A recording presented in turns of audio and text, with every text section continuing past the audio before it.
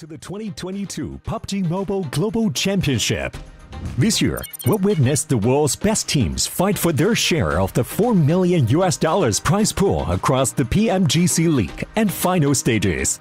The league stage will be held in Kuala Lumpur, Malaysia, with an all-new format consisting of 3 parts: groups, survival, and last chance. The group stage will kick off on November 10th all the way to the 27th. And we'll split our 48 teams into 3 groups.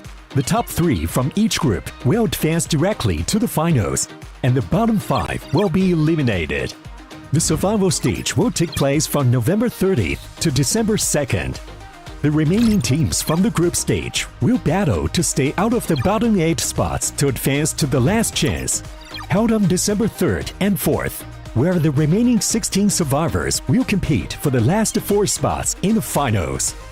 The PMGC Grand Finals will be held from January 6th to 8th in Jakarta, Indonesia, where the 13 league finalists will compete with 3 special invite teams for the 2022 PMGC Championship Trophy and be crowned as the best PUBG Mobile team in the world.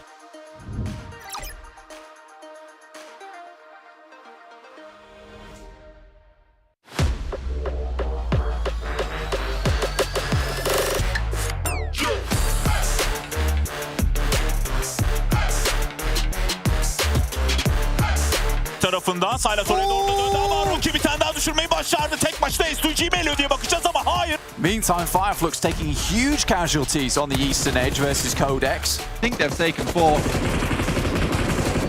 And that's going to be she once again gets a knock on the halfie, gets his second, look for a third on the jump, and potential essentially clutch ace 1v4 against S2G.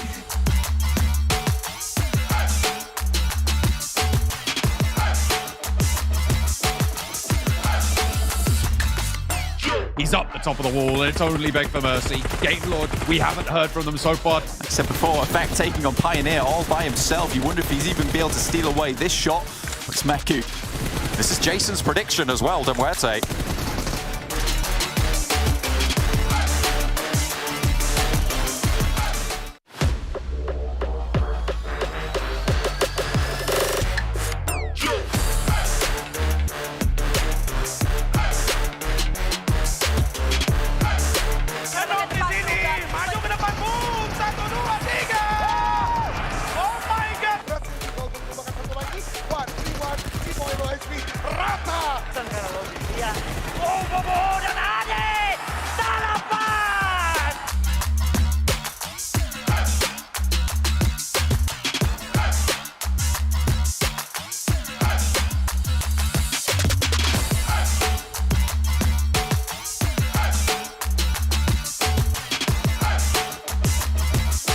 Down. Luke actually being able to get one knock.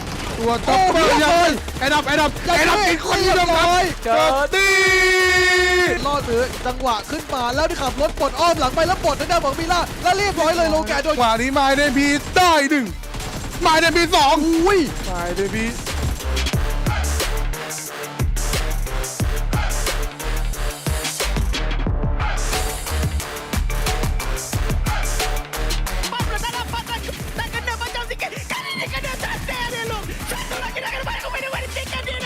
Mungkin bakalan rata hanya disebabkan bulatan yang tidak berbaik oleh mereka dan itu akan terjadi. Pian bagi Arigo.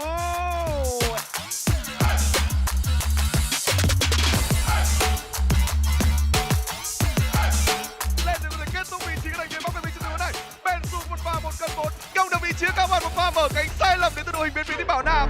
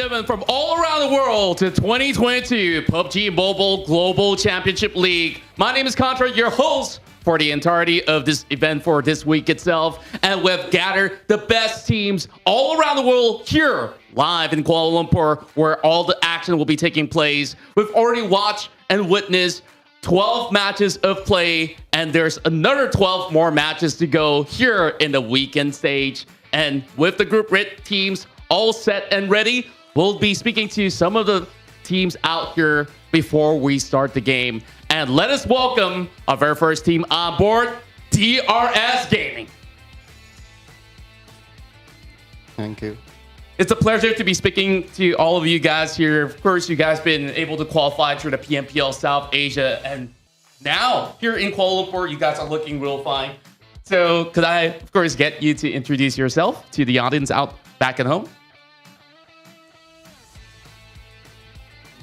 मेरो नाम सुबिन कुमार प्रजापति हो र म Tim डिआरएसबाट खेल्छु र म Tim डिआरएसको IGL हो. So my name is Subin Kumar Prajapati and I'm a player for Team DRS Gaming and I'm the IGL of the team. All right, and so Rules, I really want to ask you this. So far, you guys have been playing 2 days of the competition and it's already halfway through the PMGC League stage. So which team came up as one of the biggest threats to you so far from all the games that you guys have played out? अहिलेसम्म like half game सकिसक्यो 12 game हैन. अहिले तिमीहरूले यति खेल्दाखेरि चाहिँ अहिलेसम्मको गेममा सबभन्दा ठुलो डर लाग्दो टिम चाहिँ तिमीलाई कुन लागिरहेछ? INR. So for the team it's obviously Influence Gaming because they are doing really great. Yeah, and overall your team also did perform a whole lot better back in day 2 compared to the very first day. So I really want to check on you guys. What really have helped your team improve your gameplay in such a drastic amount of time? First deco भन्दा चाहिँ second deco game play अति राम्रो थियो हैन. त्यो एक दिनको ग्यापमा चाहिँ तिमीलाई केले चाहिँ हेल्प गर्यो जसले चाहिँ तिम्रो गेम इम्प्रुभ बनायो? हाम्रो अब नेपाली टुर्नामेन्टहरुमा जहिले फर्स्ट दिन जहिले डाउन भइरा हुन्थ्यो. अब धेरै जसोलाई थाहा हुन्छ हैन, हाम्रो फर्स्ट डे जहिले नराम्रो गइरा हुन्छ. तर हाम्रो अब सेकेन्ड डे अब हामीलाई सेकेन्ड डेमा चाहिँ कमब्याक एज अ कमब्याक जसरी हामीलाई चिनिन्छ सब नेपाली अडियन्सहरुबाट, त्यही हामीले सेकेन्ड डे चाहिँ कमब्याक गर्ने हिसाबमा खेल्छ. So for the team DRS Gaming, it's like the first day for us is always rough. Not just in this tournament but in the South Asian tournaments as well. The first day goes off always. It's like always for us. So in Nepal or the South Asian region, we are known for comeback. So yeah. So as you guys are known as the comeback kings, we also did notice that many of all these elimination points that you have gathered is actually coming out from grenade throws, and that has got you guys so many points. So I really want to ask for a couple of tips, and also tips for all those watching back at home. How do you train to get better at throwing grenades? And is there any sort of things that you want to share to increase the accuracy of landing those big blows? तिमीहरूले चाहिँ हैन ग्रेनेडले चाहिँ धेरै किल उठाएको देखियो, अनि त्यहाँ चाहिँ तिमीहरूको एक्युरेसी कसरी तिमीहरूले इम्प्रुभ गर्छौ हैन, अनि अरू मान्छेलाई केही टिप्स दिन चाहन्छौ भने त्यसमा केही छ भने भन्नु. अब हाम्रो ग्रेनेड त्यस्तो खासै राम्रो जाँदैन. त्यो अब हिजो र अस्ति हाम्रो अब लकले एज अ लक भनौँ, अब ग्रेनेड त्यस्तो एक्युरेसी हाम्रो त्यो राम्रो छैन भनौँ. अब हामी अझै त्यसमा इम्प्रुभ गर्नेछौँ धेरै. So for the team it's like the grenade throw for the team are not that good for them, but it was their luck, so they were able to gather kills from the grenades, but they are still working with the strategies about grenades and throwables, everything, so they will improve. All right, awesome. Of course, I'm pretty sure that there's going to be a lot more of great action coming in from DRS Gaming overall. And you know what? Like yesterday, when we come down to map voting and on who is going to get the chicken dinner, we see a lot of fans online cheering for you guys, voting for you guys to win. So, of course, is there any words that you want to share to our global audience and also audiences back in Nepal before we start off our first game of day 3? फ्यानहरूको लागि केही message छ भने, किनभने त्यहाँ कमेन्टहरूमा like 40 to 45% नै Nepal DRS भनेर आइरहेछ हैन. If you have any message, तिमीसँग केही मेसेज छ भने फ्यानहरूको लागि?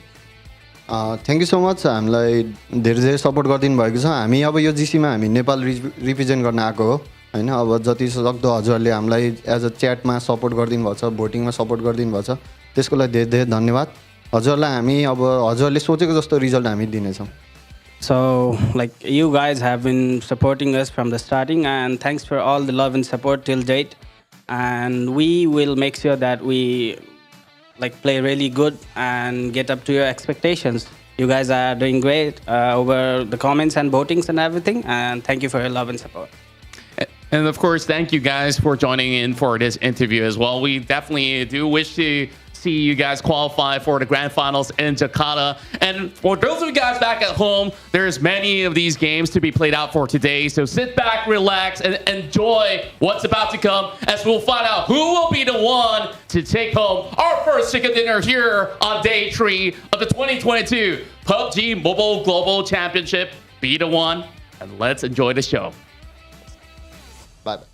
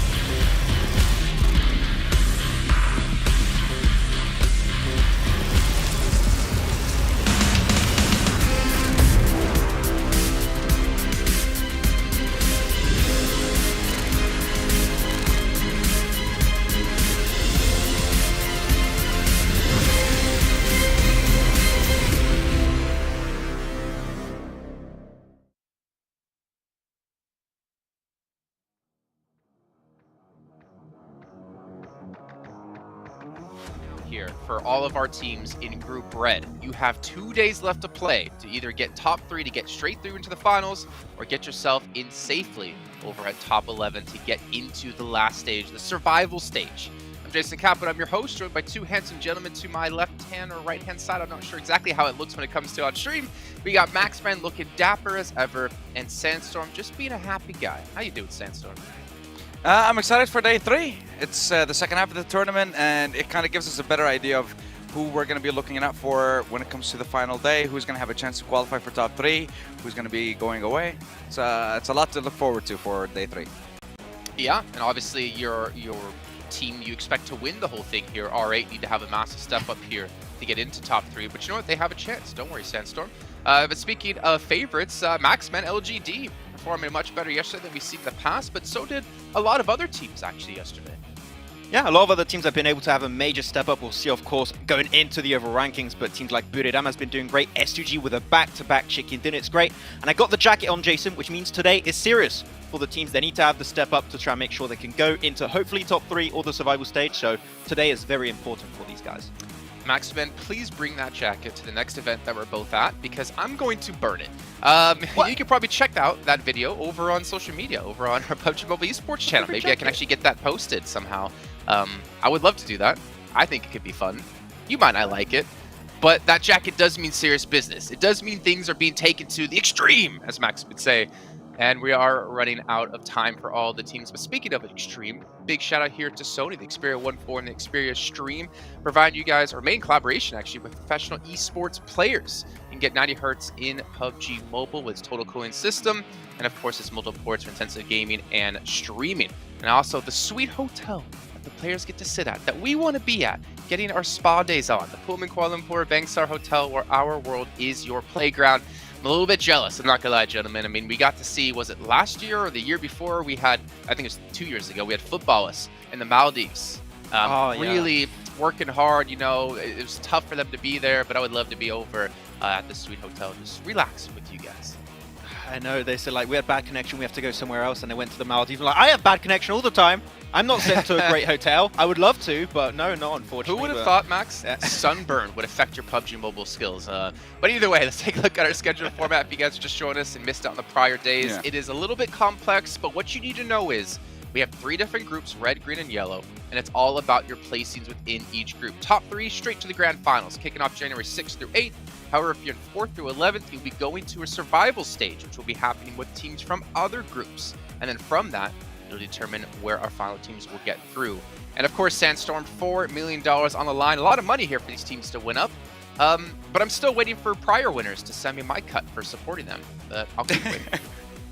Yeah, $4 million, $2.5 million going to be distributed over the league stage. We have $90,000, which is the first place prize for every single group. So not only do you get yourself a spot in the grand finals, but you also get yourself around $100,000 just from getting that first place. And looking at group bread, this is our group. These are our teams. I don't want to look at our esports right now. That just makes me sad.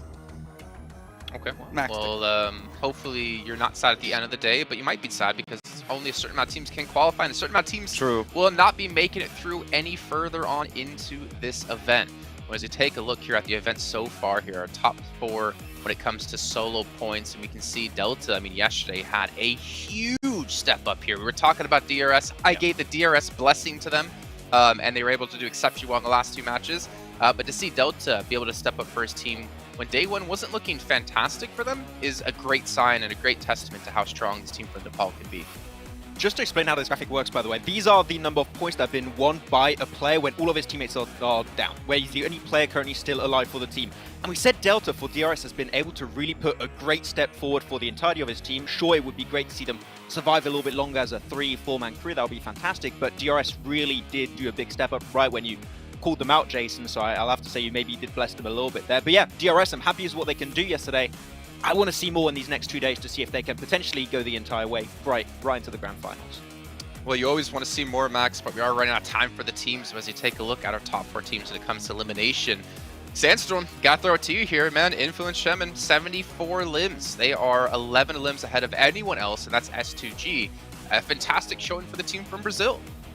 Yeah, absolutely. I mean, just remind everyone, this is a team that has managed to secure top 4 in 9 out of their 12 games. 75% of them were always in the top 4, and the other 3 were 15, 14, but they still managed to get 4 eliminations every single time. So they're still getting themselves an insane amount of points, an insane amount of eliminations. And we saw before as well, when it came to top solo points, Law was there. He's been able to get himself a top 4 place, I think twice yesterday alone in the games. One's on Erangel when Buriram took the win, and of course one on the last game as well. So incredible performance from the entire team. Every single one of those players is showing up, whether it's Federal with the eliminations, whether it's Law with the placement points as well. Everyone is performing, and it's just great to see from this team.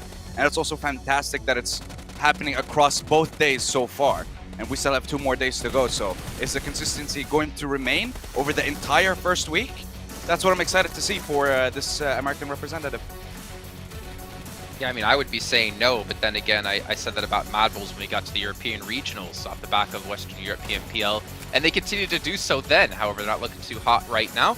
Yeah, I mean, honestly, I didn't expect them to come out this strong. They weren't really on my radar when it came to that's a team I expect to be top 3, but you know what? I'm pleasantly surprised. However, their job isn't done just yet, Max. They still have 2 days left to play. They still need to hold on to their position, though they have been able to build up a nice little lead for themselves. But teams like Buriram, they're knocking on that door, and if they continue performance like this today, they might catch them. Exactly. I mean, I did say Influence Chemin, chances are they're not going to move from that top 3 position, so don't focus on that spot anymore. Focus on Buriram or S2G's spot if you want to make it straight into the grand finals, because those are 2 spots you can reach. Influence Chemin, they require a really bad day for other teams to be able to actually catch up to their position, but we saw that meme from PMPL updates respect so to them. Good. So Nigma good. Galaxy, I think they don't know which way they need to go. You know, don't go down, okay? You need to go up, okay? The higher you are, the better you are. Nigma Galaxy yesterday got pretty much nothing done. They even got a great circle on Sanok, and no points really came their way, so Nigma Galaxy need to catch things up, because slowly they're slipping down the rankings, and it's not good to see. Yeah, I mean, when you compare Enigma Galaxy to the performance of all the other teams, for example, on day 1, they had 83 points. Day 2, only 13. The likes of DRS managed to get 67 points on day 2 compared to the 48 points on day 1. A lot of teams are improving. Meanwhile, Enigma Galaxy is just going in the complete opposite direction, which is definitely not what you want to see, but we can see it here. Yeah, I mean, unfortunately, they're going to have to see it as S2G. I mean, they didn't look too hot day one, but they had the step up they were looking for, and pretty much the opposite, I think, with Galaxy when it came to day one and day two. But again, like this average damage, that's kind of what we've known about S2G, Maxman, and what we saw in the European regionals. Like they are an extremely strong fragging team, and you can never really count them out. Yeah, I mean, we saw them yesterday. They just woke up and chose violence, S2G, but also Influence woke up twice, 2 days in a row, and chose violence both days in a row. And really, the thing is, you're looking at the average survival time, right? Every single time they're making it close to the 27-minute mark. Of course, the games take a little bit longer because of the new circle settings we have specifically for this PMGC. But making it to the 27-minute mark every single Erangel is nuts here, Jason. And I mean, that's why we said they're so consistent and they should not be going anywhere anytime soon, because it's 3 Erangels every day, as you can see here. You can't beat that. You have to get so far in the games to get a 27-minute average, and that's just mental from Influence. And the thing is, Sandstorm, we look at them, right, and we could just say, oh, I mean, normally people could just say, oh, they had zone, or oh, they were center circle, but honestly, they've been playing with, I feel like, so many different kind of strategies. Yeah, they're playing like edge as well. Like they're showing that they can do it from a very difficult position. Now, in your opinion, though, is this just the normal playstyle they like to go for, or have they adapted their strategy a bit because of the change to the zone settings we've had here in PMGC? No, they've definitely changed it up a little bit, because from what we've seen in PMPL Americas and the way that they were playing around it, the start was very similar. That yes, they would still play kind of edge of zone, but when it came to the later stages of the game, they changed it up. Now they're being a little bit more cautious. They're choosing their time a little bit better when it came to when they're supposed to be going into the zone. So I have to give it to them. And we've seen on Erangel, not once have they been eliminated, I guess, lower than 4th. It's always been a top 4. So what's going to happen? Okay. Well, we'll see if they can maintain that stat here, Sandstorm. No pressure. They're going to head to our first match of the day with John Allen and Blink to kick it off. Absolutely, we're going to be getting into game number 1 to kick off the second half of Group Red. Blank, we're ready and raring to go. We're wide-eyed and bright and bushy-tailed. We're going into Erangel. Why have you stolen my haircut? What's going on? It's gone well, hasn't it? What is that? That is unacceptable behaviour. You It's put just your how it hair to felt. its normal setting immediately.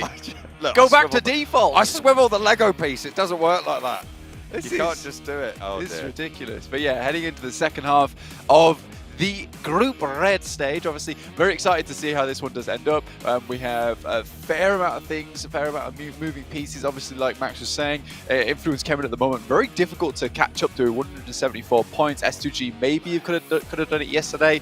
I did want to talk more about this though, John, because I feel like S2G had such a good day towards the beginning and then fell into some bad old habits towards the end in that 5th game, which is just some too aggressive nature, some overconfidence, pushing in, versus MTech Storm as well, which, by the way, is not a team that's towards the top of the standings either. It's just a case of lack of scouting, looking for that greedy first elimination and getting massively punished for it. So I think S2G maybe has to reconsider a couple of things that they were pulling out from yesterday, go back to what they started with, which was much better, which is bringing out a lot of that capability in those team fights towards the end of the game. That player is not allowed to hold that phone anymore. Give me that. That's I can play this better. yeah, let me have a go. It's good. Yeah, give us a go. You got games on your phone. You got games on that. You got games on that. You got PUBG Mobile on that one. Oh, You right. got PUBG Mobile. Oh, you're playing PMGC. Oh, let me play. Let me have a go. Anyway, straight into our game at the beginning. We already have our playing path on our screens right now, heading from the western side of the map over towards the northeast in Kameshki, and we'll be dropping our players off very shortly as they head into this one. Kameshki, the destination on the western side. Teams that generally like to drop towards Novo or towards Milton might be a little bit slower on this one, but they should be fine. The circle yet to pop though. We've seen some fairly dramatic shifts over the last couple of days. Blank, maybe we'll see a return to normalcy here for the team's sake, if nothing else. Absolutely. I think that towards the end of the day, it really did require a little bit of extra capabilities from some of these teams in terms of their macro, their rotations to be on point. With us having some of our hardest shifts throughout the entirety of this tournament. It was fun to see, but like you said, maybe back to a little bit more of normality, hopefully to get those more central shifts towards the end of the game. But again, it's always nice to challenge these players, especially in PMGC. It's it's becoming a lot more about being able to take those engagements, take those fights, take those heavy priority compounds, right? And if it means that you have to go for an engagement to take them off another team, that's what's going to win you the game. And I think that's what's becoming more and more interesting, and we're starting to see, you know, a lot of these teams differentiate themselves from one another just because you're realizing who has the better gun skill, who has that better team fight capability, which is really cool in my opinion. I feel like those are the teams that deserve to get the big points. Like Influence Kemin, their rotations are pretty damn good, but on top of that, they're not afraid to shunt you out of a position that they think is a winning formula for themselves. IQ gets away from the buggy rundown. Box didn't want to invest the time there. Tizzy's actually not too far away, so 3 teams in fairly close proximity at this stage coming through. MTech Storm spread out over Gatka, Aegon XIA and Box, who are grabbing a couple of vehicles and seemingly looking to head south. The circle popped down towards the south, and it does cover quite a bit of Military Island, but likely that we won't be ending there. It's more likely we'll be heading up. Wait. They're different teams. Those are bumper cars right there. I like that. Okay, fair enough. Well, still in the vehicle. Not too sure what Gottani was trying to go for there, but I guess it worked. Yeah, I mean, that's what you take. I think he flipped Axa over like a full barrel roll on that side. But if that's what it takes, you know, delay an enemy team with the distraction tactics, that's what's required. You know, Axa didn't seem too phased by that. Probably one of our most smiley players here in Group Red at the moment. He was unfazed by that whole shenanigans going down and just decided he'll take that one, get on his merry way as he was barrel roll flipped back onto the road, which is great news for them. BTR, on the other hand, having a really good return to form at the moment. DRS ahead of them with 115 points. BTR tied behind in 5th with 115 themselves. But again, very, very well done to BTR and super happy days to DRS, considering this is a real good improvement from this team, from PMGC to PMGC. Seeing them here in the very first group versus some very difficult teams, being in 4th place is nothing to scoff at. Certainly not. I mean, it's not quite that top 3 spot, but it certainly set you in good stead moving into the survival stage.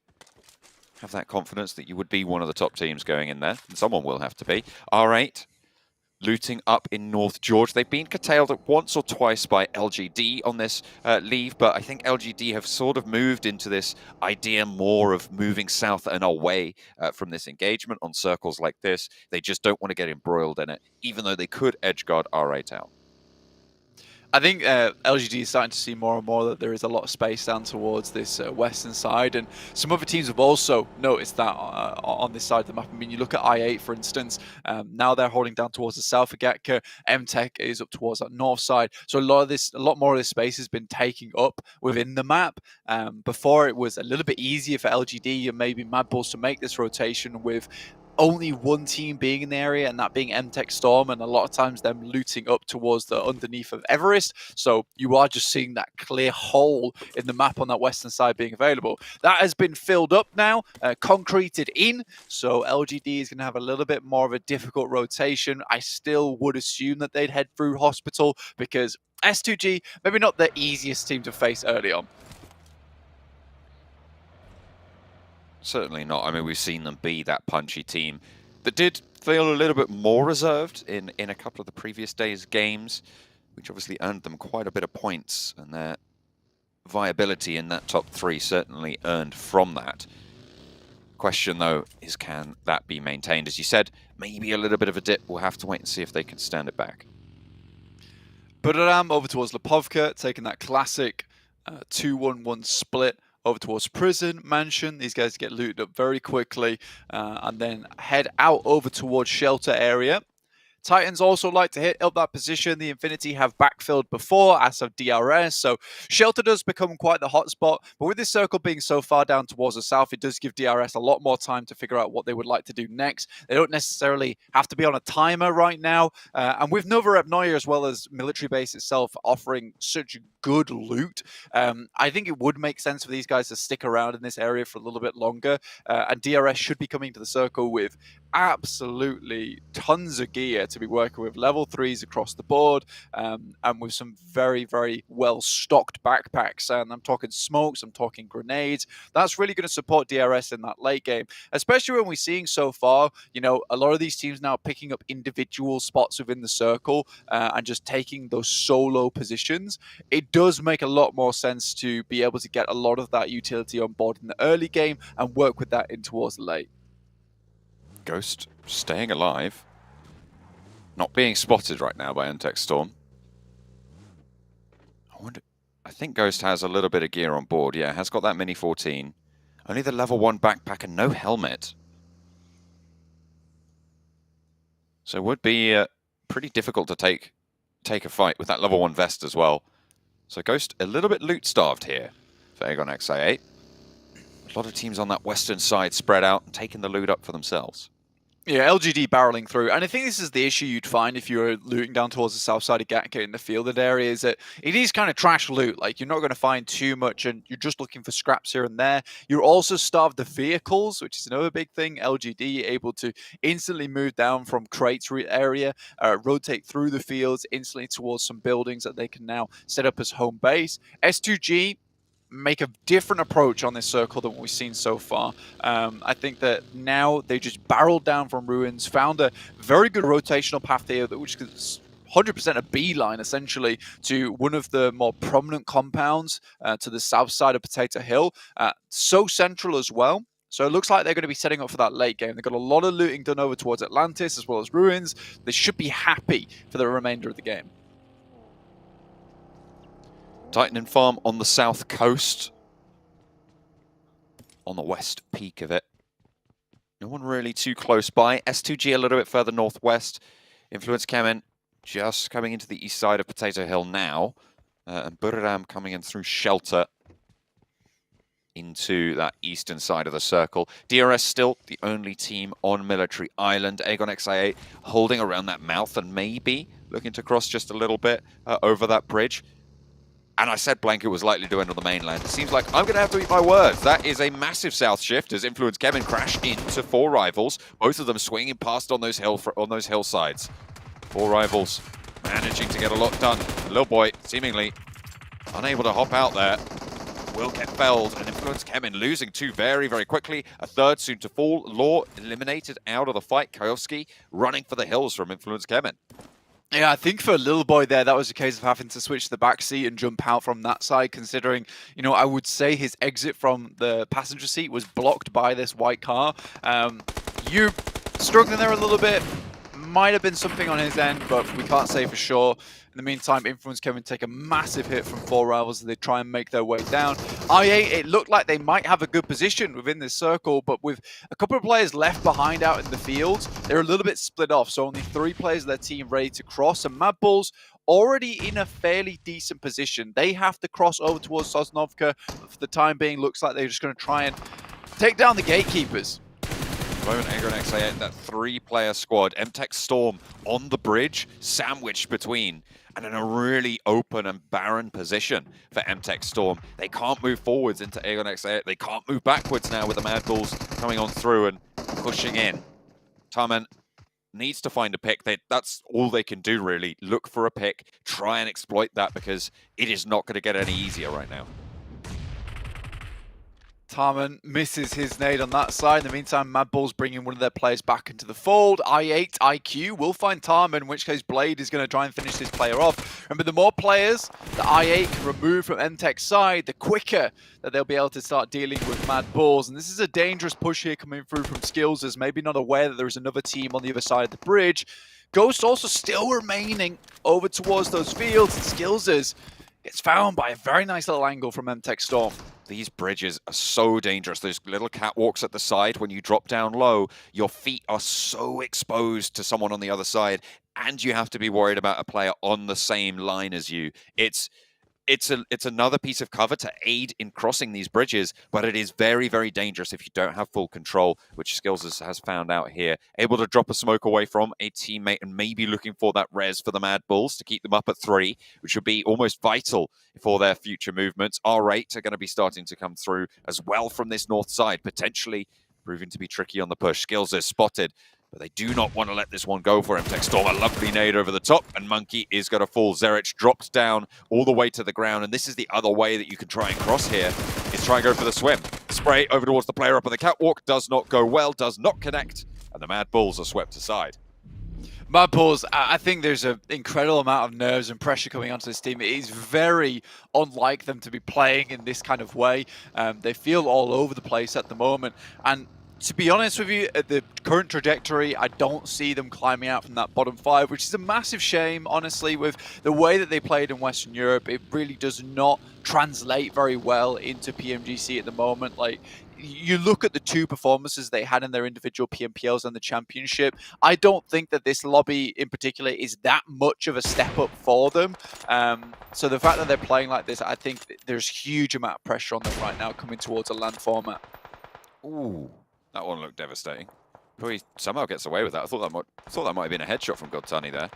I think it was. Might have been a level 3. Yeah, I think it's a level 3 helmet in play to be able to save you from that one. It's the only way that happens. Yeah, Box holding with 2 in the building. Titan looking to take them away from it. Box do have the position on the outside, but the burn is good. Teak lights it up, shreds them down, forces the backup from Soaz. Trismay on the side swipe though opens up, and Titan lose 1, 2, and 3 very, very quickly. I think that's the Infinity coming in to be a third party on this engagement, and now they can start to push on in. Godtani, of course, taking those shots in earlier, will be continuing to put that pressure onto Titans. Box capitalized, 3 players up and into the building.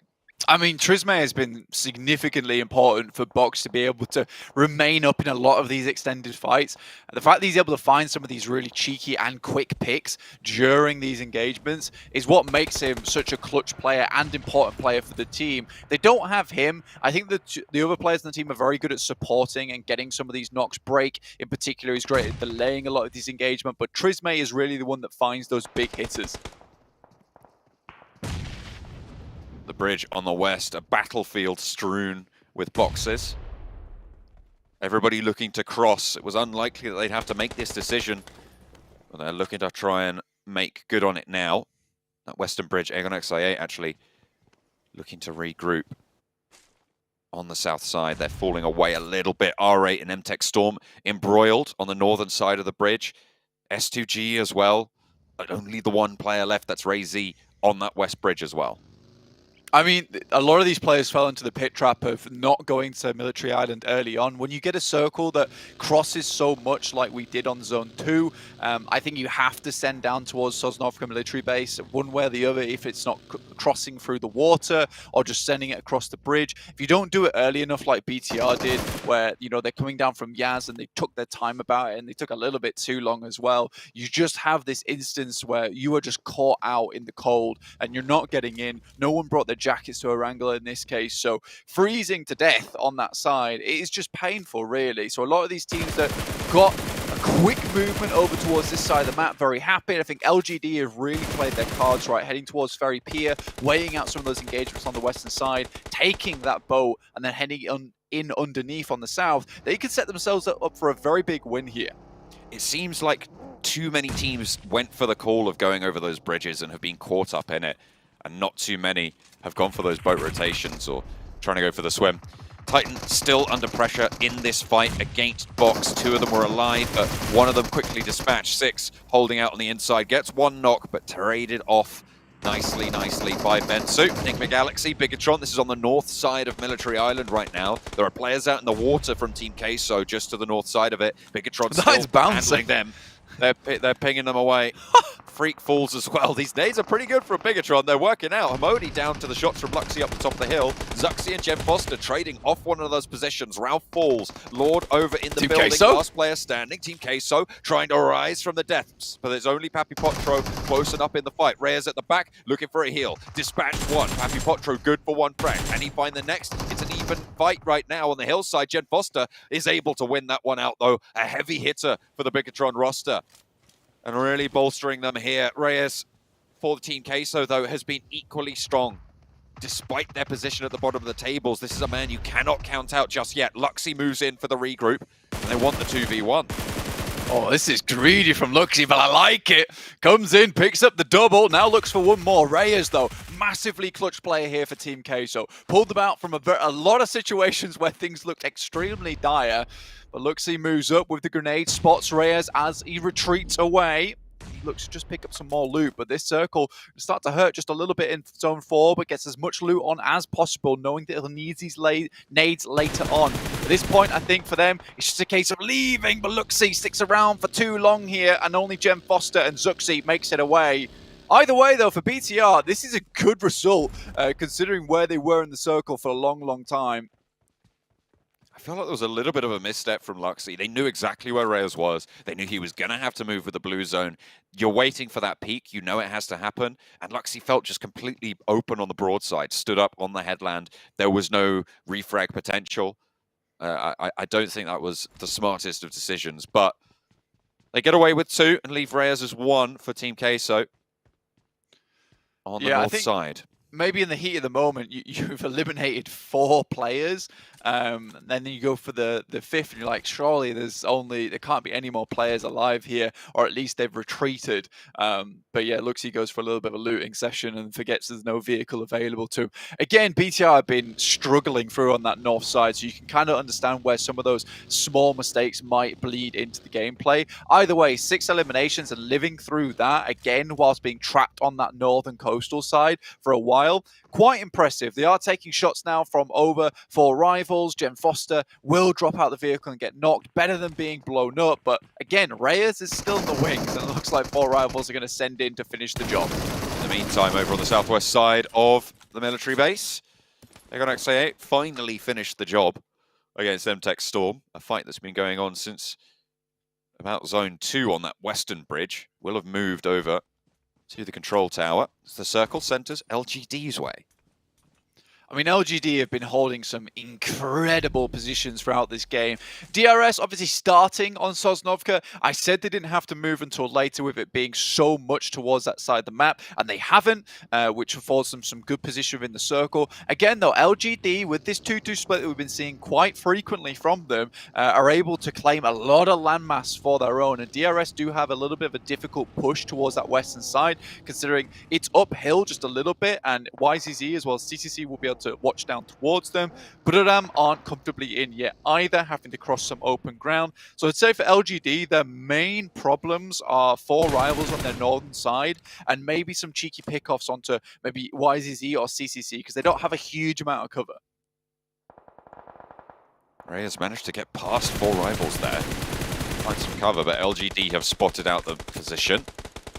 Will take the shots over that way. You can't hold near the buggy, it will go up in flames exactly like that, and you can't crawl away from it up the hill. Your legs will show and you'll go down to the gunfire. Damned if you do, damned if you don't there, but that will draw Team Queso's run to an end for this game. And LGD still hold in that central area. Yeah, I think this could be a really good opportunity for LGD to actually bump up their point scoring to the next level, really. And again, I was saying yesterday, a lot of these Chinese teams take a couple of days to adapt to our meta, to be honest with you. They're playing on almost their circle settings, but not quite. Either way, they're just getting back into the action of it. You can see now they're feeling a bit more comfortable, being a little bit more like they can start to frag out, strike out. And I do like this positioning, this aggressive amount of control they're taking over the map. And again, this is not from an easy position. They came from crates in South George, John, down towards Ferry Pier, avoided a lot of that engagement, bolted it round, got onto the island, moved towards this position and took a 2-2. So this is a lot of things having to come to pass for LGD to get into this position, and it certainly wasn't easy, but they took the test with flying colours. Well, have made it happen. This is a lot of sequential smart decisions coming through from LGD, I think, is the direction this is going. So happy to see that start to stand up, as you say, into this differing meta they've ventured in towards. DRS from the eastern side still playing right on the edge. They don't want to give up that high ground just yet. Kengzo with the SKS. Shots over towards Killer. Smoke blooms on it. But the tires have already gone, so it's going to be difficult to move away in that. That should be okay, though, as the Dacia rolls downhill fairly well. Actually, sends it up to the top side as well, regrouping with the rest of the team. You've got that valley down towards that western side, and I think Killer was a really important anchor for them on that side of the map, but with Buradam spotting that one out, even 4 rivals looking down towards that position, it's difficult for Killer to stick around there for too long. You saw he was having to invest smokes, and he doesn't really want to do that early on here. You know, there's still around 8 minutes more of the match to go at this point in time, in which case they'll need those smokes later. Circle heads over towards the west here, all encompassing of LGD at the moment. You question how long they're going to go for this 2-2 split, and realistically, I think they have to continue to pull it out. So this will require them to hit some really nice shots on any players coming in towards the circle, because CCC and YZZ are important to spot the players on the eastern side, and MVM and Suki have to remain in this position because it's a strong compounded area for the rest of the team to regroup on. 4 rivals looking to start to move in on that northern side, and as you said, they are currently LGD's main threat. That hill just to the east of LGD, they have looked for that regroup, so they are not going to go for the 2-2 split anymore. They just want to hold out in a little bit of a central area, so they've left that hill. I think that's actually kind of a smart move, because yes, they could hold out towards YZZ and MVM and maybe take shots down towards DRS or the players that are down on the airstrip, but heading towards this compounded area, yes, it's not directly in the central of the map, but it still is probably the best position that they can hold from and have influence on the rest of the lobby. So I like this play from LGD. They didn't get too greedy with their 2-2 with their 2-2 split, but they were able to at least get some information gathered. DRS, though, still would really love to get a big game here, considering they're 115. They're actually in a position to break into the top 3 if they have a massive match here on game 1. Was Kengzo there the whole time? Underneath Buradam? Yeah, he's chilling. I think it might have been, but finally they spot him out. Take him down in the hangar. God, Tunny has been surviving for quite a while for the Infinity. Made it up to 6th place now. DRS crunching in from that east side. 4 rivals on the open hills as well. LGD not there to slow things down, but they are going to take those sightlines over towards that old position. Voki, was he not spotted there? I don't think he was. My name from Buradam taking a shot over towards DRS. This is open ground, a lot of sightlines from the south side. That's Jason's boy right there, my name P.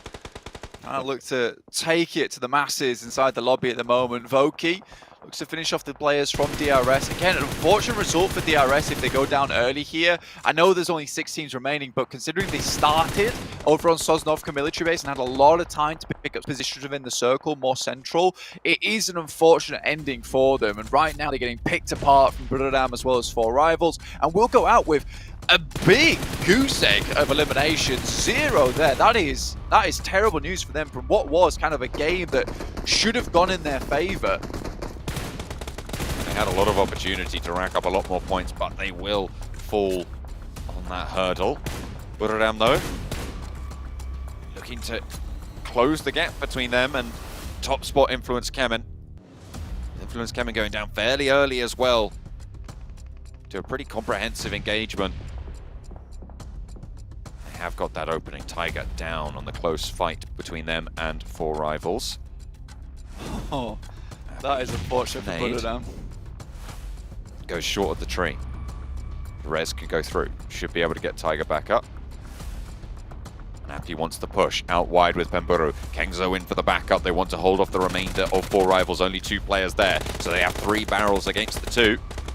Pemburu spotted on the side swipe, but Kengzo falls to Pemburu. Appy pushes forwards, wants another. Will be able to find it, but it's cut down finally by Tiger after that res crucial. Pemburu is still in the action, and in comes the final player from Buradam to try and keep them in this one. Tiger knows he's there, and Tiger does the job with the nade. They can get these reses. Can they stay up as 4? And do they have the time? Yeah, I mean, they have to stay up as 4 if they want to challenge out versus LGD. The circle is a little bit slow at this point in time. Again, LGD has played a really phenomenal game here. Yes, it hasn't been a high elim game. We don't see a lot of high elim games coming through from LGD recently, but they've made the right macro decisions to get to this point and have set themselves up fantastically to win this game out. Again, like you said, and I really like the way you put it, John, it is a sequential sequence of just having like a lot of well-informed decisions throughout the entire game, and that has led to this point where they're set up for a chicken dinner. However, John, Buriram so far have shown themselves to be a fantastic teams when it comes to controlling area, controlling space, and not from ideal positions either. So this is a really good opportunity for Buriram to show us what they've got and explain to us exactly why they deserve to be in that top 3. Currently sat at 1 chicken dinner for Buriram. LGD, similarly, on that first as well. So, we'll be able to double up on that one. Egon XIA, not been so lucky. They've had a 2nd place and 2 thirds, but this could be their first chicken dinner if they make it away from the wall, but you don't think that's going to be very likely. With a little bit of a light up on the nade, that is good news for Buriram to take the thorn out of the side, and the last elim goes through. Now, it's a 4v4. How does he nade himself and a teammate at this point in the game? It's so crucial. I was going to congratulate I8 on getting this far, but I feel like that does sort of come away from it. Head-to-head win rate, 20% for Buriram. Okay. I mean, respect it. I feel like Buriram's done more incredible things in the past, though. I think this is more 60-40, in my opinion, towards LGD. Buriram is definitely nothing to scoff at, and LGD feeling a little bit cold coming into this game after not having a lot of action their way. It's been a lot of rotates for them, looking for those placements, and for me personally, Buriram is very good at setting up a massive line and being able to pick off targets individually. But Buriram, they have been suffering. They've been in these fights a lot more. They'll have more utility, but their armor, their helmets, their meds will have been drained a little bit. LGD, though, you can see very, very healthy on those armor and meds, but no helmet for some of the players on Buriram. It's not ideal. Means you can't really peek up too far. Tiger gets the angle on the wall, but LGD still in the circle. 3 of the players there. Tiger denied that sightline. I mean, it's so cool watching Buriram play, though, because they're constantly shifting positions. You can see LGD being caught out by this a lot of times, switching positions onto the wall side. Buriram's there to take the shots. They move away from the wall. Immediately, Tiger's already repositioning, never allowing LGD to get a certain bead on where they're playing, not allowing these grenades to be perfectly placed. That one's quite far on target. Tiger does take a lot of damage, but you imagine they're going to start moving again.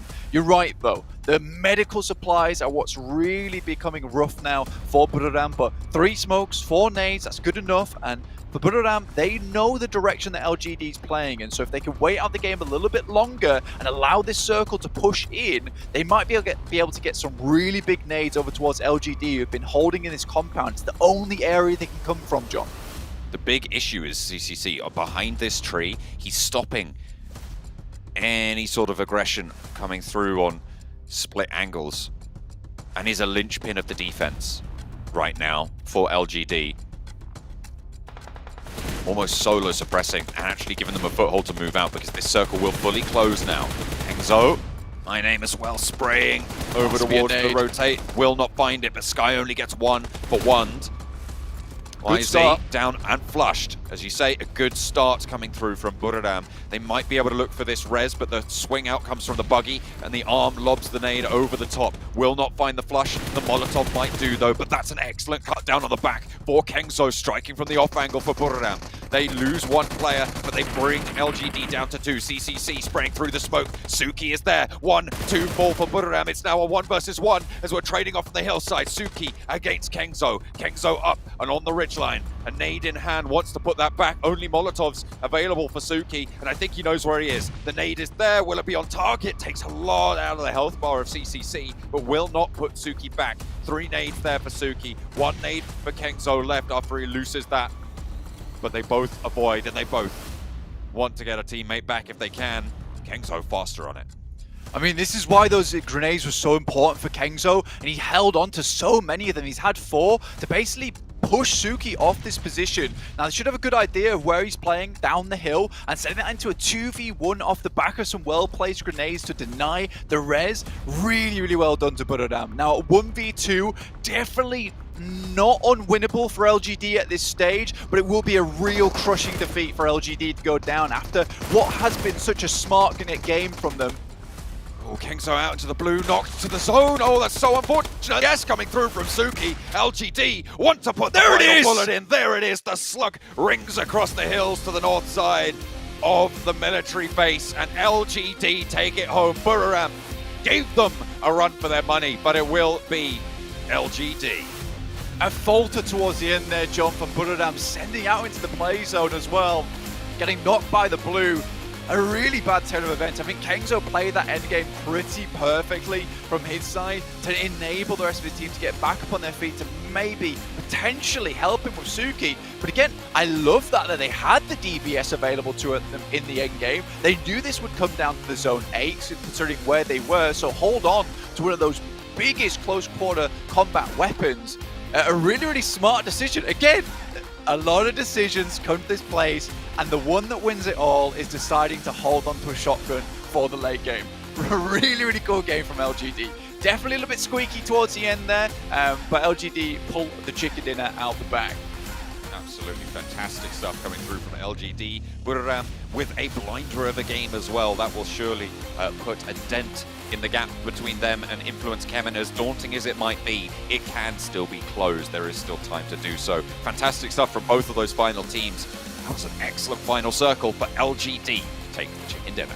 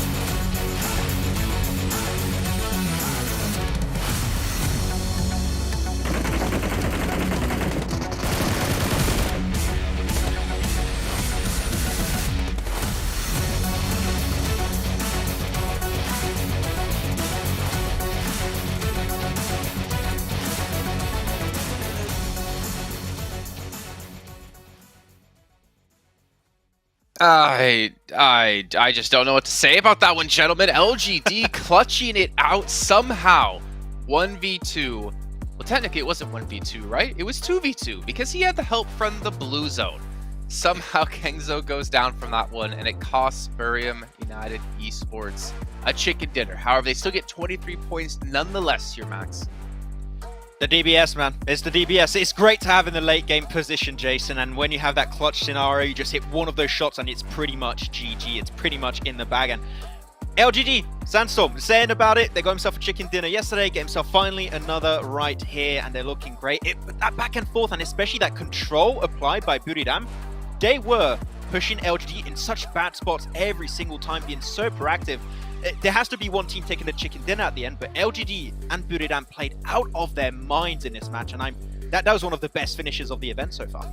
Oh yeah, and I mean, we saw how they managed to get themselves in that position in the first place, taking that early rotation, seeing how many teams decided to rotate on the eastern bridge, on the western bridge, or even decided to go swimming through the middle. But no, they decided to take a rotation from Ferry Pier, ignoring all the fights, getting themselves in prime position to take control of the game. And this is exactly what you talked about, Maxman, before, and this was the main reason I believe that made you choose LGD as your team to watch for the tournament. So good call. Max is like, this is weird. I'm not used to being given compliments. But as you take a look at our overalls here, look at this. You're talking about Influence Shem, and they can be safe in first place. But can they? Burium, 10 points behind them. It's not as safe as I thought. Right? I mean, the other side is, right? they still have like a 40-point gap between them and third place. But if you know, S2G step up, if Bigatron step up, DRS, like Influence, if they can't maintain performances, they could technically be knocked out of top 3. Yeah. The thing is, they already had that much of a gap for them in their first place that they're still safe, but like 2-3 games that they're not getting too many points. And you know, Buriram being extremely consistent yesterday and today is looking pretty good. What's not looking good though, Sandstorm, is alright, 15th. What do you think of that? Queso 16th, so it's not the worst. That's about it. But no, like here's the thing. When we're talking about R8 and Team Queso, these are two teams that are yet to get a podium in the first place. They haven't managed to get themselves a top 4 in 13 games so far. Every other team has managed to do so. So their problem right now is just get a podium and then see if you can compete for the survival stage. Because as of right now, it is getting increasingly more difficult for both of these teams, alongside Mad, EMT, and maybe even for Rivals All, to try and get themselves into the survival stage. But it's just getting very, very difficult, especially for R8 and TQ. And something has to change. I mean, I said something has to change yesterday, but I think we might be getting to the point where it's too late already for both of these teams. Well, you know what? I do want to bring our attention back to the last match a little bit, because I feel like Zone 2, when that popped, I think, Sandstorm, you said it's going to be a Millie finish, Military Island finish, and Max was immediately like, no, it's not going to happen. But it actually went super far south to Military Island. I'm kind of feeling for all the teams who obviously weren't dropping that location. DRS, they dropped down there towards the eastern side, and yet DRS, I expected a little bit of better performance out of, considering they had the avenue to, well, potentially gatekeep some teams, pick up some eliminations, but they had none until like the very end potentially, and then they went up against 4 rivals and lost that fight. So I was like kind of disappointed with the DRS we saw yesterday come into this match. I thought they would have performed better. Yeah, you had kind of 2 different styles that we saw on each bridge. So on the eastern bridge, you had DRS, who decided to hold for maybe just a minute, and then as the second Titans broke through, a lot of other teams decided to rotate, do exactly the same thing. DRS just gave up. There's no way that they can hold the bridge when a team's already passed. They might be able to flank you afterwards, and they decided to just go into the zone. When you look on the opposite side, though, you had IA, who usually drops a military base, but the zone didn't really help them in that situation. So they had a 3-2-1 split, and you had 3 squads fighting. It was IA, you also had MTech, and I believe it was Team Queso as well on the eastern bridge, all trying to fight. But it was just so congested for such a long time that a lot of teams just lost so many players, and they weren't able to compete in the later stages. Otherwise, what you can do, you do what LGD did, you botate. You just avoid all of that mess happening on the east and western bridge, and you just botate and be relatively quick, because we saw it was a hard shift straight south. You know, all the bridges are going to be congested, teams are going to try and cross that river. You just hold on to the southern side of the circle the entirety of that game, and that's what LGD did. You're going to have top priority for those great central position. That's why they had such a great 2-2 split for that game, because they were the first team to get access to that position by avoiding all that skirmish happening on the bridges. So yeah, if you're able to read the circles like that, is great, and that's what I saw LGD do in PEL, and that's what they were able to actually pull through in this game. So great from LGD. I want to see more of this kind of macro playstyle. Yeah, I mean, now that you're not actually having them as a team to watch, they're starting to perform well, at least for both of you. You guys at home who are watching, make sure to check out the YouTube chat link. You actually will have a survey there. You can go ahead and potentially win prizes if you fill it out, so make sure to go fill it out as soon as possible. But obviously, within the next 6 minutes, because we have the next match coming up shortly here. But Max, man, really quickly, you were talking about LGD when we saw them in PEL. Is this the LGD you saw then? I would say this is way closer to what I saw in PL. The thing they did so well in PL is knowing how the lobby as a whole would react to every single circle, and they would get priority to positions that teams are trying to get access to, but they would just always be there first, and they were there first in this. For the first time, them playing at this level, at PMGC outside of their region, it took a lot of time to adapt, but if this is their new kind of normal performance, they're feeling good, they're feeling comfortable, and this is a team that can be willing to climb up the leaderboards. Well, we can see here our top performers when it comes to Miramar, which will be coming up next. S2G, wow, 24 limbs, 31 rank points. What were you wowing at, Max? I'm wowing at Aegon X I8's average survival time on Miramar. Like, sure, it's not as much Miramar's as Erangel's, but still 27-minute mark. We saw it happen a little bit earlier for Influence Chairman on Erangel, and that's still really good survival time and able to get himself some decent points there. So, hey, I8, sure, not one of those big heavy hitters, but still a silent performer this event so far. Silent but deadly, some might call it. I8 showing they can actually play here without crypto as well, and they've actually been having a pretty decent performance in the last 2 days. They're in 8th place right now, so looking pretty comfortable to make it into our survival stage, but maybe top 3. Who knows? We'll have to gonna see as the day progresses. But here's our drop locations when it comes to Miramar. Now, S2G, my eyes are still on them. I don't know about you two. I don't know if you even filled out a teams to watch here for this next match. Maybe you two can let me know about that one. But for me, that's one team I want to watch because I want to see if they can hit that level of performance they had yesterday. We need to see some sort of level of consistency out of this team, which we kind of got to see when it came to the European regionals. However, this is obviously a much more difficult lobby.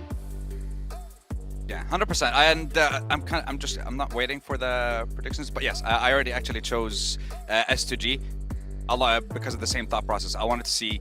We saw day 1, they only managed to get 30 points. Day 2, they managed to get a total of 95. So what's going to happen on day 3? Are we going to see that consistency again throughout the day? Or are they going to be having issues like they did on day 1? Because this is going to be a very important day. And we've seen what they did yesterday with the back-to-back. One of them was on Miramar. They also managed to get a 3rd place on yesterday's Miramar, 2nd Miramar rather. So now they have to keep it up if they want to keep fighting against Buriram, who are... I mean, to me, they were just so deadly over the past 2 days, but they've been very, very, I guess, under the radar. They've just been flying under the radar the entire time. What about, though, here's Sandstorm, I'll throw it back to you again. Influence Chairman, they lost 3 players really early. I remember listening to you talk about it, and you're like, wait a minute, what did they lose 3 players? Not a great sign, however, with the consistency they've had, as you pointed out before, it's not a big deal to not have a great performance on one battleground. However, going into match 2, at least for me, my eyes are going to be on them, because if they have another bad match, I'm going to start to get a little bit worried for this team, because yes, they've had 2 great days, but if this is their downfall right now, if this is the day where they start to tank it to pull a Nigma Galaxy from yesterday, they could be looking at being out of top 3. Yeah, exactly. And I still can't fathom the fact that they have, well, right now it's about, 9 out of 13 games where it's top 4 compared to Buriram, who have like 5 or 6.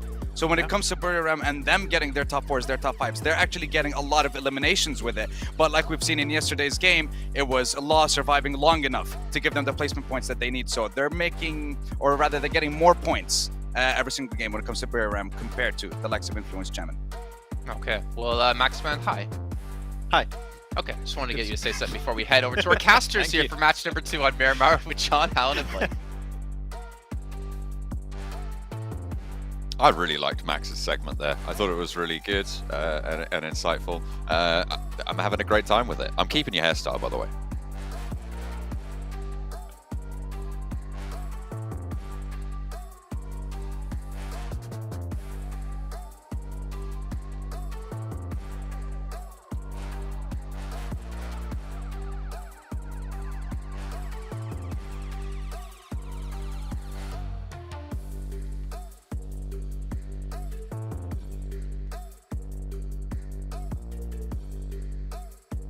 Oh, I think you might have had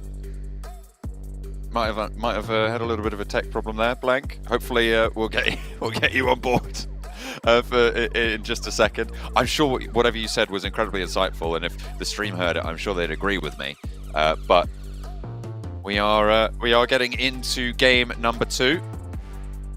Coming in from Group Red onto Miramar, coming off the back of LGD's second chicken dinner of the tournament. We saw them use 1 to ladder up out of that red zone, out of the bottom side of the table. But now they have managed to put a second one on the cards. They have got up to that front page of the overall standings, ending up on 111 points total at the end of that game. A really, really solid result for them, as well as Buriram putting a dent in that gap, leaving themselves 10 points behind Influence Kemen, who are now very much in danger of losing off that top spot. It's unlikely that we could see them slip all the way down past 3rd, with S2G sat in 3rd currently with 128, but it is that top spot that could definitely be changed moving forwards. Blank, are you back with me? I hope so. Can you hear me? Is it all good? No. I can't hear him, unfortunately. So if Blank is talking, I'm sure it's great. Have a go. Right. Well, apparently I'm speaking. I'm not sure, but we'll find out. And I'm going to fix this in the meantime, John. So you're going to have to go ahead. All right. I'm sure we're going to try and fix these issues. I think I'm hoping Blank can hear me. Yeah, okay. I'm going to keep going with this one. Blank's going to work with production to fix that one. But we're going to get into the first Miramar of the day. El Pozo playing path down towards the south side of Los Leones. And we're on board with LGD in the picture-in-picture. Have dropped out fairly early towards El Pozo. A lot of teams have been isolated away from this position a couple of times before. We've seen that northeast side as well be isolated out of games as well, which it seems like it will be going for again in this game. Okay, Now, I'm back. I can hear you now. Hello! Yes, apparently. Not sure what happened there. Everything was correct, but apparently everything needed to be muted and then unmuted, and then muted and unmuted again. That normally does it. That happens, apparently. But here we are. These things occur, so, you know, that is just how the cookie crumbles, and sometimes you almost lose out on a chicken dinner when you had the best compound in the game, the whole game, as we saw from LGD versus Buradam. But again, Buradam, an extremely potent team, so you can kind of expect why that would happen. S2G, though, Razy all on his lonesome versus R8. Let's see how this works. Oh, no. S2G, they didn't have the best of games last time around. Going down with the last player over towards that bridge, but seemingly here struggling. Unfortunately, the DBS is bearing down upon him. Gets one on the drop with the spray in the micros. He actually looks for a second as well. He's doing a hell of a job against R8, but, I mean, it's just a little bit too much, even for Razy. The fact that he's able to take down two, though, is quite impressive. And he had two nades, so maybe if that first one hit, we were going to see something spectacular, something magical happen during this, but unfortunately not to be. Especially with the DBS. Taking the DBS down first as well is probably the most important target to go for. The fact that he's able to hit that is quite something indeed. S2G, though, 128 points. Again, it looks like those old habits are coming back to bite, unfortunately, Don. And BTR looking for that direct invite towards the grand finals. DRS also not far behind, but I do have my reservations about DRS at this point, John, just because of the way they played that last game out. I felt like something much better could happen. And again, I think this is a clear gameplay difference. Oh my goodness me, that is one hell of... Go for the DBS as well. No, come on, be reasonable. Put that DBS away. Well, you saw the top 5 percentages there. That was quite an interesting stat, actually, because you look at what S2G had. They were, I think it was 38 point something, and then DRS coming in with a 53% top 5 finish. Yeah. That's really, really interesting. Consider that S2G are 3rd place right now. The longer this tournament goes on, if they keep to those numbers, if they keep to those averages, DRS just will outstrip them. There is no question about it. Yeah. It's great because this is the point I wanted to talk about anyway. But yeah, the thing with DRS and what you saw in that last game is they're very much an edge team, right? And if you go back on the VODs, if you go back and watch day 1 and day 2, I don't expect you to do that, guys, unless you're an absolute turbo PUBG Mobile fan, in which case, go for it. Turbo geek. That's what they call it. Turbo geek. Like Turbo Geek fan. But honestly, if you're looking back on those games, as I do, as I am a Turbo nerd, you will see that DRS is going for a lot of these edge style plays. They don't often take the center, and I think this is where maybe the game plan has to change slightly for DRS, especially when they get the circle. They don't have to play that outer edge gameplay anymore. They can move further in towards the center, and I feel like they're a team with the chops on them, with players like Gyante as well as Killer, that actually be able to take out and find themselves some of these big wins. You will, however, see that top 5 percentage being quite high because they're very often in towards those later parts of the game, but not always grabbing themselves those big wins. S2G, they do manage to get a point back in hand. Taking down one of the R8 players. Those are the only 2 teams who have lost a player so far. And it seems like S2G definitely made R8 work a lot harder for their elimination than they did on the vice versa. And why not? I mean, S2G, 3rd place, R8, 15th. Yeah, and I think that, you know, you look at S2G and that top 5% once again, which I'd love to see one more time because it was a brilliant little graphic that we didn't get to see for a very long time. But you look at that and it's just a case of when they win big, they really do rake in those points. But if they don't, they just go home. And that is just the way that S2G is currently playing. We saw that yesterday with their 2 big chicken dinners back to back. And then I think it was the second place they're able to pick up on their Sandhawk versus Influence Kemen. Again, a very difficult team to contend with at the moment, right at the top of the lobby. But you look at that, and I think for S2G, they need to even out these averages, man, because they're becoming quite problematic for them. And again, it's those old habits that need to die, essentially, at this point in time, because they had such a strong start yesterday, heading center, being a bit more patient with it, not going for these wild plays, and instead using that gun skill, using that team fight power that they have on their side to their advantage in the late game, because these games do go on for a long time now, up towards that 30-minute mark on Miramar as well as Erangel. So if they can stick around, they really are a powerhouse in those last 10 minutes of the game, but often they're making these little mistakes here and there in the first 20 minutes, which are leading to them not having the best position when they get towards that position at the end of the map.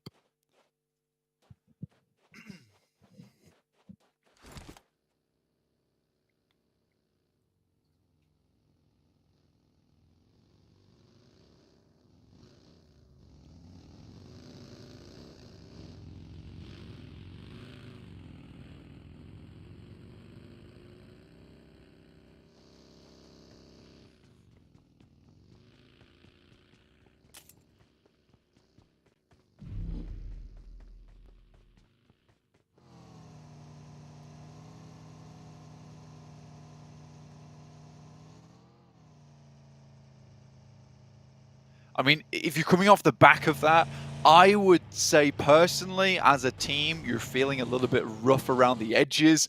You know, I would be a little bit upset with my teammates. So unless they have the most unreal maturity, I think this game might be one of those ones where it's a bit quiet in the beginning and they just try and play out for as long as possible. This is a team that, you know, is fairly safe right now in 8th place with 107 points. But again, things could be safer going to the next day. But you are now also starting to see these drop-offs in a big way, John. I mean, you mentioned it. Buradam up to 160 points, Influence Kemen at 170. Massive drop-off down towards S2G at 128 points. Similarly, down towards where we have our survival stage bracket, 11th to 12th place, you know, 74 to 69. You got 5 points there, but then it drops off in a big way from 10 points down to MTech Storm, and then another 9 points down towards Mad Bulls in 14th place. So a little bit more difficult for like these last 3 teams in the lobby, 14th, 15th, and 16th, to actually even jump up towards the survival stage. It will really take a massive day out of these teams to get them back and seen safe. And I think, honestly, for me, it would just be Mad Bulls here that is the big question mark at the moment. The real in the lobby. The real... Yeah. Greek philosopher style. Absolutely. I mean, they are trying to figure out what's going on. It should be, because it has not been ideal. As you say, bottom 5, this is not what you expect from a team like Mad Bulls, who were beacons of consistency in the European Championship. Rolling on into this one. Quattro wants to get Rez out the blue. Should be fine in zone 2. Rez the saviour. Happy days. Circle to center up down towards Chumacera. So a lot of this hillside down towards that south edge of Chumacera as well. LGD maybe looking to go for a similar win that they had on Miramar. I think it was day 1, I believe it was, towards the end of the day, or day 2. Where they were on top of the mountain, but I'm on the other side. That might be a play that they go for later on in the game, where it's kind of still uncertain whether it's going to lock in on that northern side of the circle or down towards the south. But we'll wait and see for that to pass. At the moment, LGD, after that last game, very happy with themselves. I think they've been on a consistent uptrend at the moment, which is great to see from a team that was very far down the rankings towards the beginning of this mini format tournament.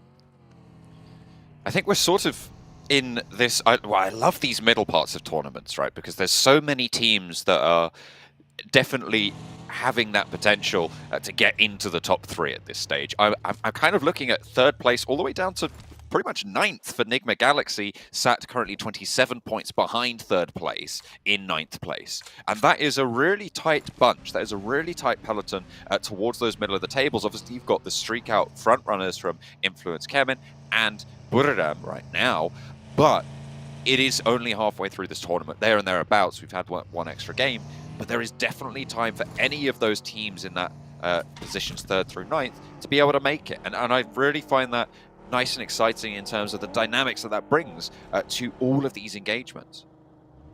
Absolutely. I think that, you know, you're looking at a lot of these teams at the moment who do have a chance to send themselves upwards. Again, this is only the second half, so there is still time to play around with, and there is 100% a possibility that Buradam, Influence Kemen both drop off the track just a little bit, in which case S2G might be able to sneak their way back in, but I doubt that. I think S2G is a team that is currently hanging on by the coattails of yesterday, essentially. But there are teams underneath them that have had some decent performances, seem to have some improvements going on that could make their way into that top 3. Survival stage is where it's at, though, at the moment, and I think that when you're looking at that side of the match, there is many teams that would like to see themselves up towards that top 3. You want confidence going into that survival stage. I would say for Group Red, this is probably the most difficult time to be dropping into the survival stage. You know, if you're in Group Yellow, for instance, you know, you're in the survival stage. Next week, you're instantly then over towards that survival stage tournament. So you're hot off the heels of gameplay. For these teams, they are going to be getting a little bit cold in the meantime. The Infinity rolling up on Tizzy, but they've been swung a doozy at him as Tamen reigns on into the fight as well. They will be dispatched, but there is a high angle from a teammate to try and suppress the Infinity from going for these full flushes. Chicken is on in as well, but he gets cooked out of the engagement. Mela and Nuzi active for the Infinity right now. God Tunny bleeding out. Logan with a more replenished health bar, but MTech Storm going to give up the ghost on this fight. Not really worth it for them at the moment, John.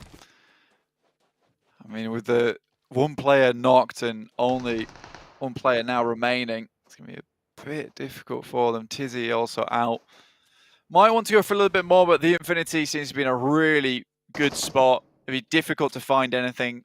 They have an idea where this player is as well. Soko heading further down towards that southwest side does open up these things when it comes to playing on that high ground. This is to the south of this engagement, in fact. There's a lot of open ground. It's hilly, you know, there's a lot of ditches here. It's rolling valleys. Weird places to finish this game, honestly. Just purely, there's so many different variables that can happen this map. And also, there's not a huge amount of priority compounds, and you won't find those out until maybe zone 4 or 5.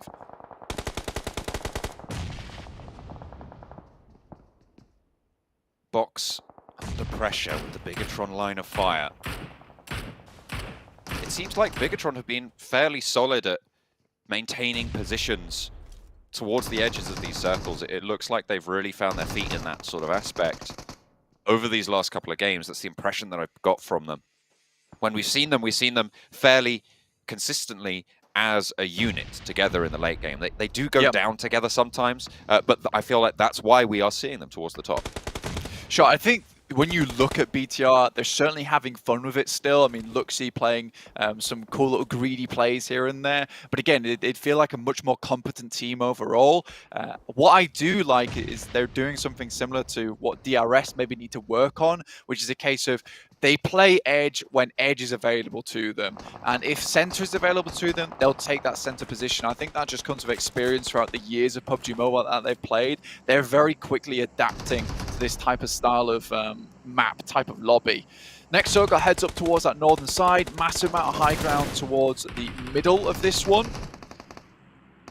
A lot of teams going to be impactful on this fight. Nigma Galaxy losing Freak Hamodi there. Probably on quite a difficult angle to hold. I mean, yeah, you're just going to get peppered away, Team K. So taking Nigma Galaxy out of the mix. And remember, this is the Nigma Galaxy that finished in, what was it, 2nd place after day 1. They have really had a downward trend that has been picked up by teams like LGD and by Bigatron. Seems like that as well. A lovely nade over the top from Break to find Jen Foster. And BTR will lose one of their players. Not ideal, especially after I said that they didn't do that much. I mean, Jem Foster's usually the one to go down first anyway, considering he plays so up close and personal. He certainly plays a dangerous game for himself, and I think BTR were hoping to see if they can get initial pick-off and then catch the players they came out to go for the res. In this case, though, BTR just has to make a mad dash to a position in the circle that might give them some more benefit towards the late game, but this is over completely open ground. Looks like one of the vehicle's wheels got popped out, in which case DRS can continue to take some shots their way. Similarly, so can Box, and this is most likely where BTR will have to remain for a fair amount of the oncoming circles.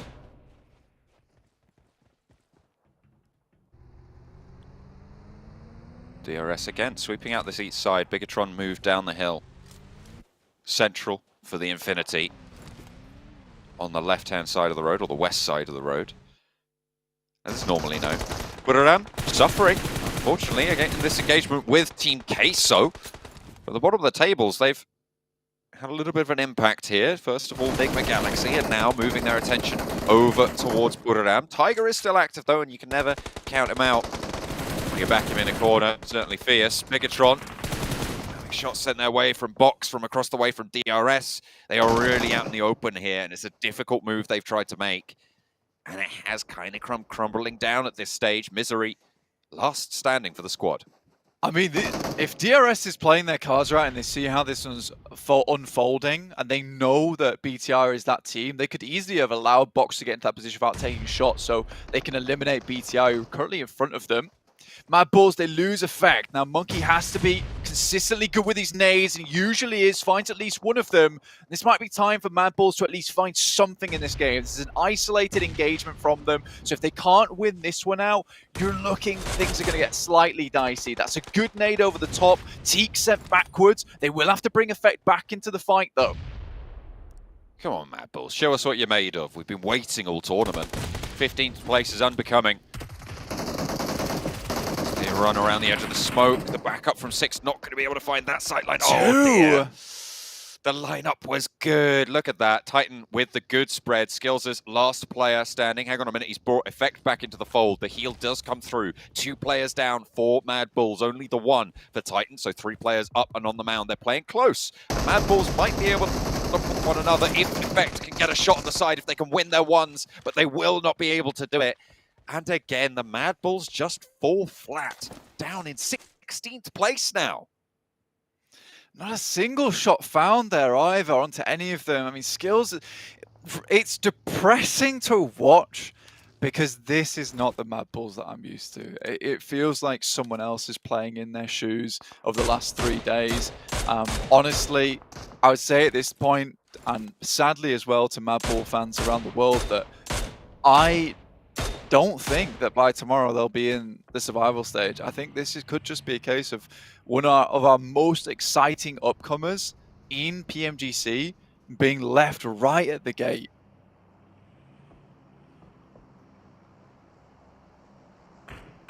There was a moment there where Sandstorm was head in hands. All right, we're at the bottom of the tables, but they managed to pick up 2 eliminations, and they did jump ahead of Mad Bulls, so he's all right for now. He's wiping the sweat off the brow. He goes again on this one. 2 players alive for R8 on the north side. They're currently trapped between LGD and the remnants of S2G. It might rhyme, but it is not going to be pleasant on the ears for R8. I'm sure those bullets will be ringing out fairly soon. Egg on XI8 playing in that central position after they managed to mount the top of the hill there. Everybody's going to be looking their way, though. It's a really interesting terrain for the rest of the game now because you have all these teams up towards that northeast having to cross the road. You can see it there in front of you. This causes problems for many players. I8 might be able to hold out DRS. They consistently are playing this edge playstyle. I think this is where it makes sense considering they weren't able to immediately get over to this side of the circle so quickly. They will have to now contend with Team Queso as well as I8 on the top side. Titans have spotted out the players from R8, but the shots are coming back, and that's from Hamzy G from S2G, in fact. North side, spotted out. That's quite the distance there. That's about that's almost a 400-meter shot. That very nice to be able to tap that one away. LGD seeing the top of that hill. This big bunker that they're currently sharing with R8. this ridge line that's sort of isolating it away from a lot of those teams playing near the roadside. LGD want to play on this north. Nade's a bit short, but the Molotov is good.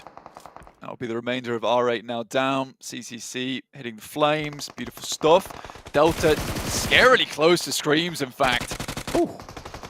Rattles off a couple shots for Reyes from Team Queso. Scream will get fallen in response. Delta, with rules up the top down, wants to have a little bit of a maneuver to try and keep them in this. Papi Potro very much split, leaving Reyes pretty much alone here. We'll be able to control some of the sight lines, but Titans are looking out this way. DRS are moving in to put the pressure on. They want this res. They should be able to stay up as 4 once they get it. And this south side is looking to be there. Titans might have something to say about it, but in the meantime, it's 4 rivals clashing with Box over on the north side. They haven't even crossed the road yet.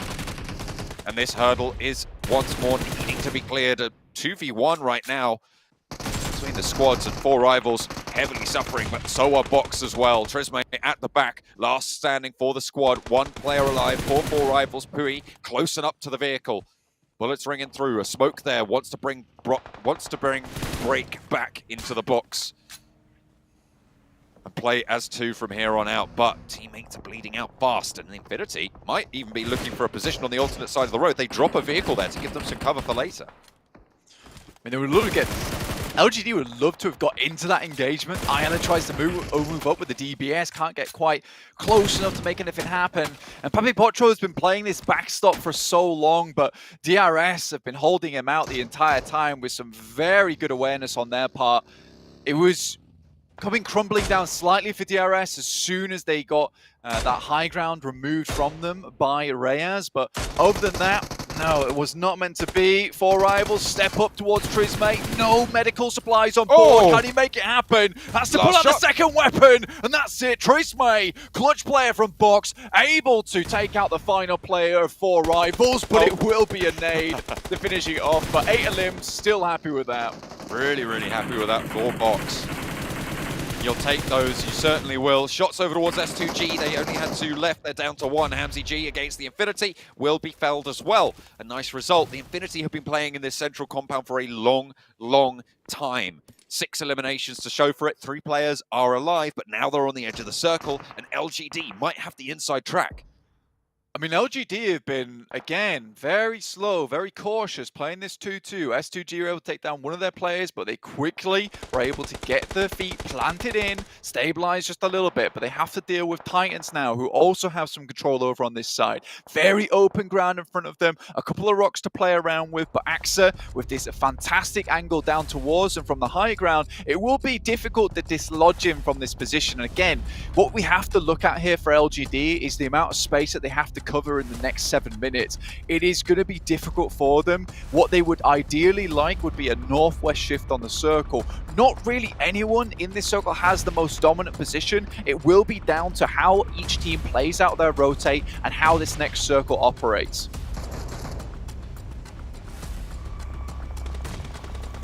Got XIA putting nades up to the north towards the Infinity. But that's beautiful from Logan. From downtown, lands it, fades Ghost, and another one to follow it up. Actually nasty. Oh, that was a Molotov. Okay, I thought that was another nade. I thought that was going to be a 1-2 punch. Don't even need to see him. Smoke blooming out wide, giving a little bit of cover for a route in for the Infinity to sweep down towards the south. It seems like that's what they want to go for. They're going to say playing in those foothills. DRS on the backside of that mound to their left. Titan. 2-2 split right now on the west side. LGD trying to control from the north. You've got to be proud of the Infinity. The amount of times they got into the late game so far from what was a horrific start of the day on day 1. All the way into day 2, in fact. They started getting some big wins, which was really important for their scoreline. And for the Infinity, who have taken first places across the board this year, it really would be a massive shame for them to go out here in Group Red in the first week.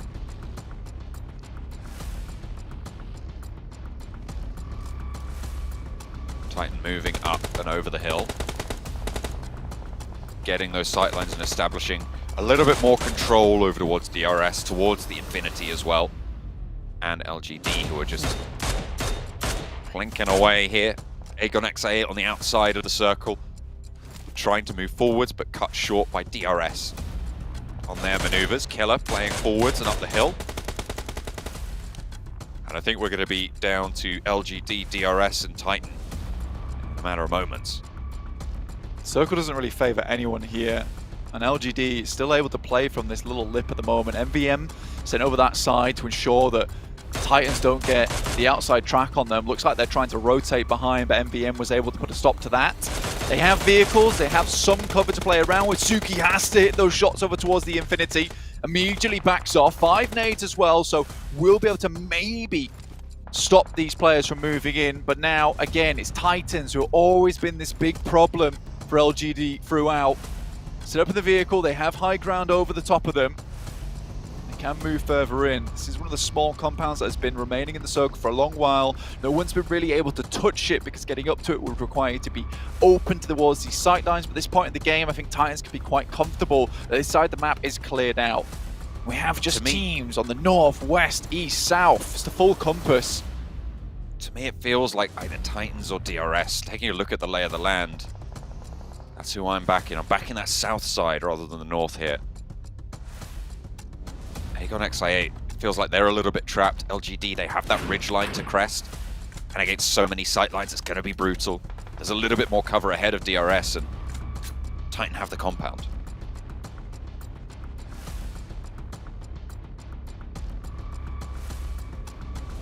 Do worry slightly for a lot of these teams. Again, another circle comes in, centers up, everyone has to move inwards. LGD were happy with their position on that northern side, still provided them some cover. As you can see, this is just the basin that everyone will be heading into soon. It's going to be full combat. Titans have to leave their compound, but will try to do as much damage as possible before vacating, pulling out the sledgehammer, tearing down the walls here. Aegon XI8, the only team with 3 left. And it looks like they're trying to hedge their bets. Split themselves off to cover. They're not really going to be able to claim a lot of sight lines here. Instead, they're just got to try and keep their heads down.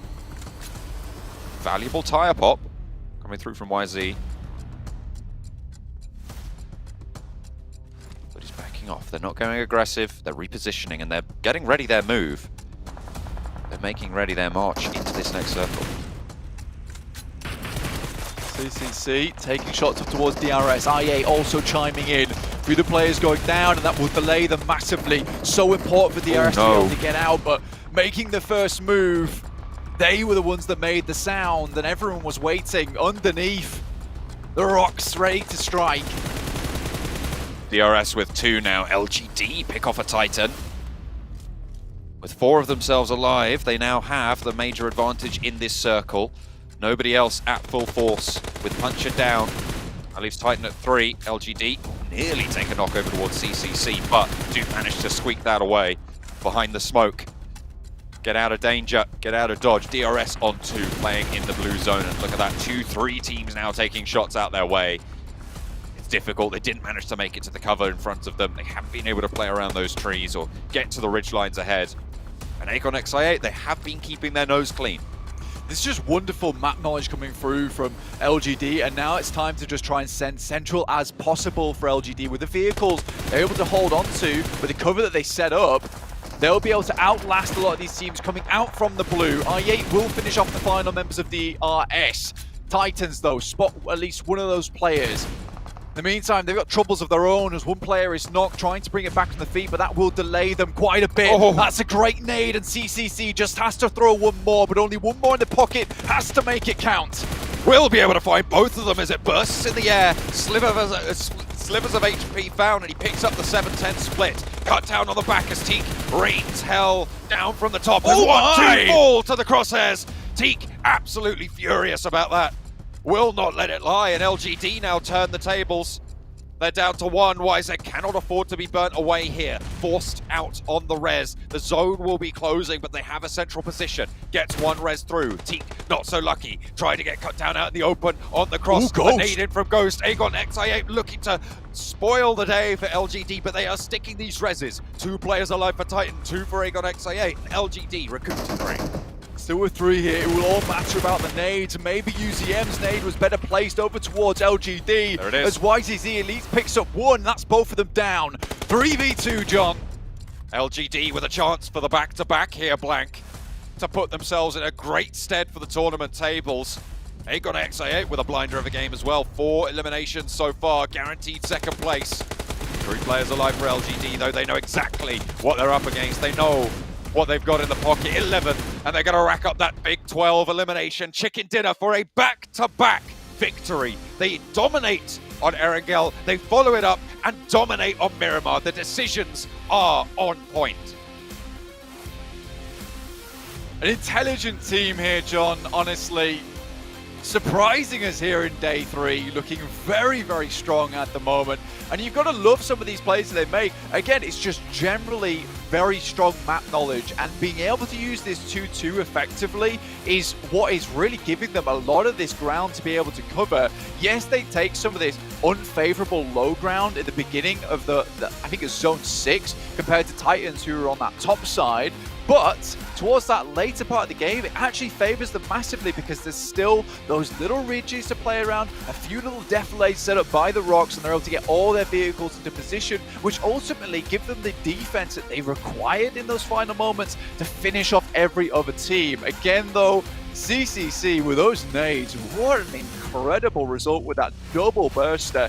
Looked pretty bad though, with Teak obviously being one of the most incredible members coming through from Titans, finding almost a triple knock on towards them. But again, holding on to a lot of their utility at important moments, John. That burst would not have worked if you hadn't learned of that first nade, and the wherewithal to go for that as well. Really, really solid. They open up that ground. LGD dominate on Miramar. A great set of final circles for them. And it just felt fluid for them. I mean, they felt like they might have been a little bit trapped, but getting over that ridgeline, using the ground to their advantage, making it work. That's what LGD does, and that's what hopefully they'll continue to do.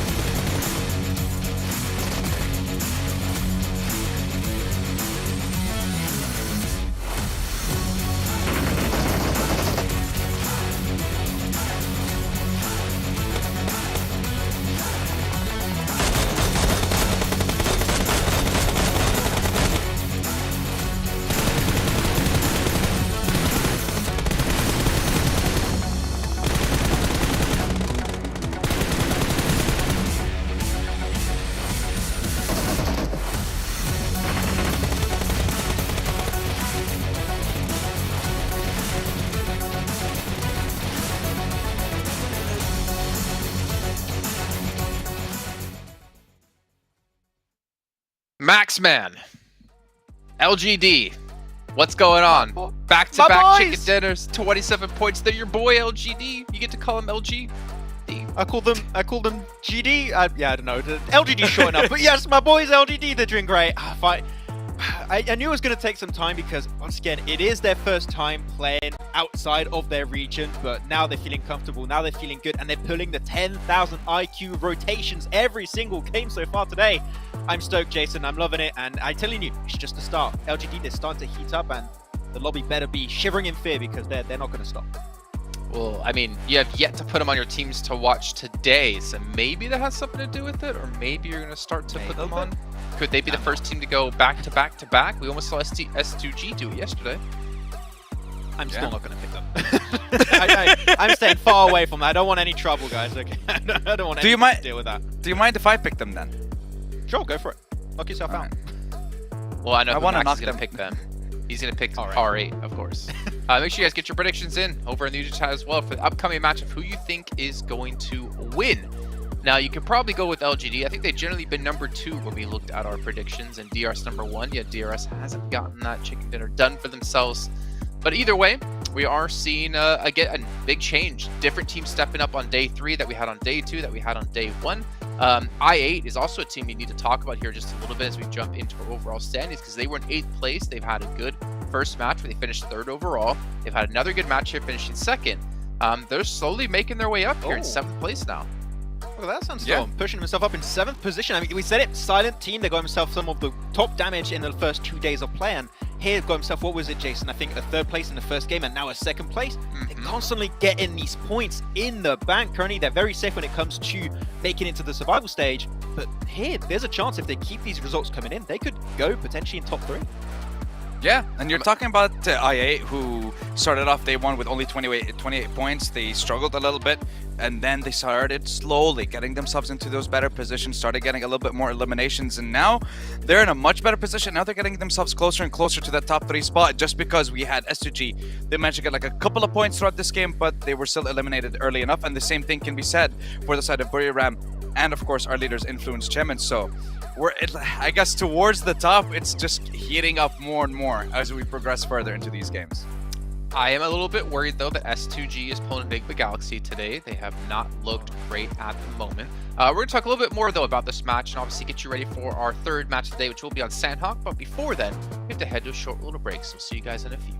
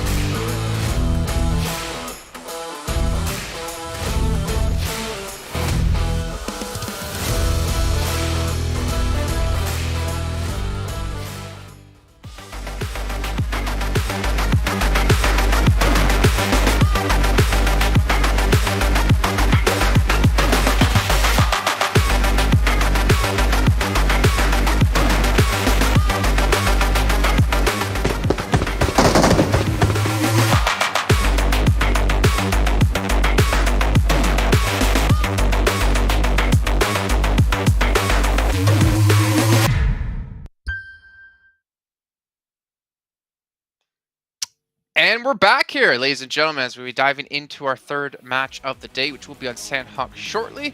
But again, we've seen every single day now things changing, teams stepping up, some teams unfortunately falling by the side. Influence Chemin here, Sandstorm, still not performing too well so far today. But again, it's only 2 out of the 6 matches. But I am worried, this trend they're starting to lean towards. I know you can't be consistent every match, but this is starting to be not a good sign. Yeah, especially with us having so many teams stepping up right now, and now the competition is getting tougher and tougher for a lot of the teams at the top and also a lot of teams at the bottom, because now even the mark to get to top 11 or between 4 to 11 to qualify for the survival stage is getting increasingly difficult. Yeah, very increasingly difficult. I mean, obviously every team would be more than happy to get top 3 straight to PMGC and avoid the whole survival stage that you basically, as I think Blank and John were talking about, you have a couple of weeks off until you jump into that. If you're into the finals right away, you can obviously just kind of prepare and really try to get your homework done and figure out what you can do for these teams. Before I advance through further into the show, though, again, a big shout out here to Sony with the Xperia 1.4 and the Xperia Stream, made in collaboration with professional esports players. You can also get 90 Hz on the Xperia Stream with its total cooling system and multiple ports for intensive gameplay and streaming. Intensive gameplay is pretty much what we've had today, especially when it's come to these final zones. I mean, the circles have been a little bit rough in the first match, and in match 2 they were all right. But as we look into our Sandhawk coming up, let's take a look back at the same time about our top performers here in our last match. Oh, yes. I'm sorry. I'm a little bit. I feel like I'm a little bit too hyped. Okay, but there's many reasons. After seeing what I saw in PL, it's finally coming over to PMGC. But Chungsi and Suki have just been able to do so many great things. They're just a fragging duo from this team, and not even just him. You have YZZZ also that's been getting some great results in. But I would have to say, Sandstorm, Team Kesso, a little bit too silent to my taste, especially seeing what they could do with a shotgun, especially with Ayala in the first 2 days. But I'd like to see a little bit of a step up from Team Kesso, because it's still at the bottom. It's still a chance for them to make it in top 11 right now to go to the survival stage. But if they remain in this kind of like average results every single game, I think this is might be one of the teams that's not going to make the cut. See, here's the thing. I feel like when it comes to Team Queso, they're very similar in the way that they're playing with, I guess, to R8.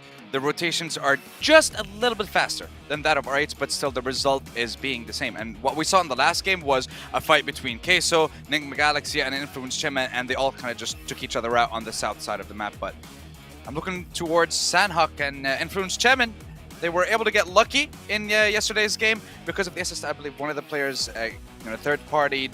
I believe the team that got second place, I believe it was S2G, gave them the opportunity to get the chicken dinner. So this was one of their weakest maps. Are they gonna be able to bring it back on it this time, or what are they gonna do?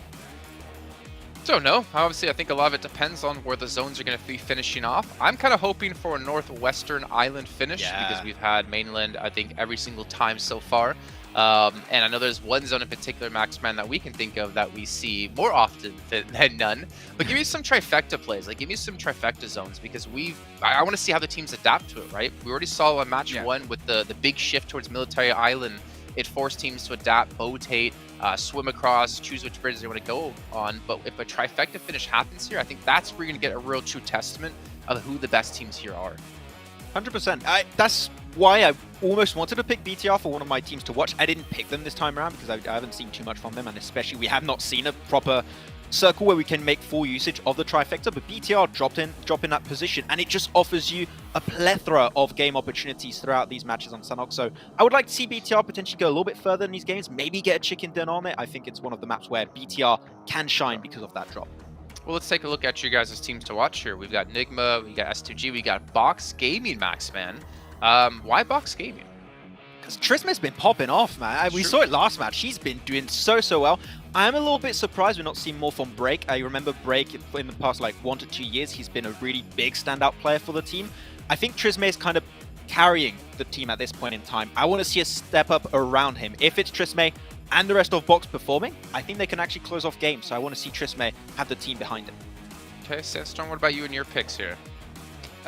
Influence Chairman, we've had 2 games. That's it. Those are going to be the bad games for them. So I believe now they're going to be able to come back. Nigma Galaxy, they surprised us on Sanhok in day 1. I think they're able to surprise us again throughout day 3. And when it comes to Buriram, you're talking about a team that was, I said it before, they're very silent. They're very deadly. And they've been slowly creeping up behind Influence Chairman. So I think this game might be the game to change that #1 spot in the leaderboard. Well, I'm actually glad you brought up Buriram, actually, because we were talking in the last match where I was mentioning to you guys, like, Thailand has some insanely strong teams. I mean, you think of them, you think of Infinity, you think of Vampire Esports, you think of FaZe Clan. Like, there's so many strong competitors that, for me, it's great to see that we have a new Thai team stepping up here, showing that they have what it takes to get into the finals and represent their country. Especially after PMWI, right? I think that if there's any other region outside of China that can get a world championship title to themselves, I think Thailand has a pretty big shot this year, so I'm happy to see if that's going to work out for them. Okay, well, obviously going to see how they're going to do here in this next match because the finals are still a little bit away. Let's throw it back over to John and Blake, though, to take you into Sanhok. Yeah, we're going to go into the Sanhok game of the day, our dose of the jungle. Blank, you okay? You escaping the light there? I came back into the light really quickly. Yeah, it's very sunny in the UK apparently, which is not ideal for me in terms of lighting. It's ideal in terms of how hot it is in the house, which is great news for me because it's been very cold. But not going to be cold. It's going to be very humid over on Sanhok as we head over towards this one. Very shortly, LGD coming off the back of a back-to-back, which is very impressive overall, John. I was astonished to see that one come through, but again, they just seem to get a lot of control going in that late game and have played this very slow early game at the moment, which is nice to see. It's nice to see a team actually be able to pull that one off, John. Yeah, it's been nice, as you say, to have that sort of strategy come to pass. And especially with LGD's performance in that last game, being able to bump them up to top 3, a really good result in terms of their overalls. They finished day 1 in the bottom 5, Blank. So this is really great. Yeah, this is one hell of a comeback that we're watching unfold on our screens at the moment. It's not something you typically expect. But again, like the guys are saying on the desk, I mean, Buriram as well as Influence Kemin, 170 points. I mean, Influence Kemin have been sitting around this points gap for quite a while now. So teams are starting to catch up a little bit, which is making things a little bit more volatile towards that front page. I mean, all the way down to 7th place with Aegon XIA, 123 to 138. It's not the biggest jump in the world to hit towards that 3rd place. As we all know, that is the very important position to be hitting at this point in time to get direct invite towards that grand finals, not having to worry about the survival stage. especially with us having 8 teams fielded from every single group. You know, it's going to be more difficult when you come to the survival stage of it being a very short format as well, John. You're going to be playing against several different teams, and it's never going to be the same one lobby, in which case you're always worried about new rotations. And I think that does have a little bit more randomness involved when you get to that survival stage. It's great to have a second chance. However, it's one of those things where you'd rather not be stuck in that scenario. No, I mean, it's always good to have that buffer, that confidence as well, that you know you can frag out against multiple regions, and that you've kind of downloaded a little bit of their meta. And you can sit and you can really just pay attention to the top teams and who you think is going to be going through. It's also going to afford you a lot of time to go over those VODs and to watch the survival stage as well, to see your competitors in action. S2G, R8, once again clashing on the south side of Paradise Resort. Everyone seems to be armed and certainly fairly dangerous. Silas, low, Vector in hand. SK10, if he'd have peeked out just a moment either side of that, might have had a tough time of it. Very, very low as well. A nade in through the window, catches Prestige's heels, but only clips them. It's the final shots, the spray from Ray Z that connects in the end, and SK10 last standing for R8. S2G, a punchy early game. Can they finish this one out? Can they close it down? I mean, ID7, no, you can't get res. That's an enemy. Oh, he figured it out. I think he knows. It's good damage that comes through, but it's not quite enough. And with S2G with an outpost on this top side, I don't think it's likely that SK-Ton's getting away with this one, especially with the Infinity and MTech Storm also waiting in the wings. No matter what happens here, you're always going to be leaving this into the hands of another team. And for SK-Ton, I think leaving like this with just a level 1 helmet, no HP on board, even if the team just tickles you, it's over. We are going to get a remake here, which I imagine that S2G is going to be massively frustrated with after what was an incredible start to their match there. You see teams are pretty upset about this as well.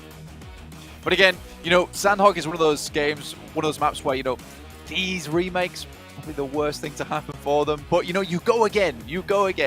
At least S2G know that R8 is going to continue to drop on them. It's not changing. It's never changed from scrims. It's never changed from day to day either. But yeah, we'll be getting back into the game very, very shortly, or at least as soon as we can. Figure this one out as we go. Just getting everyone loaded up properly. Seems like everyone is just rejoining the lobbies at the moment. But again, off the back of the back-to-back chicken dinner, LGD careening up the tables. I'm looking at teams, as you were saying, S2G needed this boost of confidence, and maybe that will give it to them. Maybe they'll be able to carry that flare over into their next drop in Sandhawk, which is likely also going to be a hot drop against R8. They know they can win the fight. They've done it literally just now, so hopefully they can carry that momentum forwards. Enigma Galaxy, who have still continued on their downward trend, kind of dropping out of that group to vie for a third place finish, kind of is only the front page from here on out, unless something brilliant happens from a little bit lower down the tables to come through and change the tune. But Bigatron 122 can launch up as LGD in third, only on 138. That is a 16-point difference between those teams, so really minimal. I think we're loading on into the lobby. You see, very, very chill. Just resetting. They're ready to go again.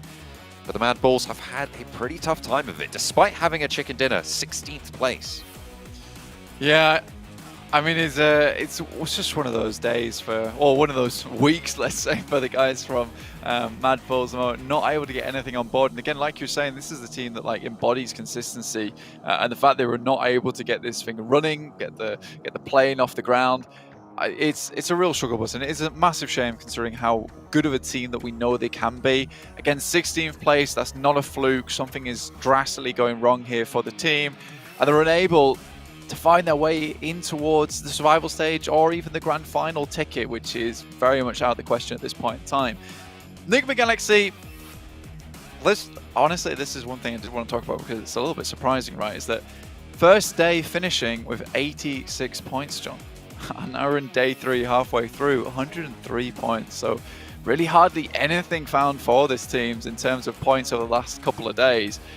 It's very disappointing if you are Enigma Galaxy. The Infinity, on the other hand, all the way down towards the bottom of the lobby, they're catching up, 86 points. And again, this could be a case where we start to see the leaderboard even out a little bit, because Influence came in not rocketing out of their mind the moment, with Buradam being that new big contender to the lobby.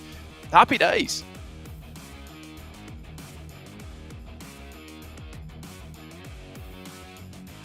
For some of the teams, anyway. It's been pretty good news for those launch-ups to the tables. I think we're getting on board with Sandhawk now. Mounting up once again. Let's take a look at what the jungle has in store for us today. We already found out, but we'll find out again as the playing path heads in from the north side all the way down towards the south, and Bantai, RA, S2G both dropping in nice and early. MTech Storm, the Infinity on the outer edges, the Infinity off towards that northern side, and MTech Storm down towards the south. Both teams getting in as fast as possible, identifying that there are R8 players alongside with Hamzy G at the moment. You know, if this goes topsy-turvy and it goes R8's way, I mean, S2G are going to be a couple of mad players, I'll tell you that way. Mad Balls down towards that south side, looking to hit up towards Painan as per usual. But already, that's a double for S2G, and this was easy pickings. Oh, is traded off. Prestige as well. Has a micro Uzi against Silas with nothing, but there is a challenge. Okay, 3 players from R8 down, and Bandar last to fall. This time around, it's actually a better result, Blank. They get the fight done early. They take all 4 eliminations as well. It actually is a better result. Never mind, that remake was specifically made for S2G to dominate even harder versus R8 there. Oh, goodness me. Hamzy already on 200 damage on the game. The Infinity, I mean, this is now their full strategy. Just try and guard out the fight, but because it's finished so fast, it's just a full-on, I guess, invade into the Paradise Resort territory. Circle pops out northwest and keeps a lot of that northwest island in it. It'd be good to see a finish out that way, Blank. We haven't seen it so far. We've not, no, and I think this could be very much over towards that northwest side if the circle shifts correctly on the next couple of zones. I don't think it's out of the question that we see a northwest finish on the circle. LGD down towards Bantai, obviously our front runners from today, doing absolutely marvelous work so far. Got a bit of a way to go. Enigma Galaxy also towards Sami. They will have to move for the first time in a while, John, actually. They went out in 11th place yesterday on Sandhawk, which was a bit of a better result for them, but it was down towards Sami, which was slightly questionable as to how quickly they did exit the game. And you really do hope that Enigma Galaxy can pull their socks up, really, because they're a good team. They are a good team, and if there's any fans of them, you know they're a good team. You've watched them throughout the year, and you know that Ralph, Freak, Commodi, Lord, all together for a long time. This team has a huge amount of synergy, and I think that when you have so many 16 places in a row, it can hurt the mentality, John. It absolutely can. I know that I've had bad days that have turned into more bad days, and that is just how it works sometimes. But you've got to get back on the grind, get back on the treadmill, and start running. It's the only way to do it. You've got to get yourself out that slump. And in a tournament like PMGC, really is not the time to be getting down bad almost. You've got to get back up on your feet and get running. I mean, that is what it takes to be a pro player, right? It's... As the great Rocky Balboa once said, ow. And you've got to try and live with that. Sorry. What was that? That's right. I don't think that's what I don't think that's what he said at all. He said that, definitely. I checked. Okay. Right, fair play. I think it was something to do getting hit hard. You hit back harder or something along those lines. No, I'm pretty sure it's what I said. Okay, yeah, sure. I mean, he did say ow, and then he got right back on the horse and got galloping away. So that is technically true from you. Looking at our total limbs, though, across the board, MyNameP leading the pack with 30 eliminations so far. This guy has been an absolute monster within Group Red at the moment. Teak also with 23. Really do like this player from Titans. Does pull his team out of a lot of bad spots. And I mean, he kind of is like the animal that if you corner too much, will just start fragging out of his mind. Specifically in that moment on Miramar, you saw where LGD was pressuring him a little bit too much, in which case, Teak went full Hulk mode and just started blasting. Federal for Influence Kemen, close by to Titan. We're looking for their performances today. Currently still in first place, sure, but it's not as comfy as it once was. 6 points between them and Buriram, who've been fairly consistent. Buriram currently dropping over, split around. One player towards Docks, one player over towards Cave, 3 players over towards Docks. And they are on the hunt. They are catching up. I mean, you can see how close that is. LGD, if they're able to keep this performance up, of course they will jet up and join them in that front pack. But still, quite the gap to breach. Still possible though. I think with a whole half a day and a whole day ahead of you as well, there's a chance here. There's a chance here for some of these teams to break in towards it. A lot of players and a lot of these teams moving up towards that northwest side at the moment. Bootcamp has a loot crate in it. See if anyone wants to pick that one up. MTech Storm heading down that way. Anyway, S2G, after their dominant performance over in Paradise Resort, have remained there. We'll loot this up as much as possible. With the Infinity spotting no stragglers, as well as MTech Storm, they've both left those positions outside of Paradise Resort, realizing that there is quite the terrifying beast within the resort itself, and not willing to go try and get a spa day for their own. Oh my goodness me! Okay, it's fine. It didn't even take any damage. It was totally on purpose.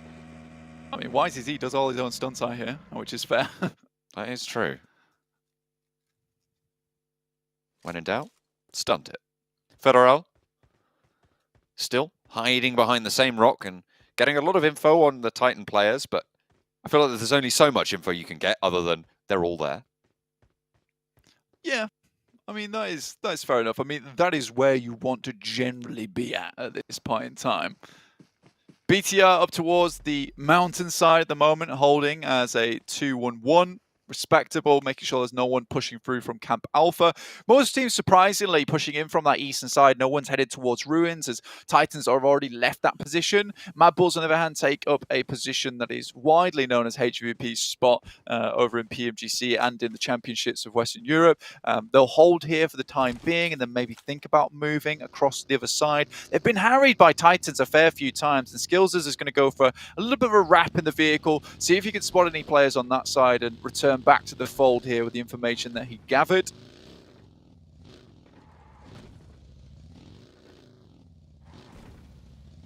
See if they can use that effectively, use that information, that scouting, which is what we said we wanted to see more from quite a few teams, Blank.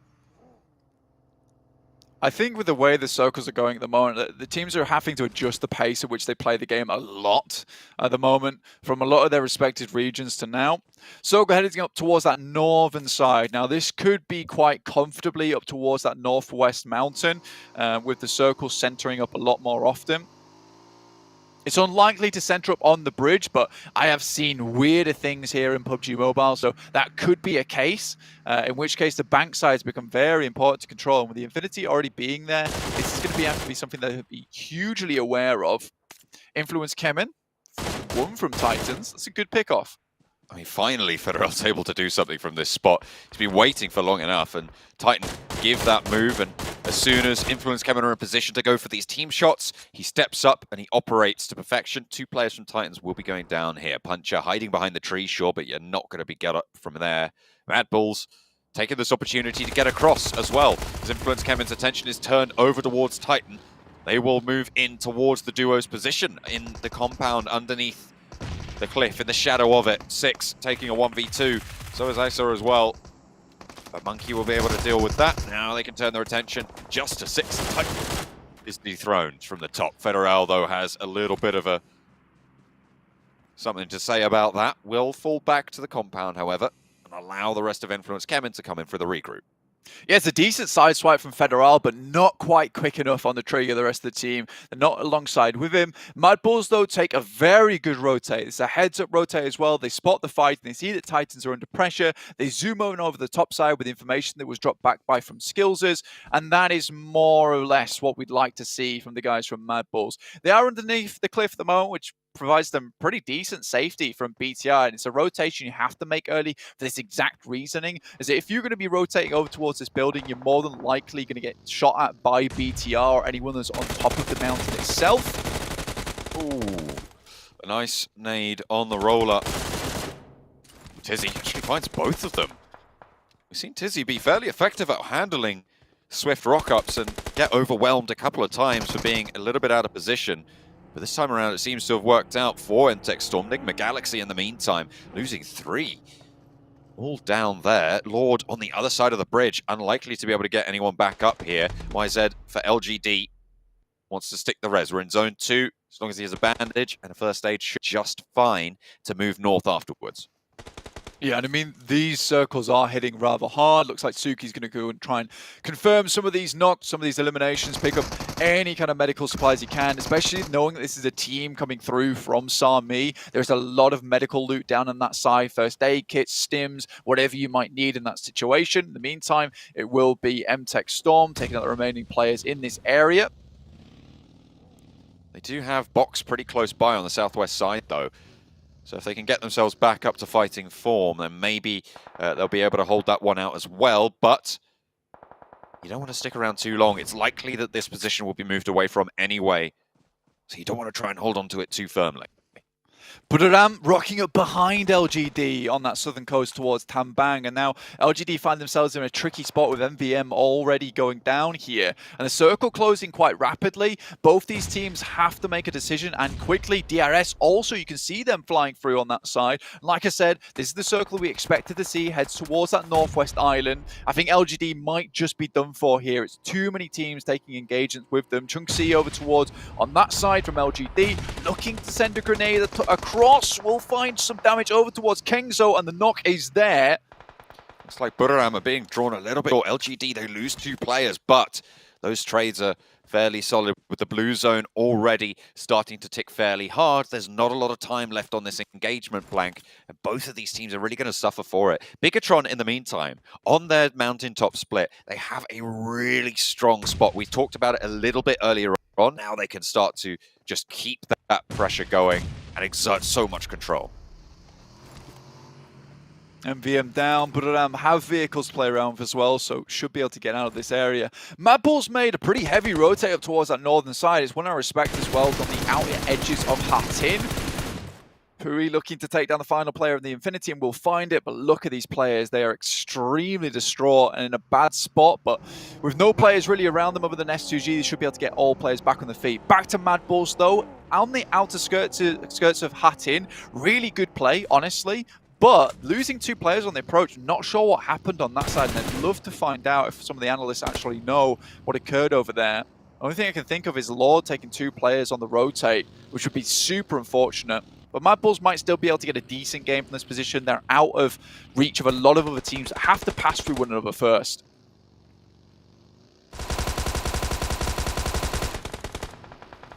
Hey.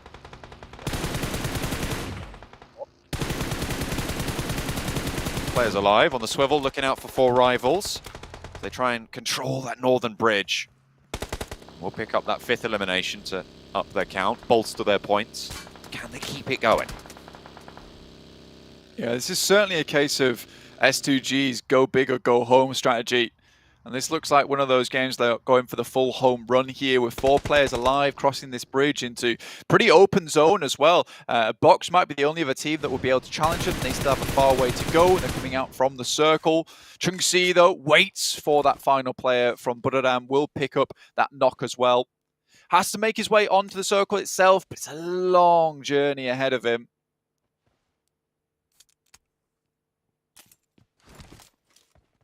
Quite a way to go, and without the opportunity to go for that heal strat with the circle changes, it's going to curtail it a little bit, will be difficult. Influence Kemen moving into the south side, losing 1 or 2 players there, down to 2 underneath Bigatron. 4 players on just 3 teams actually now, Blank. It's Bigatron, I think it was, oh goodness me, I've just lost the list. But yeah, Bigatron certainly, absolutely, completely lost the plot. The circle shifts out to the northeast side. And S2G will be just holding a sliver of it. There it is. S2G were one of the teams with 4 players alive, and Box, I mean, they started with 4, but they're getting absolutely torn apart now as they try and move to the coast side. Yeah, again, a really nice play from S2G. Waiting in these compounds for any teams that might be stragglers coming through from that eastern side. Not a lot of teams would expect this either, honestly. With how quick the circle's coming in, they wouldn't expect teams to be still coming out from the blue, but S2G, they play their cards right. They decide to wait this one out, make sure there's absolutely no one that can backstab them and clear out the entirety of this eastern side of the circle. It's a smart move, and one I really do respect, because I think far too many times teams get a little bit too overconfident, which is one of S2G's biggest problems, by the way. And instead, they wait around and make sure there's no players over here in the first place. Still 7 eliminations already on the game. It's nice to get a confirmed consistent result here. Even if you go down now, it's still going to be enough to sort of keep up with the general pack that they're playing around. Unless LGD can blast out their mind or DRS can really put it down. The big team here is Bigatron, who are going to have to leave that top of the mountain. Can they stay up as 4, and can they keep that power? Honestly, for Bigatron, there's actually a pretty simple rotational path for them ahead of them, heading over towards where Team Queso are currently playing on the eastern side. They've only got Papi Potro there at the moment. Federal has been spotted by Misery. It's just a little bit more damage that they need to tick inwards. Luxy will have to head on back and pop one of those first aid kits. It would be a disaster if he goes down now. He's one of the more important players for BTR at the moment. Misery finds Law, and now Federal should go down to the play zone. Certainly spotted completely. Yeah, Luxy not managed to land any of the shots there. That is disastrous from Luxy, actually. Needs to be hitting those shots. Goes down to Federal. This is another game where we've seen Luxy just make a little bit of a misstep here. I mean, we saw it earlier. You've got to wonder what's going on from this player. Yeah, certainly dropped the ball on that one. It is unfortunate. I think that's just a case of getting caught in a position where you're like, I can't find the shoot button. I know that sounds ridiculous, but again, everyone makes mistakes, even at the highest level. And when you're trying to shuffle along and you can't quite get a position where, you know, the barrel is straight so you can take shots of it, these things happen. Again, these are the type of things that happen, though, that can lose you the chicken dinner, John. You're 100% right. Gem Foster goes down to the blue zone itself, and so does Zuxi. 2 Mad Balls currently on the side of Hatin, and this is where this position becomes very, very strong. Now, only a few teams remaining with many players alive. I think Team Queso has probably got the most at the moment with 3 players. S2G more than likely going to lose a lot on their approach as Box are holding the bridge down unless they can make one hell of a battering ram maneuver. Lord also in a tricky position, all in his lonesome. You know, this could be a case of Mad Balls or Butteram taking position in there. Though 1v2 definitely possible for him, and this is the first time we've seen Enigma Galaxy get this far, kind of on an unexpected push as well. CC playing up top, managed to get up there on the vehicle. Mad Balls potentially looking to take it away. There's an MG3 in that box. Could be very useful for a solo player. I mean, you need that larger magazine and that power to instantly just blast people away if you want to stay up, because you need those 1v1 trades to go your way every time. Monkey making sure there's no one coming out through the blue on that side. They don't know it's safe, but it's good to clear that angle out, especially when they're right on the edge of the circle down towards that southwest side. This gives them a lot of safety, right, and a lot of peace of mind. Chunksy, definitely one of the biggest problems for them at the moment. Will certainly know that there's players down here, will have heard the footsteps. S2G able to make their way across with Box, unfortunately, swimming in the water. They were sent down there earlier. And now S2G coming in with 4 players. Great news for them. But Team Queso should have a side swipe onto this, and it's fairly open ground out from the bridge. So teams should be able to take shots towards them. Mad Balls right now, though, this is full survival mode. This is a case of trying to get as many points as possible from every single game to jump up, because their position right now, 52 to 81. It's a 30-point barrier, and with 4 rivals still in the game as well, you know, they're going to be getting points this game. It's going to be tough. It's going to be very, very tough for Mad Balls to make it happen, but this may be the start here. With only their 2 players, I mean, Monkey's in that trench in the middle of the mountain in the valley, and they'll have to move. 4 rivals, Lone Ranger, Voki in the roadside compound as well.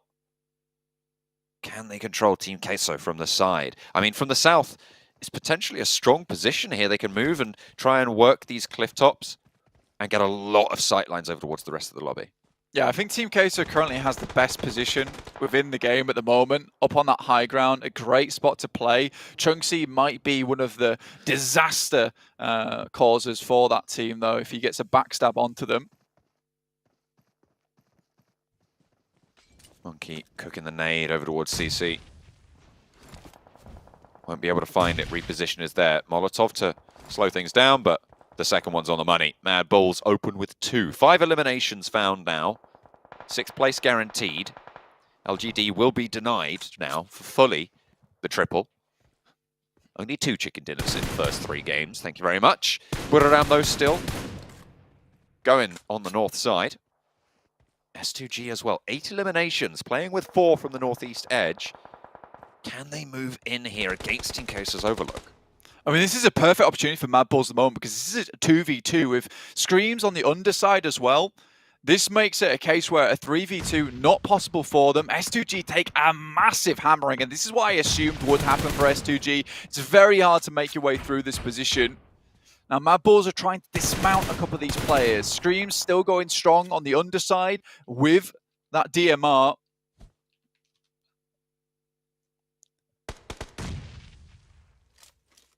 Zerich nade takes a little bit of damage off Ayala. About half the HP bar. Monkey trying to gather some information about that western flank. But the circle will move them away. Team Queso looking to hold on to the cliff top. Away from Mad Bulls. Can S2G move any further with Just Kelsey going? Lord falls for Enigma Galaxy. Which leaves them out in 5th. Team Queso still 3 players alive and top spot. It might even be a smart maneuver for Mad Bulls. They very limited time to do it now. I don't think they can anymore. Would be to just actually move down the cliff face, because I don't know how likely it is to end on top of this cliff face in the first place. Monkey, though, spotted by My Name P out in the blue. Zerich will have to find these shots over towards him. Mad Bulls desperately need this game, and it is going to come down to Zerich. Team Queso close enough to throw some nades in. Can they do the final bits of damage? My Name P will go down. Get felled there. Potro Ayala want to mount up and go for the run. Zerich close range, looks for one, will find it. Tries to hot swap out, but will not be able to get the second. Papi Potro handles business. Ayala Resable up the top, but they might just turn their attention to Tiger instead. Scream is alive on the downturn, and Papi Potro up top. But Buriram, they're not a team you can count out. Neither is Tiger a player you can do to either. I mean, it's going to be impossible to bring that player on top side. They have to move down, so Ayala goes out, and Tiger actually has a huge opportunity in this game to finish it out. Looks for one more of these knocks. And he's going to the blue zone. Scream has to break out. Tiger has got plenty of HP to play with, but he wants more. Scream posted up, waiting for the peek, pre-firing in as well, waiting for the shots to come in, but Tiger's cooking the nade. He wants to pop it over towards the tree as soon as Scream makes it there. Excellent timing on that nade, and it's perfectly placed. Buriram snatch it away from Team Queso top the mountain. And what a way to turn it around. Buriram absolutely on fire with Tiger's play there. I mean, through LGD, harassed by DRS, moving all the way past Camp Alpha, harried by the blue zone the entire way with dogs barking at their backs. Head to the backside of Hatin, outside of sight of Mad Bulls, and then through the blue zone. The fact that Tiger's able to get there with My Name P basically playing the sacrificial play on that side, taking all the information and all the eyes off of him. What an unbelievable win coming through from Buriram. You know, that might even place them ahead of Influence Kemen at this point in time. That's a really strong result. 6 eliminations from Tiger.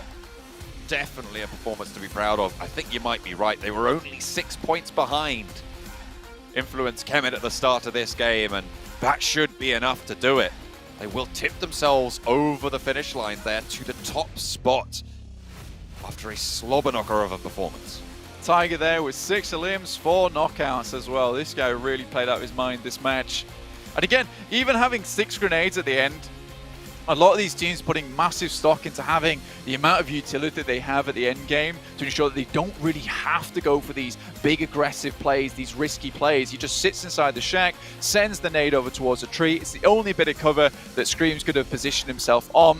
It's unfortunate for Mad Bulls because Team Queso make that rotate over towards that top side to get a better angle on Tiger. Just as Mad Bulls are there, it slows both of those players down, so Team Queso can't even go for that win.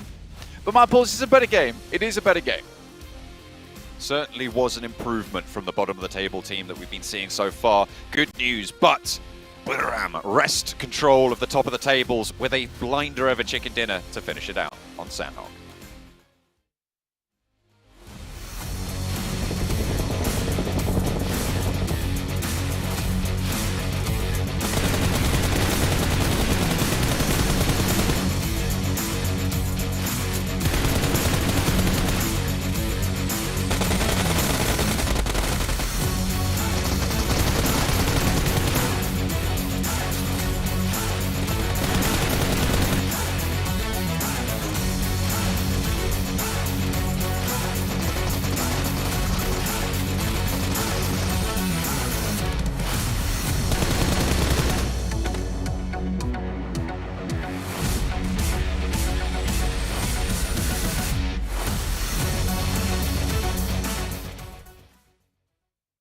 Well, was just talking about them, saying that I love to see other teams from Thailand step up and be an extremely strong region, and Buriram United Esports get themselves the chicken dinner with 24 points on top of it.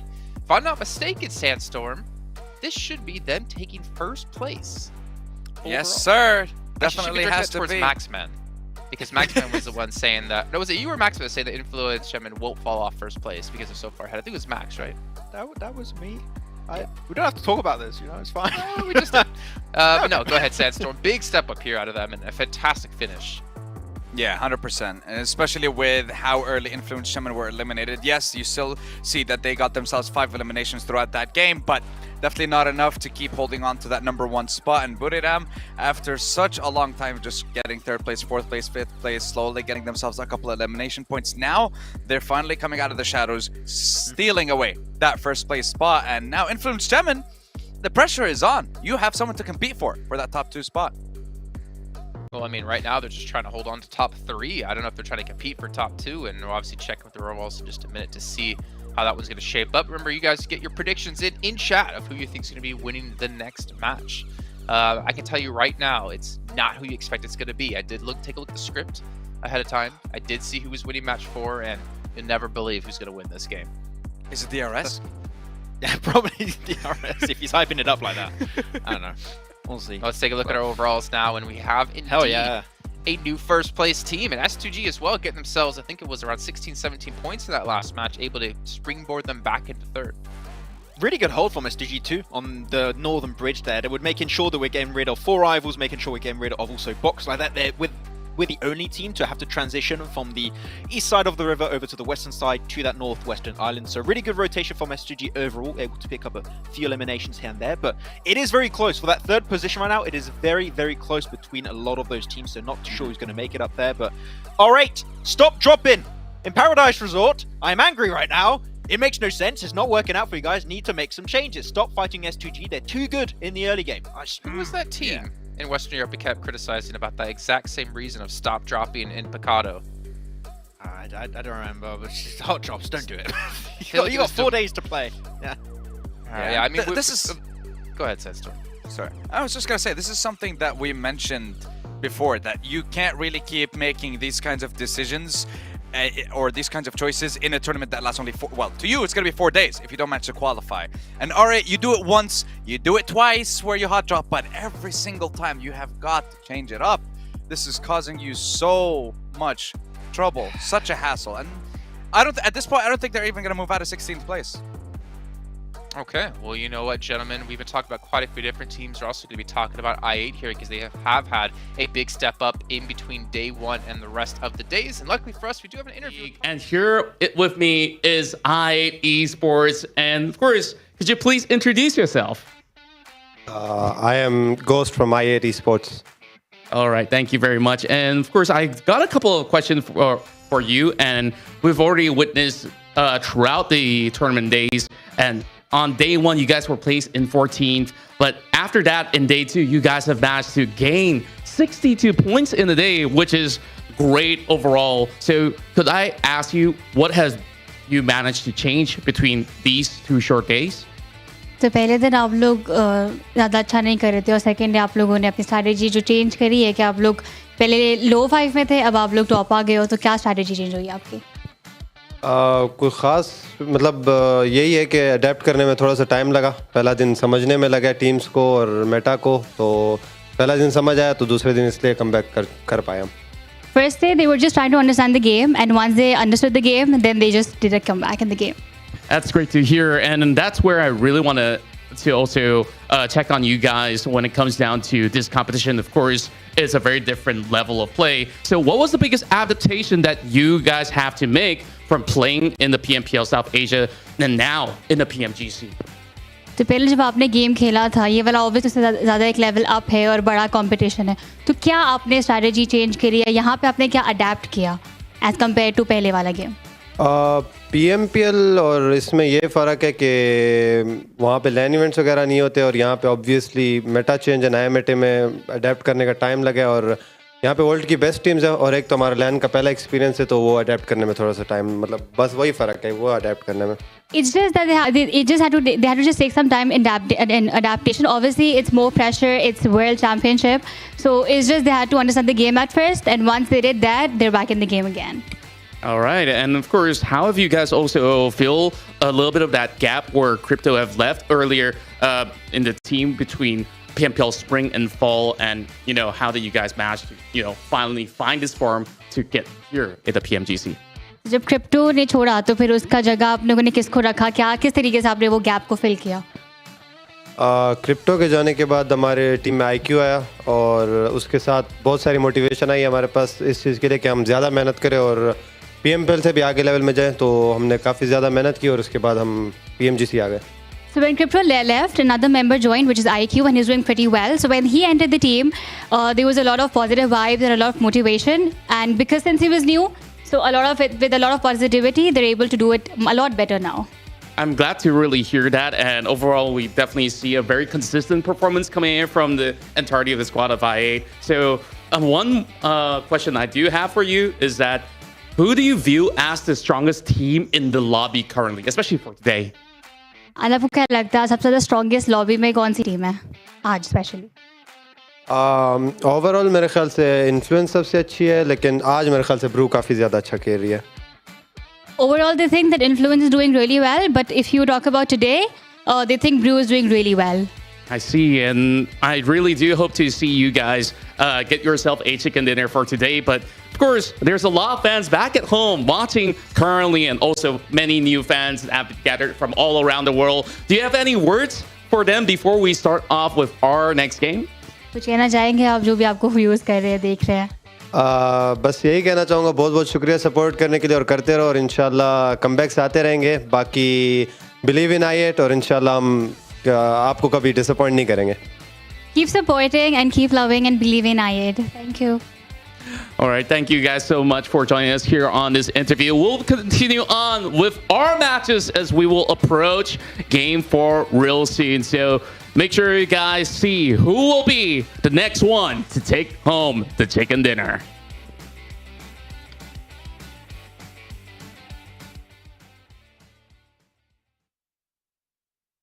Well, interesting to hear coming in from I8 here about IQ and the positivity he brought within the team. So that maybe gives you some idea of what was happening before he's on the roster, but help them stabilize. And right now it's helping them get into the survival stage. We'll have a chance to qualify for the finals of PMGC, but they're not out just yet here, gentlemen. They still obviously have a chance to continue to rise through the ranks like we've seen LGD do so far today, and also Baru as well. This is getting really spicy, really heated up towards the top here, and I cannot wait to see what's going to happen in our final matches of today and tomorrow. I would even say I8 could go even further than just the survival stage. If they keep having a run like this, I would say the top 3 is currently in sight for them, so it is looking great for them. So you're saying they could go even further beyond, where they are now. Exactly. Well, you know, it goes even further beyond for its customers. The Pullman Kuala Lumpur Bangsar Hotel, where all our players are getting to stay in and having a great time there, where our world is your playground. So I'm gonna have to hit them up and be like, hey, what can I do? What can we do? Maybe not Sandstorm, but Max, what can you and I do to get over to this sweet hotel? I don't know. Maybe we'll figure something out. But either way, maybe we'll be there one day. Who knows? I'll sneak in the back door. Do a good LGD rotation. They won't see you coming. You're fine. We'll get in the hotel. Easy peasy. There you can see a quick little head-to-head. I mean, Mad Bulls able to get themselves probably their best performing, or one of their best performing matches here on Sandhawk. 61% contribution out of Monkey. Not typically the person we look towards, though, on Mad Bulls when it comes to being one of their star players. The dream's not dead. Like the dream is still alive for Mad Bulls. Before this game, they were like a 30-point behind 11th place, which at the time was 4 rivals before this one. One strong performance. Mad Bulls can still be in the race, but I have not seen enough oomph. I'm still seeing Mad Bulls making it into the late game as a 1-2-man team, and that's not where Mad Bulls really step up. We need Mad Bulls as a 4 team in the late game. If they do so, maybe they can make it to survival stage, but I have not seen enough changes, adaptations being made by Mad Bulls for them to actually go that far, so I need to see something a bit different from the squad. Yeah, I actually wish we had an interview with them just to get an idea of what is going on within this team that we've watched for almost pretty much half a year, I guess we could say here, as we got to the second season of PMPL. Something isn't working out for them, but again, they still have some time. Survival stage at a minimum is obviously what they're going to be aiming for, which should be what every team is aiming for at a minimum. But we do have Erangel coming up yet again today. Could we see a team for the first time here in PMGC 2022 get 3 chicken dinners in a day, Sandstorm? Could LGD do it once again? I mean, they flipped the switch coming into today's games. They already got the back-to-back to start the day off. They got themselves in top 3 as well. So now they're contenders to instantly just get themselves to the PMGC Grand Finals. If a team is to do it, it would be LGD. They are the first team to get 3 chicken dinners throughout the tournament. So I wouldn't be surprised, honestly. And that's why I have them as one of the teams to watch for this game. Max Ben? I right? put I8, not R8, okay? I know there's one that's the same. I did not pick R8, okay? I don't want to put them even further down in the leaderboard, so... I mean, scroll back why did you pick Team Queso? I swear, I am looking at my prediction. I wrote I8, that is not R8, okay? That's fair. You did write I8. I'll give you that. So ignore the R8. I thought you were just trying to rub the salt into the wounds of Sandstorm here. But DRS, I8, and Team Queso. Why Team Queso? Team Queso, they have been a little bit too silent to my taste, and I still want to hope for a good comeback from a lot of the teams I just talked about. Mad Bulls, the dream is still alive. Team Queso, the dream is also still alive, so they need to step up now, otherwise I think it's pretty much over. Okay, well, Sandstorm, we're not going to get to check in with your teams to watch. Maybe we'll hear it after the match has concluded, because it is time to head into our next match of the day. So John and Blank, take it away. We are going into our next match. Match number 4, in fact, of the day's proceedings, Blank. We are ready and raring to go. Once again, of course, we always are. Hopefully, we always will be. I mean, we're going to keep at it, you know? We've still got more games after this one, so there's more excitement still to come. Absolutely, more excitement all the way through this tournament. I mean, there's been some good memes I'm seeing over on the socials. I mean, at me and John, and the boys on the desk. I'm happy with those. See more of them. I like them. I like them a lot. Also had some messages about the UK team that I said that I would put together, which is actually really cool. So I might have to think about actually making that into a serious prospect in the future. Ooh, so we see maybe a UK team at PMGC next year. Hopefully, maybe we don't know. But I'll take a think about that for next year. In the meantime, let's take a look at our players currently here at PMGC. We've got BTR on our screen at the moment, who are currently doing a little bit better. Yawning coming through, that's fair play. I'm sure there's jet lag from all around the world at the moment for all these teams. But they'll get through it. You've got to get through it for PMGC. It's where it's at. It looks like BTR are 100% doing that right now. Fairly safe at the moment. Certainly not up towards that top 3. But this is a much better performance from BTR than we've seen in the past. They have started to ramp up just a little bit. Last couple of games, though, not as strong as you maybe ideally would have liked. It looked like they had 2 good positions. Certainly in Sandhawk, they had the cliff top, right? It was a difficult rotation, a descent there, but it felt like they probably should have had a little bit more of an impact for Bigatron. Hopefully, they can keep up the pace and keep themselves in that contest spot for 3rd place, which right now is starting to drag out just a little bit away from some of those players that were maybe in the contest for it at the start of the day. We are getting a bit of a substitution. I'm getting word from my resident analyst, Mr. Maxman, over on BTR as well, with Liquid being in for this match, replacing one of the twins, we believe. I would say most likely Luxy in this situation, just because of the way that he has been playing over the past couple of matches. I think that maybe get a little bit flustered. It's good to have a backup in terms of a substitution, so you can bring one of those players out, get them back into the fold, maybe give them the time they need to refresh, get a new perspective on the match as well. Liquid overall, very good player. I think that BTR will be playing a different game now with him in though. I think Zuxi and Luxy both are really good fraggers on the team. You bring Liquid into the mix though, it becomes much more of a tactical gameplay. I think he'll be playing much more of a passive long-range specialist for the team, but overall he has performed very well in the past for BTR, being a great stand-in throughout the years. Hopefully they can get some good results in here as well. This is kind of a cruel playing path here, Blank. It's a cut across the southeast side of the map. Georgia Pole very, very difficult to get to. A long, late drop, so potentially some backups being seen. Mad Bulls like to drop out towards Primorsk, so if they can pinch a couple of vehicles away on those South Farm Pachinki roads, they might be able to skirt over on there, but might be a little bit tricky, as there are a couple of other teams maybe looking to do the same thing. And a hard northern circle. Okay, this is going to be quite the dash for quite a... Yeah, it's a terrifically tough game now for a lot of these players, especially anyone that's decided to drop down towards Sosnovka military base. Getting out of there is going to be slightly more difficult. Not necessarily in the early game, as you'd expect Box or Titans, the Infinity, not to go for these bridge camps and instead head further north, but it does mean that you are right at the back of the queue here, with the plane dropping you off as far as possible from the nearest bus stop. This is pretty bad news for you, but I still think that DRS, particularly being kind of an edge team anyway, it works out in their favor. They don't have to think about heading too central early on, so I'm sure that they can play through this one easily enough. Early doors as vehicles get distributed to the teams. Scream going for a swim early on, just takes a little bit of, wants to stay out of the way of R8 on their progress. Team Queso, we've had some good results. Well, certainly they had a good result in that last game, but it is not enough to see them safe just yet. We've left that part of the tournament where just one game will see you out of the bottom 5 into the part where you need to show consistent improvement to be able to rise up from the bottom.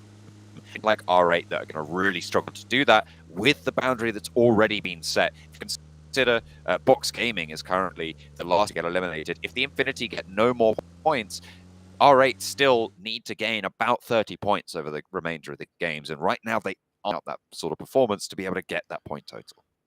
No, that is becoming a big difficulty for them. I think R8, the fights that we see them take, and I think that you look at them between S2G and their drop in Paris Resort, getting eliminated twice in a row, and pretty much on that second time it being very succinct. You're worried, right? You're mega worried about that type of thing coming through. So I think for R8, I am not sure what they can do at this point. I think even getting into survival stage, you know, it will be all systems go, panic systems on, red lights flashing in their little machine. So I think that they do need to figure something out going forward, because whatever it is, it's not working so far. Mad Bulls are in a similar spot, so I don't think R8 have too much to... Don't have to feel too bad about this, honestly, because our other teams here who have been successful in the past, who are also really having a bad time. I mean, Team Queso, towards their end in the championships, they looked great, you know, the first couple of days, but then fell off massively. So this just could be a case of, you know, you're coming off a bad couple of games in the last couple of your tournaments. You're not sure what's going wrong. You come into PMGC. This is not really a place where you ideally want to be fixing things. So that is just how it happens sometimes. And really, you do need to pull yourself out of that bog at the bottom. But with only now, 8 matches to go, John, it's a little bit difficult. Time out, you're right, for these teams. We have a halfway mark at the end of yesterday, and we're now closing in on the final quarter. So you cannot afford to let these games get away from you. It's all about getting consistent points now, and for a lot of these teams it will be about just getting into that survival bracket. A team like Bigatron, Egg on XI8, even Enigma Galaxy, it's about just staying consistent, getting, 8 points a game would be brilliant for the remainder of the tournament. That should see them safe, but even if they're putting up, 5 to 7 points a game, that is still going to be a result in terms of getting into those survival stages. It's the teams that are in the bottom and that are in the towards the teams that are going to look for those stand out where we might see a little bit more pop-off attempts. Absolutely. And I mean, not to anamorph into negative Nancy here, there is a real world possibility when Enigma Galaxy actually drop into the elimination bracket. If they continually put up little to no points per every single game, eventually these players down towards the bottom from 12 downwards will start to catch up. I mean, even in the meantime, the Infinity and 4 rivals are really putting in the shift at the moment to get towards those end circles. Yes, they don't look dominant. Yes, they don't look like they're hitting those massive shots and fragging out of their absolute minds, but at least they're putting up those points. I think they realize how desperate of a time it is to be in that 10th to 11th bracket. Hard northern shift after that plane, as we were saying before. Going to cause a little bit of a scrabble on that southwest side. We'll have to find their path and tread carefully across it. Don't want to wake the sleeping beasts that wait in the hills of Erangel around the Gatka fields. Ideal. Influence Kevin being spotted out by S2G, and now maybe S2G are going to be the next team take a little bit of their countering against Influence Kevin after Buradam were able to take them down. Okay, that bike's going somewhere. No idea where, but we'll see it later. I get it. Storm under pressure from Box. Just trying to get out of there.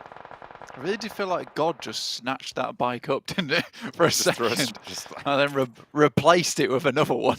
MTech Storm players just like quite confused in that scenario as they get some kind of angelic bike instead, which now sends off into the distance. They get off the bike and it's like, my work here is done. And my work here is done. Goodbye. I now ascend. But yeah, so that's an interesting one. Either way, a lot of these teams do need to ascend, so some angelic assistance would be very, very helpful at this point in time. Though there doesn't seem to be too many Guardian Angels in this lobby at the moment. Everyone is just out for blood a lot of times.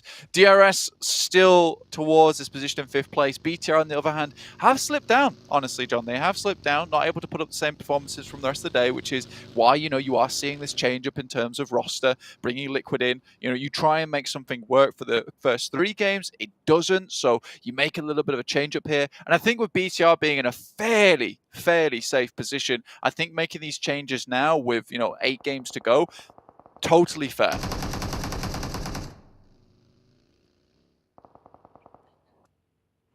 Hopefully they're looking for a little bit more than fair, though.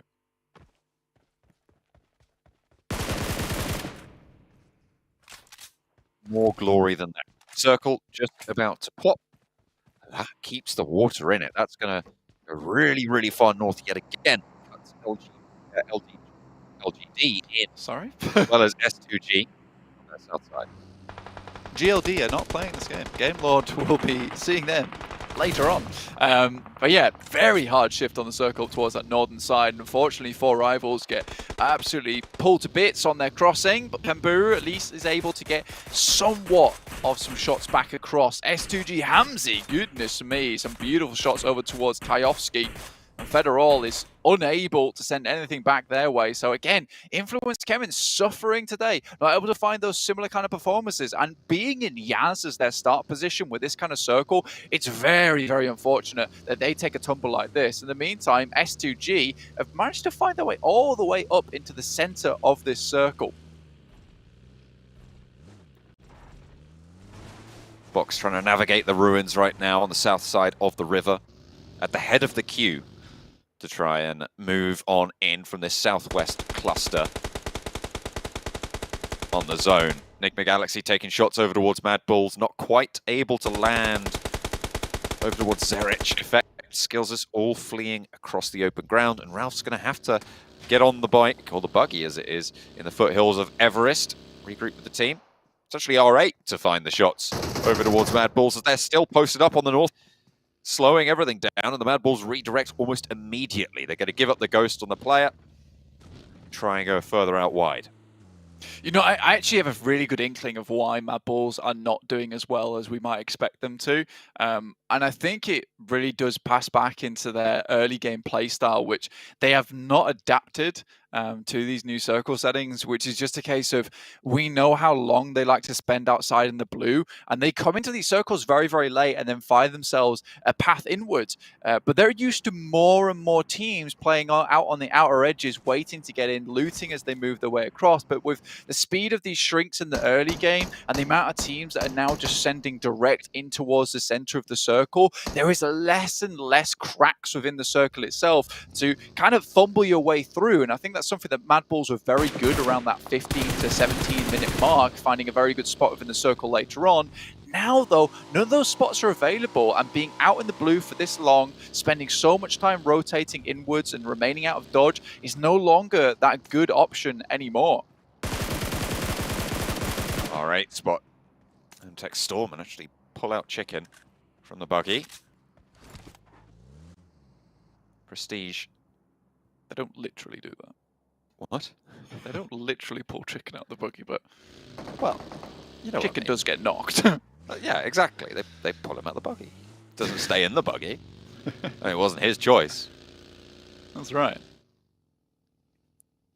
But there's no rotisserie chickens on the menu today. Sadly.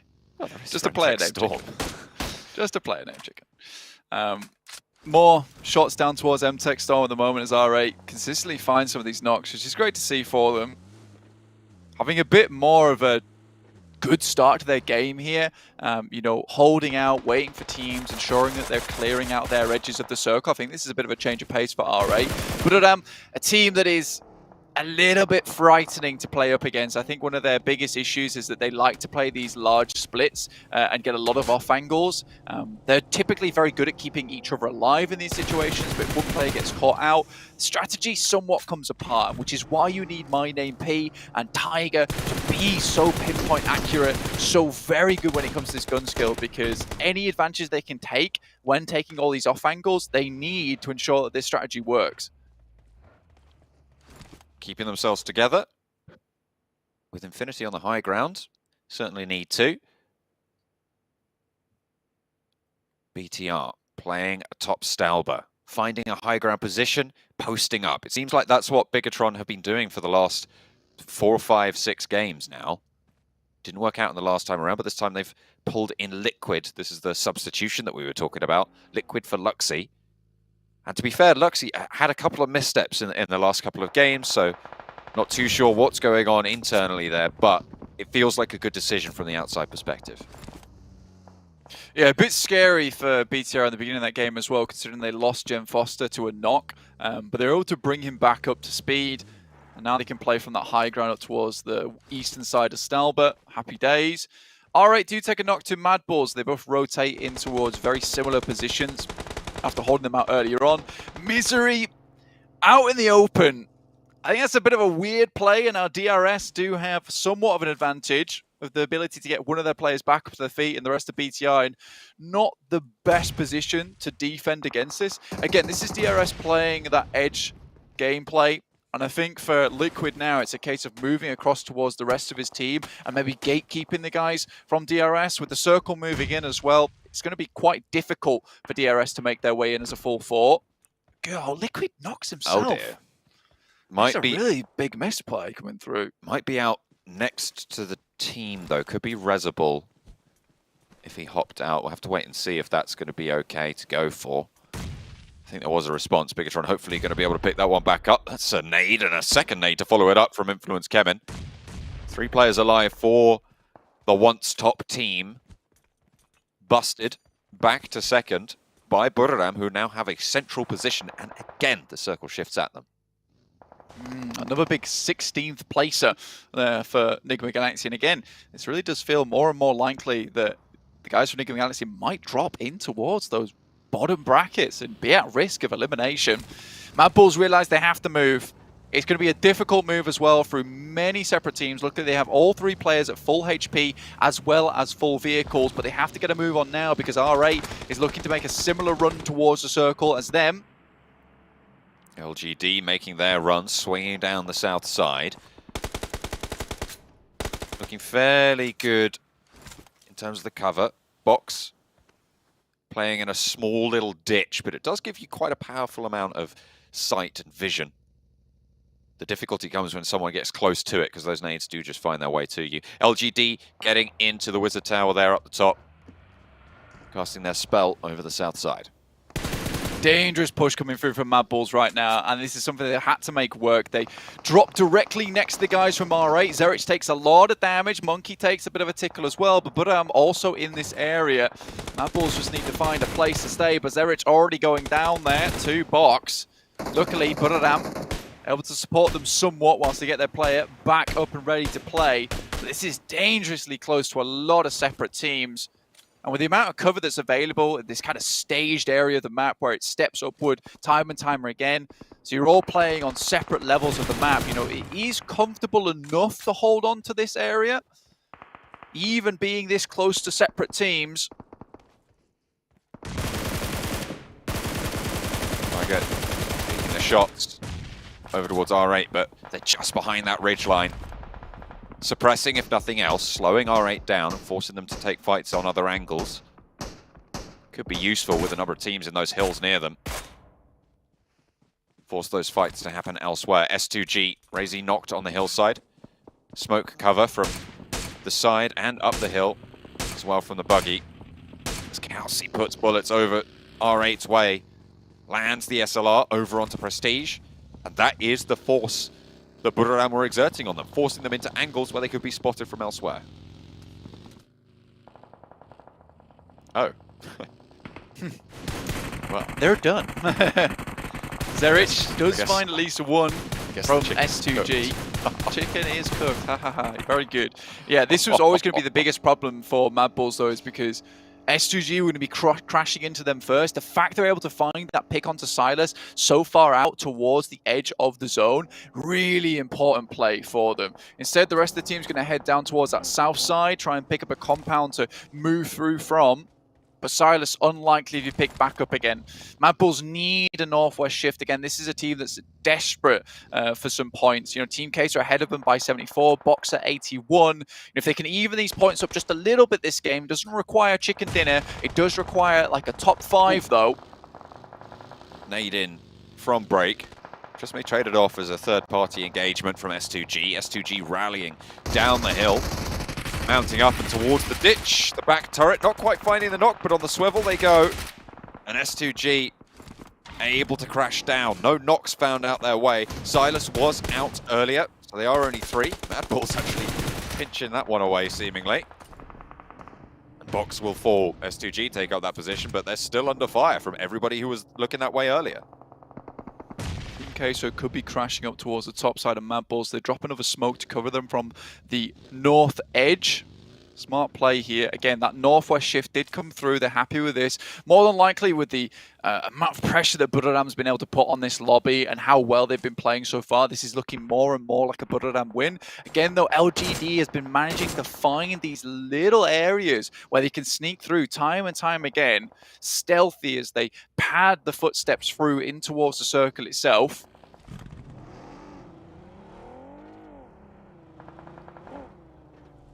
LGD repositioning there. Aegon IA have angles, but they're not taking the shots yet. Waiting for them to hop out. Oh, unscopes at just the wrong time. But it looks like they don't realize where the shots are coming from. Annoying. Oh, the mag is out as well. Gonna look for the spray. Actually tags that one. Mad Bulls in the meantime, under pressure from Ayala. One player down, Monkey left, lone player for Mad Bulls. This is not the game they wanted to try and convert with. Team Queso seemingly just taking 3 or 4 fights all at once, multiple different angles. Monkey is able to find Ayala, close range, UMP suppressed. And Team Queso won't be able to get back for that res. The point, I think, stolen away there, but Monkey stays alive and keeps going for Mad Bulls. Essentially, Monkey's in a really difficult spot right now because that is a high priority position on the map above Budoram. So BTR, the rest of Team Queso, SK Tom might even want to crawl his way down there. And for Monkey, he needs to sort of leave at this point in time, get it towards himself, a better position where he can snake out the rest of the game. Remember, this team needs a top 5 at this point in time, and Monkey remaining here is not going to afford him that. He is protected by Budoram mainly. Budoram's mainly got their attention down towards that south side anyway, so BTR, Team Queso, all could be looking to take a position that Monkey's currently holding. Shots from Zuxi over to Papi Potro, but takes some bullets in response. IQ hits the deck, but stays alive on a sliver. 10 bandages. Slims as well should keep them a little bit closer up. LGD just hiding away. These shots have been just sailing wide of the mark. And not quite finding the knock just yet, but finally MVM goes down. DRS are the ones to do it. I mean, 20 minutes into the game with 12 teams alive is quite astonishing, but this is just because of the way the landmass is developing with these circles. There's a lot of positions on the map where teams can hide, where they can hold in the tree lines, or there's ditches to play around in. Next circle will be shifting though. We'll see where this one does head. See if it supports Budoram a little bit more. It does indeed, and now Monkey's position massively compromised. These teams from the north will be 100% looking to pick up that spot to try and deny Budoram a little bit of pressure towards that endgame. Liquid though sprays through the smoke, finds at least one towards Team Queso. Well, now is the time to prove you're a worthy substitute for Luxy. Last player standing against Scream for Liquid. Slows it down, fades through the smoke and gets the shot. Excellent targeting there on the ball. And now the last player alive. What more can you do? You have to push in from the north. The blue zone about to start closing in as well. There's teams in your way who will not allow you to exert that pressure. Budoram, 4 players up, playing in one of the strongest spots. Good news for Budoram. I mean, they were hoping that there wouldn't be a team on that northern side that would be able to take shots down towards them. Now it's only Monkey alive, and his main priority is just living. IA has been taking shots over towards LGD the entirety of this game, and LGD has been completely unaware of where these bullets are coming from. Now just YZZ on his loans from the rest of his team on bended knee. MVM most likely to just bleed out here at this point in time. Oh, that was brutal. Getting rolled down there, just clambering around the side of the rock face. Like a horror film, that one. DRS, LGD, DRS looking to hopefully leapfrog LGD at this point in time. Maybe get a 4th place. S2G still going strong though, 148 points, looking to secure this position for themselves in 3rd place. Monkey has a nade out, looking to hopefully keep these players on the northern side at bay.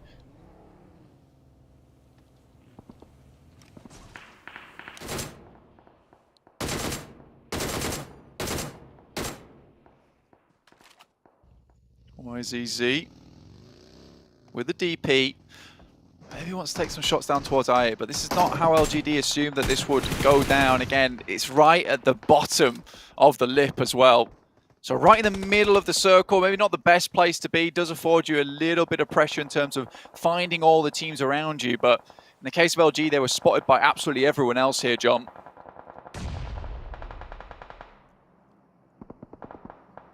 A rough move from here. Liquid taken down.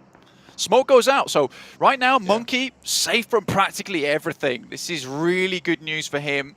Looks to ladder up a little bit more because everyone around him, Team Queso, Box, the Infinity is still going, but Mad Bulls can now start to try and ladder up at least a little bit. 8 teams left. It's not quite enough as of yet. Would love to get himself towards a top 4 finish, but I don't know how likely that is at this point in time with so many teams with really good spots to play. Budoram, 4 players alive still, playing with cover. If they can dispatch the Infinity, it will be an excellent position for them. Federal for Influence Kemen, trying to keep themselves in the game. The top 5 teams still in this one, Blank. So still a lot of points going to be funneling up their way. That's going to make the 3rd place bubble a little bit harder to achieve for some of the teams that went down earlier, like Bigatron, like Titan. But they got XI8, 6 eliminations. They've had a good game. DRS 3 on 6 eliminations. And They are still going from the southeast side with one of the better plateaus in this next circle. Yeah, circle moves down towards LGD, so they might be able to get some more points up, just snaking this one in. Federal on his lonesome. Monkey right on the edge of the blue here. Will have to move shortly in about 20 seconds. And I think Kengzo has spotted at least one of them, looking to clear him out. Has a nade though, might be able to toss it over in their direction. Monkey, historically, always amazing with these grenades. And if you can clear out at least Kengzo, it means they might be able to get a little bit further into this zone. 8 teams alive though, it is looking a little bit dire, but everyone else has to move in too. So Monkey's not on his own with this similar problem. A slow crawl. You have to question whether Buriram know of the presence of this player as well. If you've been quiet for that long, sometimes it's easy to just forget about the position. Kelsey's legs are sticking out, but you can't take those free shots without getting some lead sent back your way. There's plenty hot enough to take you down on those cliff faces. But here comes Monkey, steps up for one. My name P now on the back lines and dispatched as Kengzo completely rips his attention away. But with it, S2G have managed to find that opening. The knocks on the back line and Monkey's done the job. Mad Balls might be out, but S2G have a chance now to take on the Titans at the top. And nade down the hill keeps them safe, and Kengzo is holding this team together right now. He is like glue for this squad. Kelsey puts a nade up high. It goes a little bit too far towards the Sky. The Sky only knows how to deal with that. Drops down to the deck. Kengzo putting more in around the side as well. What a guy for the squad. Buriram absolutely singing his praises right now. They are going to owe him a lot after this game. He's kept everyone up and kicking. Hamzy G, though, similarly, one hell of a player. Now just looking to try and ladder up as much as possible. But it's YZZ from underneath. Picks him up with the M4. And his central position, yeah, it didn't afford the rest of his team much survivability, but he remained out of dodge. Was away from the team, able to snake this one out. But I'm most likely going to take this chicken dinner home from what was an insane plateau to play. Still, LGD could still get a second place in this game, get further towards above S2G, and this has been one hell of a comeback from them over the past couple of days. They started the game at 4 points behind S2G. They're even on the elimination counts right now. So how much longer can he survive? Either way you look at it, it's going to be a dent in that small gap. And it will remain very much level. Unless they can push all the way up to second or something like that, that would be phenomenal. But Buriram have turned their attention their way. And the team from Thailand has been absolutely on the money. Sky only backed off by the Infinity. Logan. It's too two far. players alive. He's got 6 grenades. I don't think YZZ's living through this, but the nades are still coming through thick and fast. He's only got bandages. Goodness me, just need to get the arc a little bit lower there. Delta takes a huge amount of damage. Still LGD gets some ladders up, and he's doing this with just bandages and stims to boot. There's hardly anything available to him. They know he's there. I mean, the massive thing about it is that he's right in the slap bang center of the circle, which means it is going to close that way. Likely that you're going to be able to just stay in cover, get up to second place with the Infinity, curtailing any of these pushes with the sightlines they have. They might be able to slow it down, but now it's Godtunny. Can Godtunny find the shots over onto YZ? Can he get the angle? Or is he just going to be able to bide his time? Finally, My Name P is able to move into a position to burn him out. And LGD flood out the back and are picked up. Third place, potentially able to jump up into third, but Buriram are going to find yet another chicken dinner. The team from Thailand are dominating. Their race on up the tables is incredible. Influence Chairman swept aside last game. This time around, they open the throttle and race out to a lead. Again, Kengzo, though, long-standing name in PUBG Mobile, and found himself a very good spot on this team at the moment. Really popping off. I mean, the shots over towards Mad Balls, take down Monkey, instantly switching towards S2G. I mean, 100%, this guy should be celebrating. He did an unreal amount of work for the team. Yeah, Kengzo was brutal on that cliff face, holding out the backstab from Monkey, holding off pretty much single-handedly. Well, there was a little bit of help, but did so much work against S2G's push. It is absolutely right that he flexes that one out, kept them together, and gave them that position. I mean, it's only a Monkey. This guy's King Kong. You can't deal with that. He's on top of the plateau, just sending planes flying at other teams. 6 grenades still in the pocket as well. LGD was certainly not living through that one.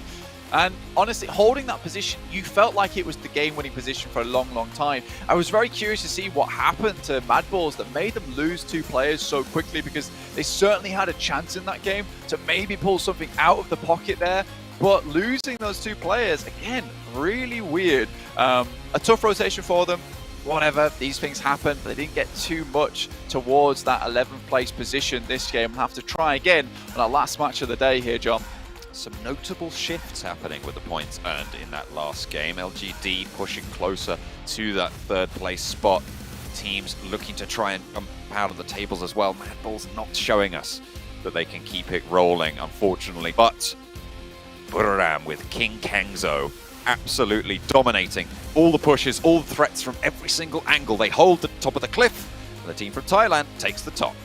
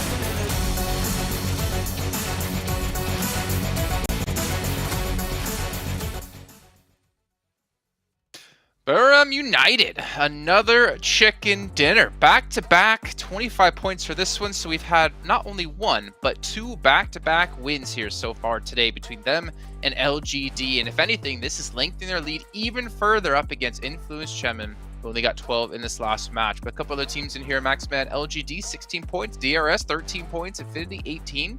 Off the bat, DRS, I feel like we've seen them in like top 4, top 5 finishes quite a few times, but they're just struggling to get that extra oomph they need to close out these games.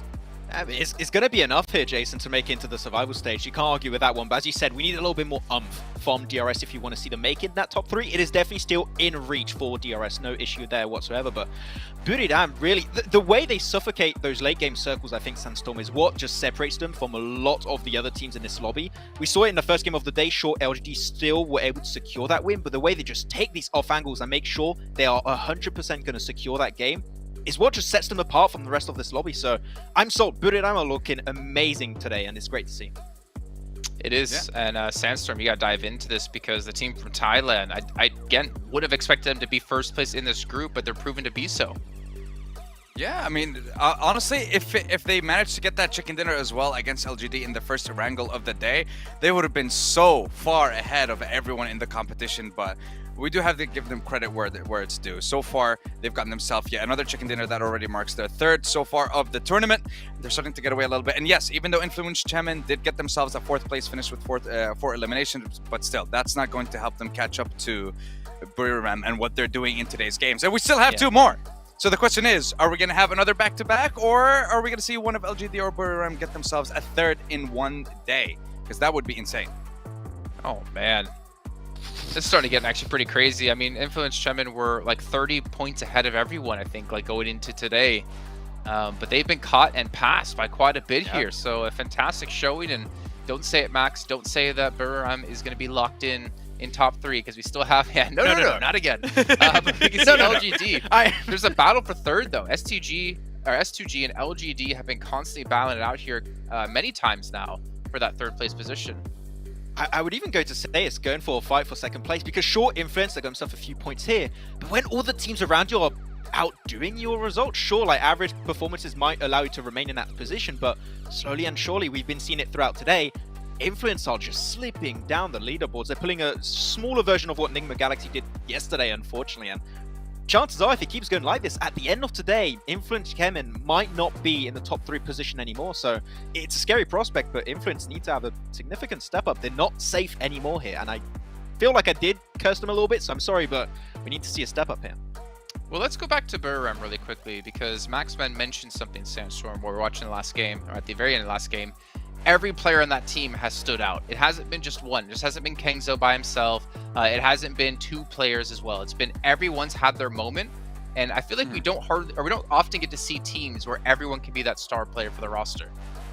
Yeah, exactly. And like, for example, we saw what Kingzo was able to do. He managed to actually cover the back of his team when you had that last player from Mad Bull's push on their flank. You also had Tiger and his insane nades and what he was able to do in the previous Sandhawk match as well. You had a lot of S2G members just pushing up on them, and with a couple of nades, he managed to eliminate the entire squad. So everyone is stepping up. And my name P, the guy has the most damage so far. He has the most amount of eliminations. He is on par to be the MVP of the tournament. So every single one of these guys is doing something for the team, and the contributions are just meshing so well together so far in the tournament. And now we don't know what they're going to be able to do with the last 2 games as well. And I'm going to fight with Maxman here for Influence Chemin. Highly doubt it. I don't want to curse them, but I highly doubt that they're going to fall below 3rd. What happened to Enigma Galaxy is definitely not going to happen to Influence Chemin, right? All right, well, it can't happen twice. You can't respond to this yet, Max. You have to wait. You have some time to think about it, as we're going to head to a short break here. We'll get things ready for our next match of the day.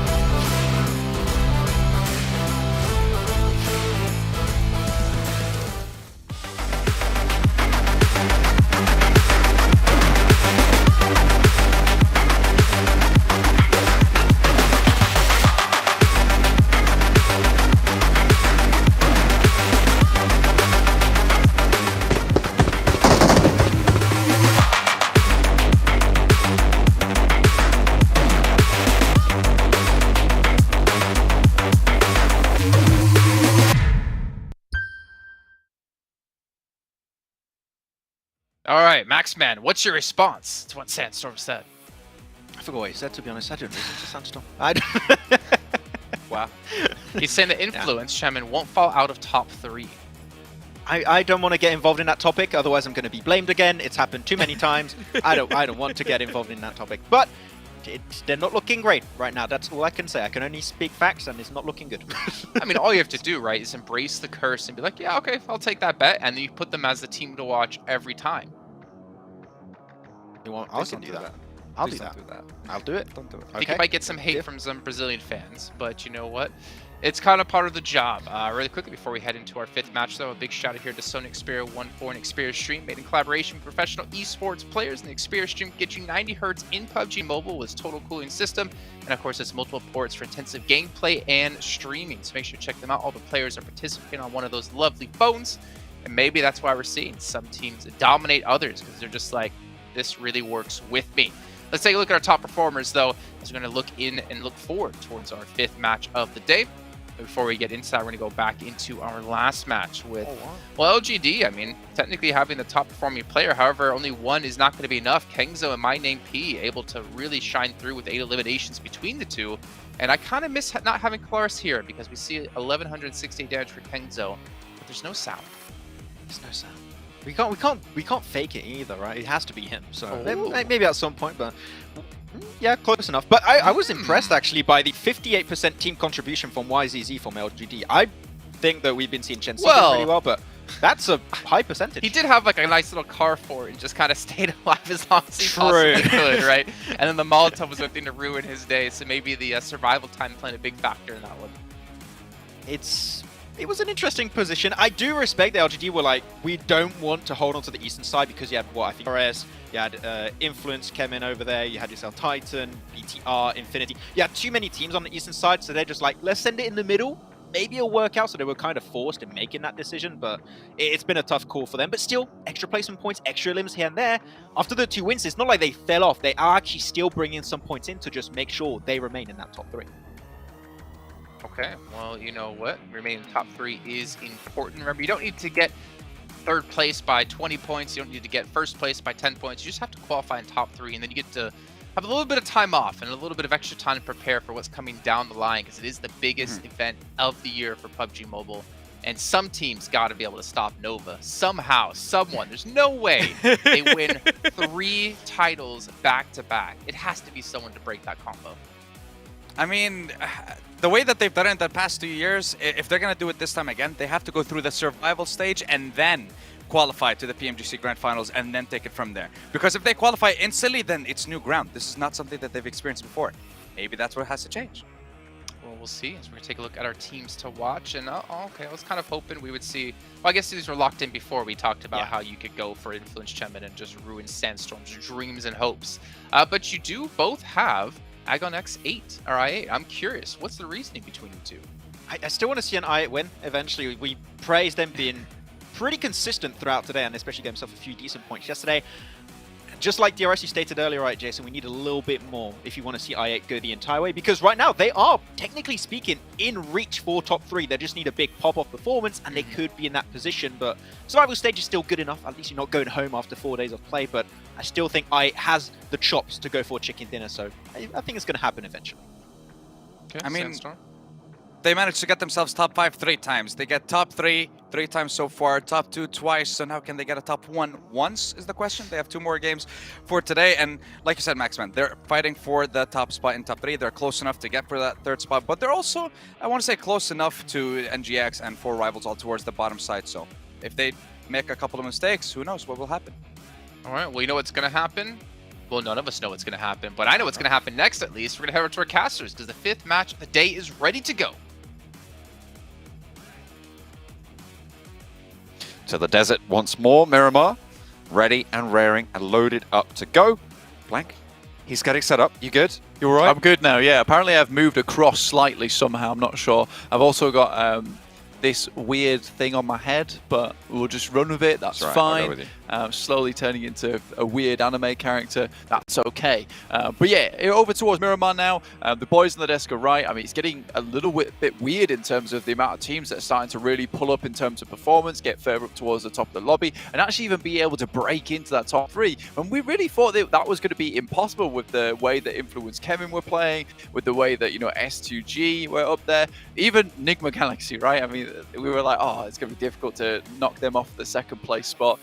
Yet they're all the way down the bottom of the rankings at the moment. Things are really heating up, and there's only 1 more day to lock in those rankings. But first, we've got to get through 2 final matches here before we finish out our day.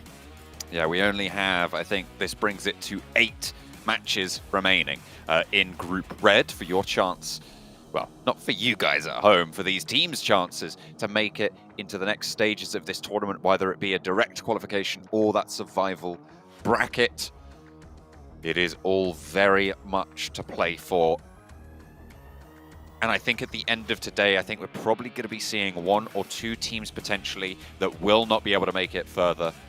That is not a small can. Kengzo is just that massive.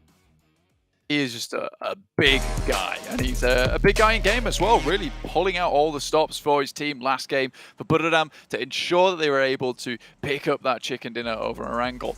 Miramar, though, we are having a slightly odd playing path coming from the northeast side of Junkyard all the way down towards Los Higos, so very much eastern, and dropping a lot of players off on the southern side of the map. So this could be a case where we get a northern circle, which wouldn't surprise me considering how cruel a lot of these circles have been recently in the PMGC. We started off with something cool and calm towards day one to make sure these players were nice and used to what they were dealing with. But now as we head towards the latter half of this tournament for Group Red, then yeah, things are getting a bit more spicy.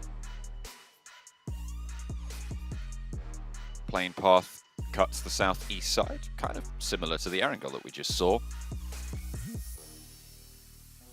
As it does isolate to the southeast. La Cobreria, El Pozo, a little bit harder to get towards. Seen some fairly wild shifts. Even the last game of today, so hopefully it's going to go a little bit more central and kind and give players some time to figure out their strategy. I'd like a Picardo finish. I think that would be quite nice, but you know, we'll take what we can get.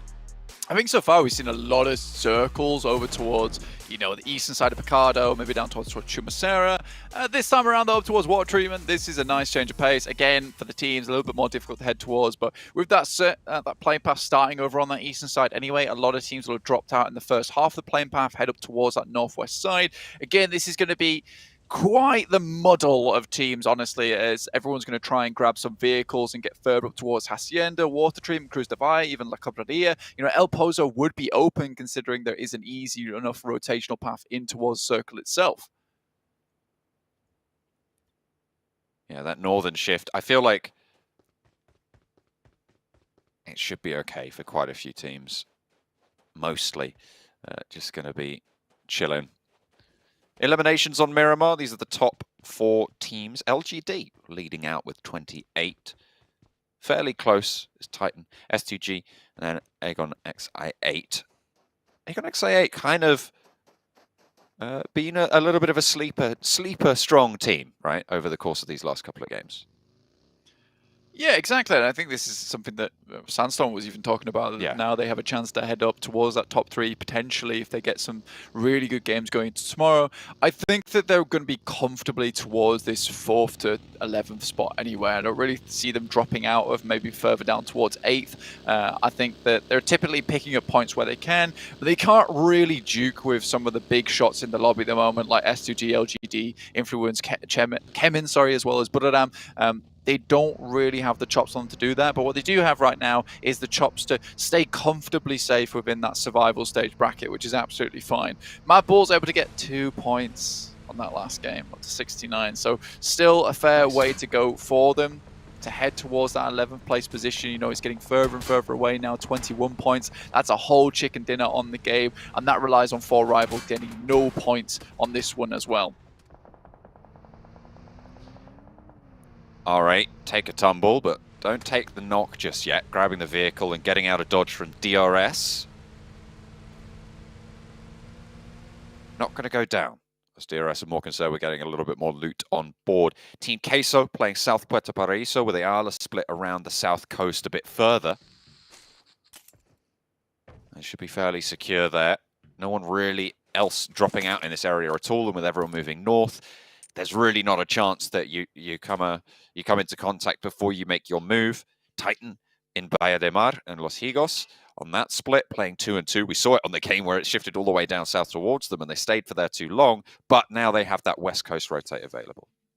Yeah, and you made a good point about that as well, John, saying that, you know, they get caught off because so many teams suddenly just sent all the way down that way.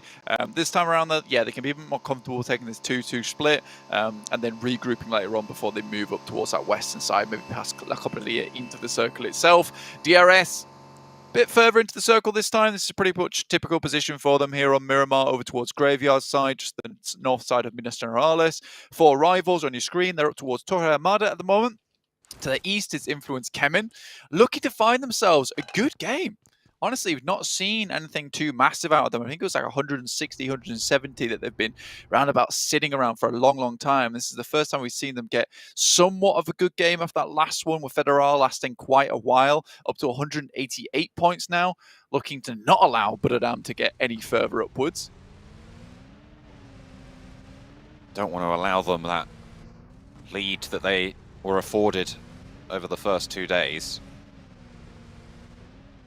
Influence Kemin still looking fairly safe though, and they have been for a while, but if they keep up their current pace it will drop further and further and further. And we know that S2G, DRS, LGD will not let that one lie. Currently, it is those three teams, LGD, S2G, and DRS, looking for that third place spot with the outside chances of Bigatron, Titan, and Aegon XI8 looking to maybe snap at their heels if they can get a blast of a game. For S2G is no really longer that net that they can fall back onto, where it's like, okay, so we've already qualified because of PMGC points, but now it's a case of being ever so close to that qualification spot towards the Grand Finals and PMGC. 3 points behind LGD at the moment. LGD already fairly central though, down towards that south side of four rivals. We mentioned they were in Torre Armada, and again, they typically have a lot of success here on Miramar, finding their chicken dinner earlier on in the day on Miramar, looking for another one now here in this match. See if they can grab some more big points on board, seeing them further safe towards that third place position within the lobby. Bigatron maintaining that substitution, Liquid still in for Luxy. I imagine we might be seeing that for the rest of today's game, so this game and the next. Just to try and get that reset. Box playing on the north side of this glut of players. R8, S2G, Bigatron, even Aegon XI8 around that sort of area. Just to the north side of Hacienda del Patron. DRS close by for Killer to Mad Bulls. Actually, it's a little bit further away. Monkey deceptively far away, in fact, from that rotation, so Killer perfectly safe there.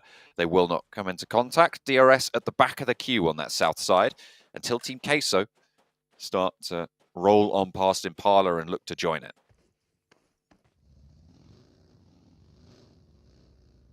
I8 central as well. That's kind of in that dead zone, to be honest with you, in that fielded area. So a bit more scary. A lot of teams very much split up at the moment. Influence coming up towards Campo Militar. Bradam as well. Swinging by in El Azahar underneath. So much high ground still available within this circle as well. This is what it's always exciting to watch these circles that head up towards that northern side of the map, is that over towards the western side, around San Martin, as well as the east of El Pozo, there's a huge amount of areas you can grab a lot of information from. And it's a bit of a toss-up now at this point in time, because it's a case of, do we head center towards one of these lower down priority compounds, or do we try and take a ridge side that's a little bit further away from the center of the circle, eliminate maybe the chances of us getting a circle on top of us, but instead get some better information going into the game? And I mean, with that, I think that's maybe a good decision if you're confident in your ability to instantly take a fight with another team or crash onto a compound, because you can gather as much information as possible. For instance, you see a team as 3 or 2 crash into one of those priority compounds, you can instantly take it up. Now, there is a really good compound with this next circle that just popped on our screens up towards the western side of Torre Armada, right on the top of the ridge. This is where most teams will be looking to pick up right now, and Enigma Galaxy currently are closest. Keeps the Oasis in this circle as well. There's a very, very north shift. Box rolling down the hill towards Lord, the only player from Enigma Galaxy in this area. They are fully split right now. Very far away from one another and unlikely that they can get in for backup. So if Lord can stay alive, it would be very, very useful, but I doubt that they would be able to pull that off. With the Golden Morado rolling up, something's going off. And he pops that Molotov in, isolates some corners, forces the angles on challenges he thinks he can take a little bit better, a little bit more effectively, but with 4 players from Box right there and knocking on your door, you're not going to last long. There's the knock. And Lord is flushed out. Break picks up first blood.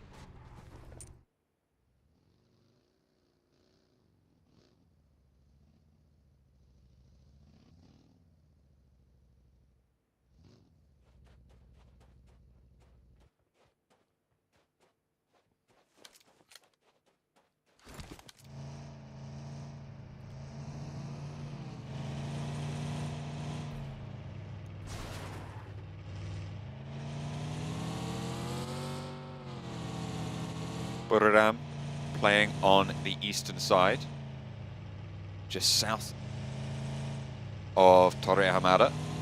Influence came in playing a lot further north. And actually Titan managed to swing all the way out from Bahia de Mar. playing on that north side. They've just gone over the north side of Cobraria, and they're coming into the south end of Oasis. Might be challenging out against MTech Storm there. It's a play for that south side. On the north of the big road that's currently splitting, the road that runs between La Cobraria and Torre Hamada, they will be trying to occupy there. Enigma Galaxy on the western side as well. Influence Kevin up towards the top. I mean, for Buriram, a little bit more of a difficult game for them, John, honestly, coming from Torre Hamada, because this is getting extremely compact towards the center of the circle. Seems to be worried about teams starting to squeeze their way in around them. But again, it's that massive central position that currently 4Rivals hold, which is the center point that everything is revolving around. This is kind of King of the Hill we're playing, John. Have to try and maintain that throne. Circle pops, goes northeast, keeps 4Rivals in there. Influence Chem are probably pretty happy about this. They do get a massive slice of it under their control. MTech Storm with their scout. Tizzy can look to regroup there, but Titan will be in their way. RA as well will be looking to suppress that rotation on the west side. Everybody else looking to try and squeak their way in too. I mean, this is about as good as it gets for any other team that wasn't up towards the top of that ridge side. Yeah, you still have a long way to go, but at least isn't the case anymore. It's like, right, well, 4Rivals have won the game. May as well look for a second place. With this circle shift, it means that 4Rivals will have to leave at some point, probably later in the game, but doesn't afford them as much presence as they might have liked. So right up towards Cylinders, up towards that northeastern side, which Influence Kemen are currently holding as they move their way up from El Azahar. But less put out either. And the Mad Bulls can actually make their way into the circle, although LGD have already leapfrogged them, so they're most likely going to be down towards the south side of the circle for a little bit longer. They are in the circle, though. That's the main thing. Certainly is. Can't win if you're not in the circle. Although, to be fair, on the old Sandhawk settings, that was sometimes not the case. Either way, Bigatron taking a fight with Box over the top of the ridge on the south side, not in this next circle. Still playing as 4. Box maybe looking to roll through here. The off angle not quite established just yet for Bigatron. Playing on the back there. Misery trying to get some side swipes onto Box's position, but those nades continue to fly. Aegon XIA. IQ looking to put some damage over towards S2G as the forward mark. Stopping S2G from getting into the next, but goes very, very low. Has to hit the deck, has to hit the heels. A nade over from Hamzy. Bursts exactly right. But doesn't quite find the damage. Actually, IQ able to sliver around on that rock. Yeah, it's difficult to actually get the nade over the top with the rocks in front of him, so you're more than likely having to try and bounce it off the back of the ridge side, in which case Hamzy G is just going for the full-on aggressive approach, sending up towards the front side of the rock, in which case Silence is going to head up top side and try and pick off a couple of shots downwards with an off angle of his own. Enigma Galaxy under pressure now. Great shots. BTR also taking damage from Box Gaming, and Liquid has to step up. Will find one, does find another, and that's Box Gaming out of there. And Liquid goes on forward. 2 of his players are knocked currently. Should be able to get Jen Foster up, maybe if he picks him up and runs him into the zone. A good performance from Liquid there to keep the team in. Again, the sub last standing for the squad this time around does win out that trade, as you say. Unlikely to get Misery back to feet, but can go for the one. They go for the run. Actually might have just lost it out there. So Liquid, again, solo for Bigatron, trying to get as far as possible, but there's so many teams still left alive. Yeah, with no one having to make any too drastic approaches, a lot of these engages are forced on the outer edges.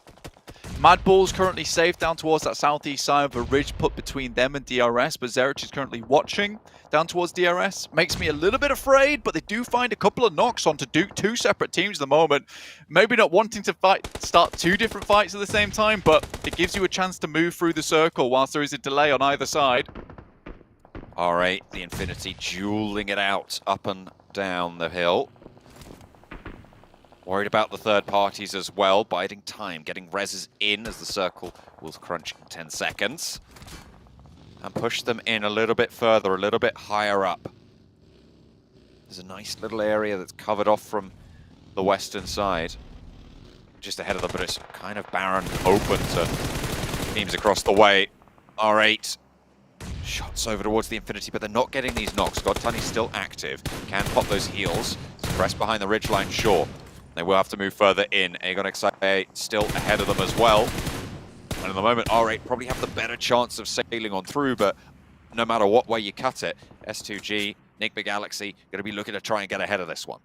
I mean, R8 already sent ID7 as well, SK Ton towards the northern road, so they have an anchor point to head towards, but Titan, he's also holding that position. Meantime, DRS yet to make their approach. Mad Bulls tried to move up, but were harried by the guys from LGD, so instead, they've opted to move down, try and cut off the rotation from DRS. A smart move, but moving straight up towards Buradam, our current leaders of the pack inside the lobby. A scary team to go up against, to be sure.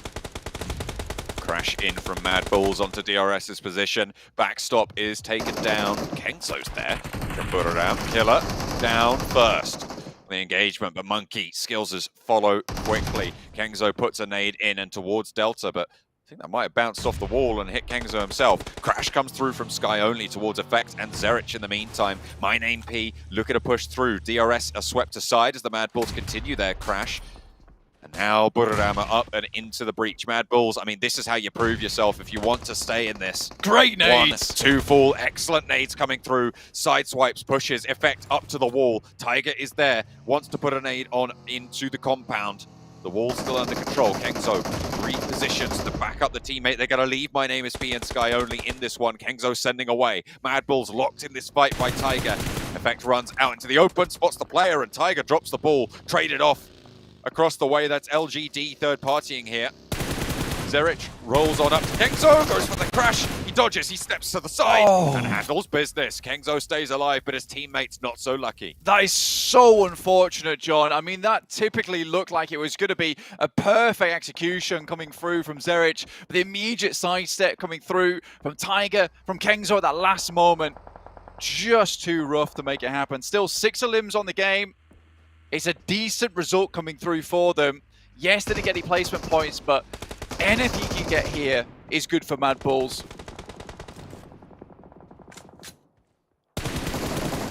Would be an improvement. But it's just so tricky to find it in this lobby. And they need more power than they're demonstrating at the moment. Liquid central on the circle for Bigatron. Trying to keep themselves in that conversation. Titan, 4 players alive, playing on that western side. No eliminations just yet, but with 4 players alive, that can change very, very quickly towards these last teams dropping. LGD looking to chase on up towards Influence Kemen's position on the tables, and they have a pretty solid position to do it from. You know, actually with the bleed out as well, Mad Bulls are up to 7 limbs, so, you know, it's not a horrible result for the game. Honestly, I mean, you take a fight with DRS, it feels competent, and then you take a fight with one of the best teams in the lobby and send them back 2v4. I mean, that is really quite an astonishing result, honestly. So 7 points there with another chance at the end of the day. Realistically, they want to set themselves up towards where Box is currently playing. And with Box Gaming as well as Team Queso, both having pretty rough days today, you know, this could be a chance for Mad Bulls to at least even things out and give themselves somewhat of a playing field to make this happen. Silence. Just going for it, I guess. Gonna be humbled just a little bit. Hamodi's still active here for Enigma Galaxy. Last player, well, 2 players of theirs are up. Very, very split. Ducks out the door frame and wends his way back through the hallways. Hamzy puts him to bed. 5 limbs so far for S2G. Going for the res here. LGD still not in the best spot available to them, but with a compound to mess around with, this is much better than where S2G currently find themselves. Stuck between 4 rivals, R8, final player from Enigma Galaxy, and the Infinity in front of them as well. It's going to be a rough run ahead of them, but if they're able to do it and show us that kind of competency that we've seen from them before, they might be able to pick themselves up a lot of eliminations on the way, and this work out, in fact, even better for them. Gray down the hill for Hamzy. And S2G continue to pick up these points currently. With the elims added on, they're tied with LGD, so the more they pick up, the better, but LGD pick up the final Enigma Galaxy elimination there. So they are again 1 point in the lead, but it's still very much neck and neck. How far can they leave DRS in the dust is the question here to isolate that battle for third place. Titan under pressure now, having their mettle tested by once lobby leaders. Influence Kemen will go 1-for-1. Teak and Federal. Teak flushed out. Kayovsky holding behind the box. Six is there. Goes for the greedy play instead of the knock. And Lil Boy is there for the flank. Federal, Rezable, and Influence Kemen stay alive with 4 on the top side. Bigatron looking to try and stay alive and keep themselves in and challenge out towards the top as well. Yeah, didn't actually find themselves that knock or a limb either over towards Federal, so unfortunate there for the fatigue, honestly, as well as Six. Titans made a pretty smart rotation as well, heading over on that top side to go for the crash onto Influence Kemen, but again, they've just got a better team fight in them to Influence Kemen. Titans relying a lot of times on Teak as well as Axa to hit those opening knocks, opening limbs.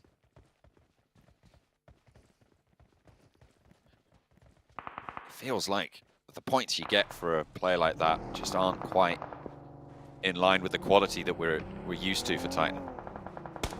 Hopefully they can put themselves back in that conversation, but in 8th place right now, they're looking good for the survival bracket, with the top 3 are slipping through their fingers. Shots from Calci find 4 rivals, caught them sleeping just a little bit. 2 players down for the squad. Appy and Pui left, standing and kicking on the back lines. S2G, still 4 players alive, playing on that southwest. They're keeping up that tempo as Prestige runs into the sightlines of Hamzy, who's just been dominating the open fields beneath it. Yeah, it's been a really good crunch from S2G onto any of these other teams. I mean, they're taking full advantage of this high ground they're currently playing with and trying to eliminate any threats that might be coming around them. Hamzy G, like you said, putting in the work for himself and his team. Finishing off Pemburu there. Prestige also going down to Hamzy G. Really, really well done coming through from S2G. To make a bad spot like this into a good one, it is not an easy task whatsoever. And S2G are currently making it happen whilst holding on to the high ground as well. I mean, with the amount of like 4-player teams in this area, that it is quite impressive that S2G's held on this long. It's an elimination rack-up field though as well. With the 2 players from 4 rivals going down, LGD is slipping behind in the tables, with the 8 eliminations now racked up by S2G with 9 teams remaining. It's a good result. LGD wanting to get back into the conversation, however. Silas finds the knock, looking for the flush, but it's pinched away. LGD pick up that point, find another as well. So 2 back in the pocket, and once more, they get back into that top 3. It's back and forth between these 2. Yeah, 4 rivals down.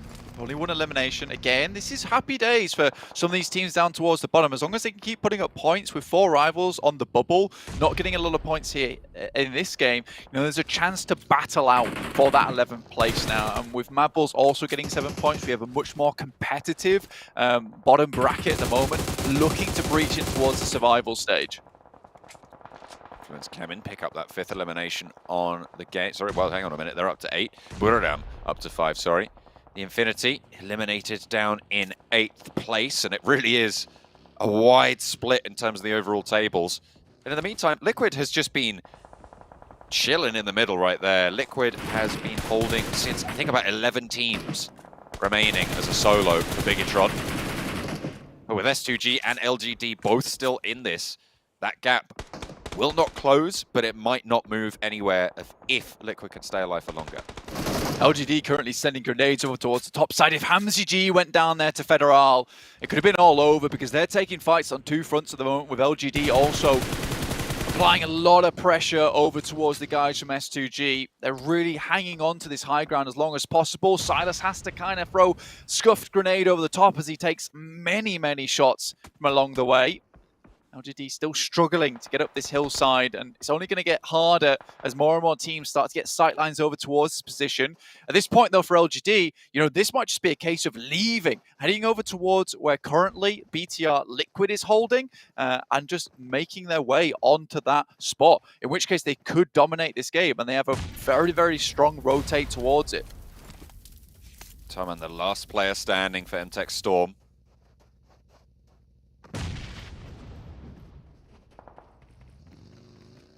Playing on the inside of the shack, our man just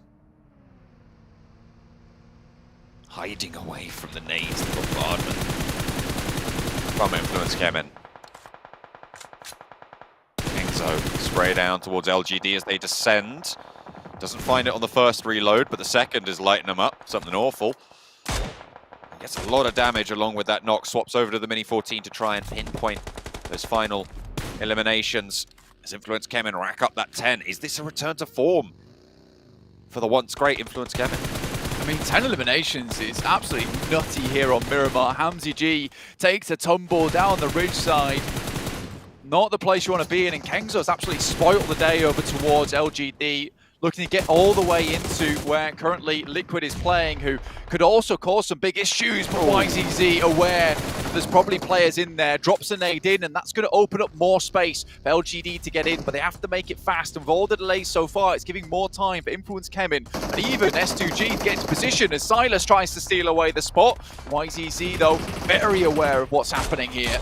Kengzo has been going for a long, long time to stay up and into fourth. This is great news. Actually having an impact on this circle as well with some solid sightlines. Influence Kemin not going to take any casualties, however, and at this stage with 4 players alive, you've got to think that nobody can try and challenge them. Humbled there. I think that was Suki actually getting the spray. It wasn't the knock coming through as we thought it might have been from Kengzo. But still alive. 3 teams remain. LGD being pulled apart here. Kengzo! There he is. Joking That's gonna me. find it. Federal gets the off angle, and that's the first knock over towards Influence Kemin in a long time. They might have 15 eliminations, but you can't count King Kengzo out yet. Honestly, the fact this guy is just not snaked it at all, instead, you know, just barreling the fists on his chest, just making a right ruckus on this side. In fact, even almost getting the triple spray down to LGD is impressive in of itself. You know, this guy is on fire today, celebrating a lot. Finally, he's spotted though and has to back behind cover, but he's not silent into this game. Little boy finds shots underneath the vehicle over towards LGD, not shooting the vehicle's wheels out of yet, means that there's still that visibility underneath and can find some shots towards the side. They're under massive pressure at the moment, John. No, Kengzo, don't do it. Tiny little nails through the tires. He's got a broadside on one, but opts instead to pay attention to the rest of Influence Kemin. Law rolls up, so does Kayovsky. They want to take the challenge, the spray for one. Can he find anything? Hits the deck instead. Low HP, low ammo, and will fall down. Finally, the pressure is just too much to bear. LGD stay alive in second place, but Influence Kemin, the headline here. A return to form. We haven't seen him in a while. Oh, that, well... I put a dampener on it, but you know what? We'll give them that one.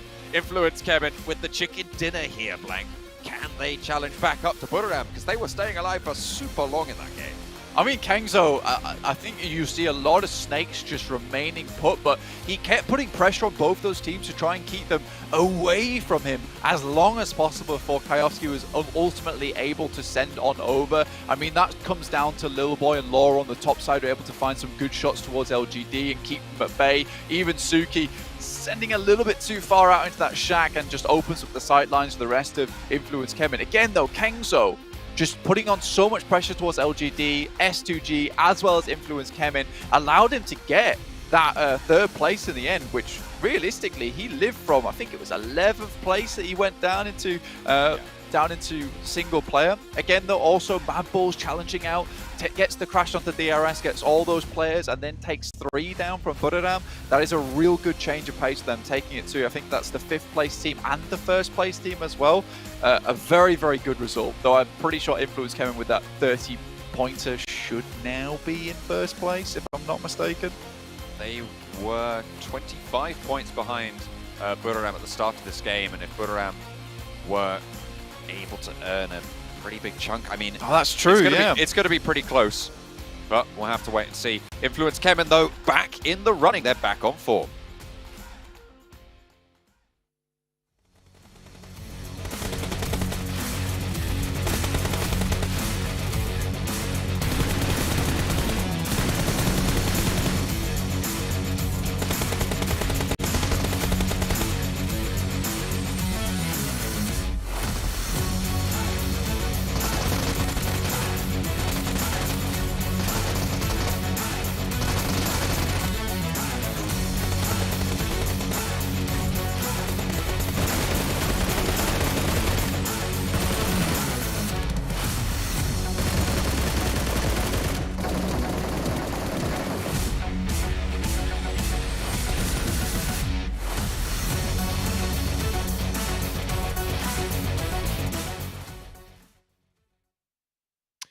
napping a little bit today, but Influence Shemin able to step up here, get themselves a chicken dinner, and able to get themselves 33 points on the board, our highest scoring point game we've had so far here in PMGC 2022.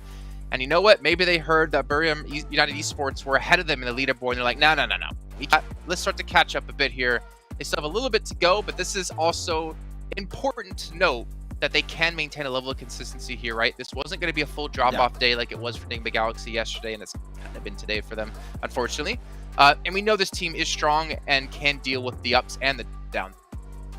Fantastic 18 elimination game here, Sandstorm, we see coming out from this team. I was a little bit doubtful. I was like, I maybe wanted them to leave the northern side of the road a little bit earlier, but the timing was on point, the numbers were going down for the teams around them, and they took full control of that game. And you saw it after that game, they had smiled, they're like, we still have it, we can still get wins, luckily enough, so they can hold on to that top 3 position. It's good to see they can still close off games. You know, Sandstorm, I think for me, when I look at Influence Shemin and how we've seen them play so far, they're like a team, they're like a tiger, maybe lurking and waiting for their moment to like pounce. Like they kind of play the edges, and then when they see that opportunity to like take a good position or the opportunity to like close in on teams or to take control of the game, it seems like they know when that switch is and when to make it happen. Yeah, they really do, and I like the fact that they managed to take out the Buriram player before taking out LGD and going for the chicken dinner as well. Those 2 extra points that I guess that they kind of took away from Buriram will definitely help them out, especially with them having a 25-point difference between them and Buriram. Okay, let's take a look at our overalls here and get an idea of where all the teams do currently stand. Remember, top 3 is important in its own right. Top 3 gets straight into PMGC Finals. Top 11, or I guess I should say 4th through 11th, will get into our last chance survival stage. And the lead has been built up, 41 points here between our 1st and 2nd place team and our 3rd place team, whereas they're down below that. It gets a little bit close. It's been a while, actually, Jason, since we've seen some arrows, like some up and down tendencies for the teams around top 3, top 4, top 5. So it seems like we have now solidified our top teams currently racing for those spots for the grand finals, it seems. But at the bottom, it's still a bit tough for a lot of these teams, and it's tough. It's been pushed out. Yeah, I mean, Box has been pushed out. It's tough, but what we need to keep in mind is there is a bubble at 11th place, and it is still close between 12th, 13th, 14th, 15th, even technically 16th if R8 can step up here a bit, and even up above 11th, it's still close. There's a lot of movement that can happen here towards that 2nd page, and basically one chicken dinner could mean the difference between you having to watch the entirety of PMGC or the rest of it from home, or you actually have a second chance.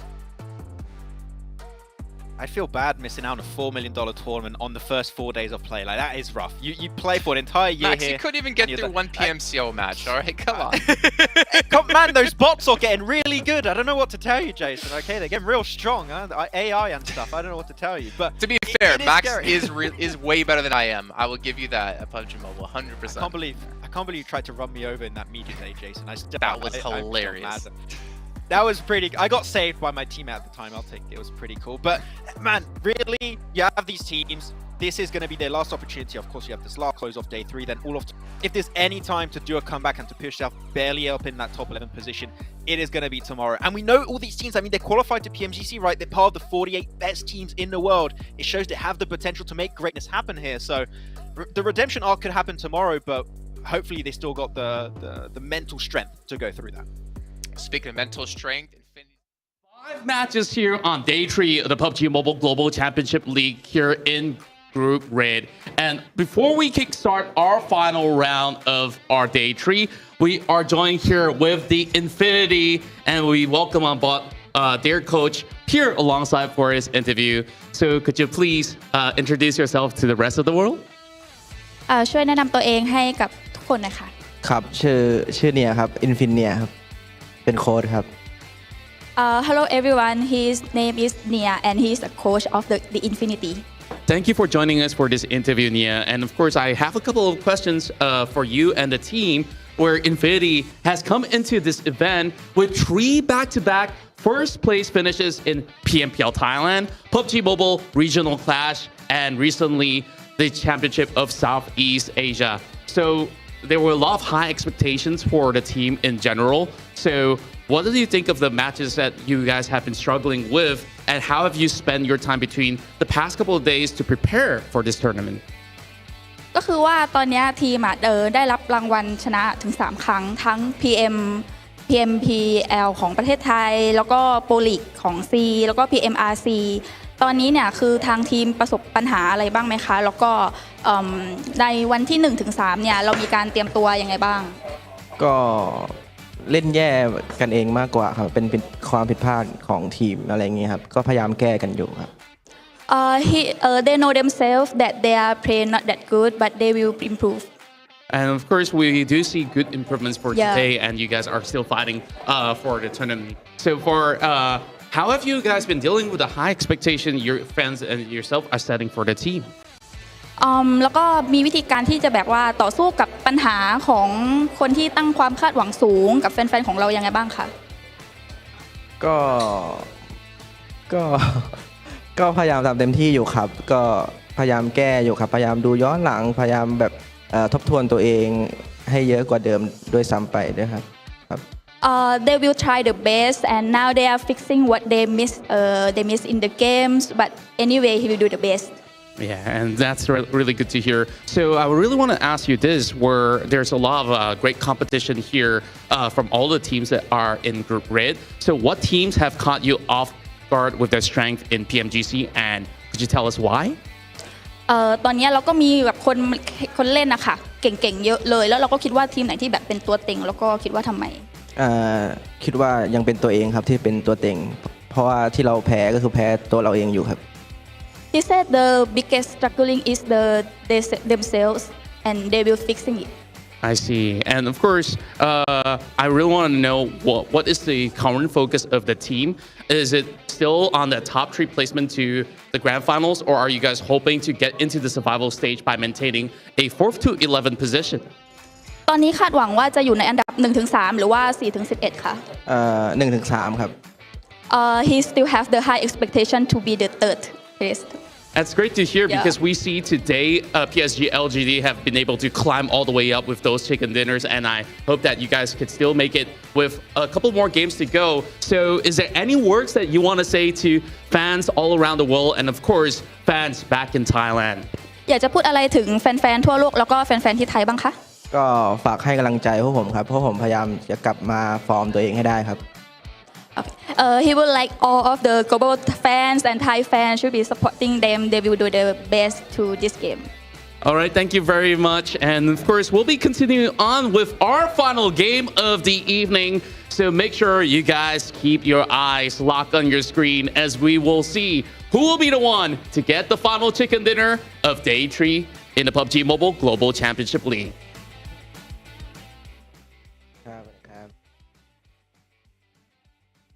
Okay, so their expectations still looking for top 3, but you know what? They're going to need to kick themselves in the rear to get up to that position. They need to really step up here, just like we've seen, well, quite a few teams today. But look at this. Influence Chemin. 3 players in our top performers. Not bad, Sandstorm. You know what? You can use the word that I banned you from saying when we're off air. Nice. Very happy with that, yeah. Very happy with their performance. Expand on that. Go. That's the analysis. He's done. No, look, but looking at the rest of the day in the one game that we have influenced Chemin, I would love to see them get a back-to-back just so they can keep up that competition, but we're seeing the competition between Kayovsky and Kengzo here. Oh yeah, I mean, Kayovsky, funny enough, like to me was never really like the standout player thinking back to like the Loops days for him. It was always Carrillo, right? But it's good to see him kind of come into his own with like a different roster he's playing around. Maybe he's able to step up a little bit more. But Kengzo, I mean, it's Kengzo, man. This guy, he looks fantastic. He's got the white hair buff. He's like Ultra Instinct right now. Yeah. 1,000 damage as well. Like, they're pretty unstoppable, I feel like. And I think I mentioned this to you guys as well, is that it seems like when Burium get themselves some momentum, like get some sort of emotions within the team hyped up, they become very hard to stop. Yeah, I mean, just to give you an idea about Kengzo, when 3 players got eliminated from the team and he was the last one alive around 16, 17 minutes in, he only moved 300 meters from the area where his team died up until the second he died at the end of that game. 300 meters, that is not a lot to move. The zone definitely did help him out, and he just waited for the right time to come out and get himself a couple more eliminations. And what sets them apart from the other teams is, once again, how they are able to get that chokehold on all of those late game circles in particular. They're not scared to go for the off angles, not scared to go for those late game splits, and that's what really makes them just so different compared to a lot of teams who like to just stay close together and just make sure they can use that man advantage. But here they just like go for those 2-2 splits, sometimes 3-1 splits, and it works out. Seeing them actually able to close off games in that manner has been fantastic throughout today, and I tell you, this is the big surprise for Group Red, and I'm hyped to see, Jason, how it can work out for them in the future. Well, that's what I love about these events, right? You can always go with an expectation of how you think teams are going to do, but you're always going to be left surprised. Take a look at our teams to watch. Speaking of surprised, 4 rivals, Box Gaming, Team K. So I feel like Sandstorm just stole what you're doing, Max, and went for some different teams this time. What's your thinking, Sandstorm? You know, I liked Max's idea. He wants to focus on teams that need to perform, and I want to put a spotlight on 4 rivals, Box and TQ, 3 teams that are, well, you have 4 rivals that are on the edge. They're in 11th place at the moment, and then Box Gaming, Team K, so we're trying to fight for a chance to stay alive and get to the survival stage of the tournament. So I want to watch them for this last game and see what they're able to do, and especially with Team K. So touched on them before, and I definitely want to see what they're going to be able to do. Yeah, they really It's been a bit sad. Very depressing. I mean, yeah. And then, of course, then we see Maxman going for basically... I mean, are sure these predictions are correct? Maybe with the other way around, because now Max is basically choosing the teams to watch that we would see Sandstorm do. Did you guys flip the script? What's going on? I No, we just threw the script out. Swapped. I'm not sure. But yeah, I want to see some things change up a little bit, and I would like to see if Influence can still keep it up after that win. So we'll see how it goes. Big surprise. Back to back. Well, speaking of big surprises, let me ask you, I think we have a little bit of time here. What was the big surprise so far today for you guys when it comes to teams? Whether it's great performance, bad performance, mediocre performance? I'm just kind of curious of where your guys' mindsets are.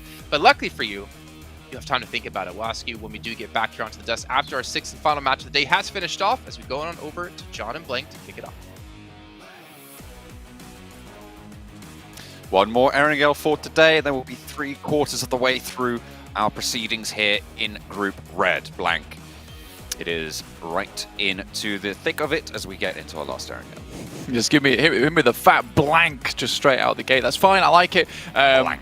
We're waiting to see, as we headed towards our last game, what exactly will happen towards that bottom bracket at the moment. That seems to be quite the important thing unfolding at the moment, as the guys on the desk were highlighting, is that, you know, it's getting closer and closer at this point in time. And I think that a lot of teams are looking to breach in towards that 11th place. And with a lot of these teams starting to go out more and more often, we had that interview with the Infinity, they're looking to improve. But right now, they're not putting up that many points to see themselves safe, really, because they had a bit of a buffer for themselves, and now the teams underneath them are starting to catch up just a little bit. We do have some subs going in at the moment. So for BTR, we're having Zuxi coming out, Luxie's heading back in again, and for Influence Kemin, we're getting Federal out and Golden in. We're getting a little bit of a change out there. You can see Influence Kemin on the screen at the moment. So they're all getting set up. Just making sure that you've got the right IDs, the right lobby for Golden, so we can get on into the game. Make sure it's all good to go. Last map of the day, Erangel. See where the map flight does take us here. Obviously, they were over with BTR. Like we said, Luxie in, Zuxi out. Making some changes towards the end of the day here as the Twins nip in and out of the roster. See what they can get done. I mean, I think, to be fair, what was working before was the Zuxi-Luxie combo with Jem Foster as well as Misery in there. I think things have just slightly gone out of control for them. Looking to get back into the front seat of these games, towards the center of the circles, and work from there, because that was working out for them, to be honest. Last game of the day, though, like you said, John, 75% of the way through. Last day tomorrow, last chance saloon for some of these teams. But again, we still have a bit of a fierce competition at the top for those grand final qualification spots. All important now. I mean, every game at this stage very much matters more than, well, not more than any other game, but certainly the pressure is on more than most of the other games. The plane path Stalber to military, cutting out the west side a little bit, but still should be fairly fine on the lean that it has. Luxie dropping in for his twin brother Zuxi, as they play a little bit of spot the difference on the substitution cards we have on the screen. I say, you know, Luxie looks a bit more like you could go up and chat to him, and Zuxi looks more like he's here for business. You know, he's ready to take some names in game. I think after a while you start to get it. And I mean, to be fair, I think someone said that to me when I first started commentating in PUBG Mobile. I didn't know what the hell they meant. Now I do. But me saying that to anyone at home probably doesn't make much sense either, unless you have been fans of BTR for a very long time, in which case I think you'd be very good at spot the difference between Luxie and Zuxi. However, the moment for us, it really is just taking a look at some of these teams who've had their big comebacks over the last couple of days. I mean, LGD have really sent themselves flying up towards the top of the rankings with some very good performances, very consistent performances. Maybe not those blackout punches that we were looking for, that we're seeing in maybe a team like Influence Kemin or Buradam, but certainly enough to keep them in the running for that third place position. I think at this point in time, it's going to be difficult to catch up to Influence Kemin and Buradam, who are currently fighting out for that first and second place. Ooh. Goodness me, Effect though, getting taken down this early on is really unfortunate. I think with the playing path, they were looking to pick up some vehicles and head on over towards Primorsk, but caught out by MTech Storm. Not another good start here for Mad Bulls. And after they got those 7 elims last game against some very difficult opponents, they were able to put themselves at 77 points, just 2 points behind Team Queso and a little bit further behind Box with 9. Before Rival similarly also went out early, so there is a really good chance here at the end of the day to even that up, but losing a player this early on at 2 minutes 30, horrendous start for them. Not great, and actually to MTech Storm as well, to be able to pick up that point, the team that is currently sat behind the Mad Bulls and challenging for maybe a spot out if 4 Rivals slow down just a little bit. Not ideal at all. Grenade lethality rate, that's an interesting stat. I don't know if we've seen those. I assume that's just total HE nades thrown over the the knocks that you get per nade. So seems like Hamodi significantly better. I don't know nades. how I don't know happened because he's not played the game, honestly. See, the last this 2 is days. the thing. This is the thing, right? How many nades is that? What's the sample size here? Because it's different for a lot of different teams. And if you're a team that plays later into the game, it's likely that you'll throw more nades and miss more nades. Whereas if you're Enigma Galaxy, who have been dropping out of these games a little bit earlier, when you get to those nade positions, you're likely going to know that you're going to hit them. Yeah, maybe. Maybe that's the case. Maybe he's thrown, 3 grenades and 2 of them have been on target and got the elimination. Or is it for knocks, or is it just for eliminations? Who knows at this point in time? What we do know is Hamodi's pretty cool with the grenades so far. I mean, yeah, he's got a, 27%? So going to be pretty tricky. 83% of you know the size of the Orm Extended Magazine. I mean, it's pretty iconic. 5 is the default. 7's going to be the extended. Don't trust that anymore. Called out yesterday for saying the answer was the answer on screen, and I had to go check in game and it wasn't. Oh no! So which one was that? Scared about the grenades. What the 5-second timer? What the timer was on? Yeah. Or the not 5-second. But anyway, we'll breeze past that as LGD breeze through the fields at the moment. It's coming down from crates, heading over towards further on Ruin side, maybe heading over towards Box Compound. The Mad Bulls kind of thrown a little bit of a bone here with the circle heading over down towards that southwest. With Quarry still in play, it means they can loot up for quite some time. Box Gaming down that way as well, though, could cause them maybe some problems. Hopefully able to get out of there in time, though. But again, a lot of time available to them to play out the rest of this match. Get maybe a good scoring, but again, as 3, it does become quite difficult losing a player at the start of the game with such fantastic teams in the lobby as well. Playing as 3 in maybe an early PMPL, not such a big deal, because if you're a good team, you might just have a significant advantage or a significant skill disparity between those teams. Here, one player can make all the difference between chicken dinner and getting 11th place. Really is important. Look at the damage numbers on the screen right now. At the moment, It's actually a fairly decent split between some of our top 4 teams now, as S2G took the dip underneath LGD in the last game. But Calci topping the table, 7.1k total damage. Buradam with their entry. Influence Chemin as well, although Federal obviously substituted out this game, so we'll be having a little bit of point gain from the players behind him to overtake on the damage totals. Pretty unreal, actually, in terms of a number at the moment. The amount of damage he's been able to put through. I mean, 420 damage almost per match. That is crazy in terms of an average. You don't necessarily usually see that type of thing. I think 200 damage per match is a reasonable number to be heading towards, but 400? With the amount of times that S2G's gone out early as well, like, you can see where when they have their big games, they certainly are. And Calci really is that guy that you need. Is the point at the end of the spear a lot of times for S2G, and the rest of them are just getting him in position so he can strike.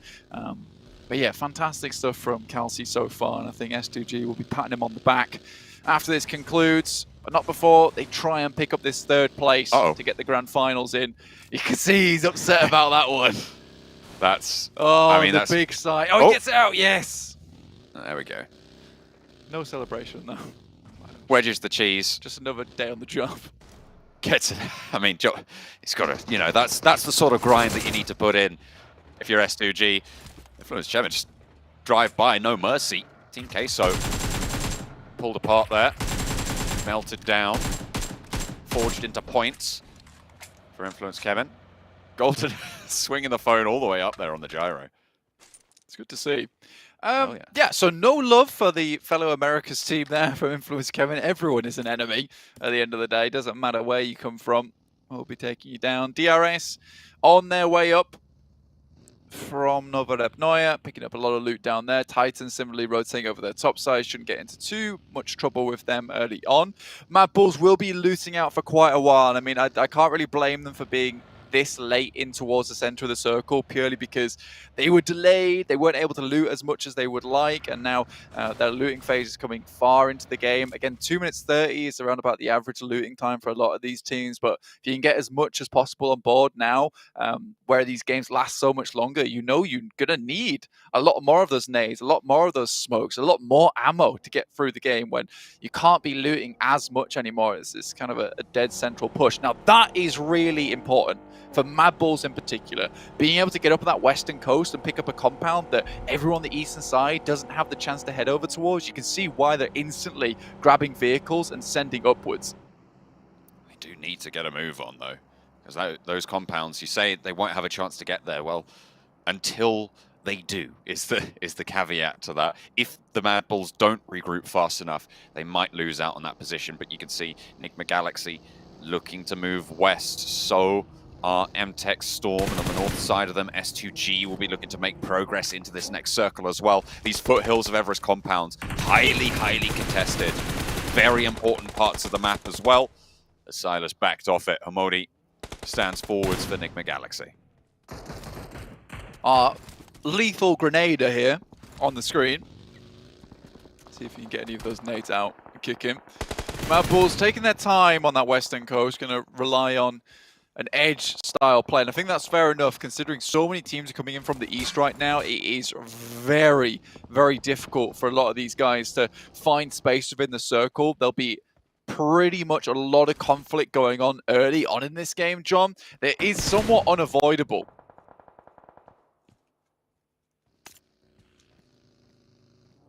LGD staying as full. Influence came in with an oversight onto the position. Suki playing the top of the ridgeline there. Will have to be backed off.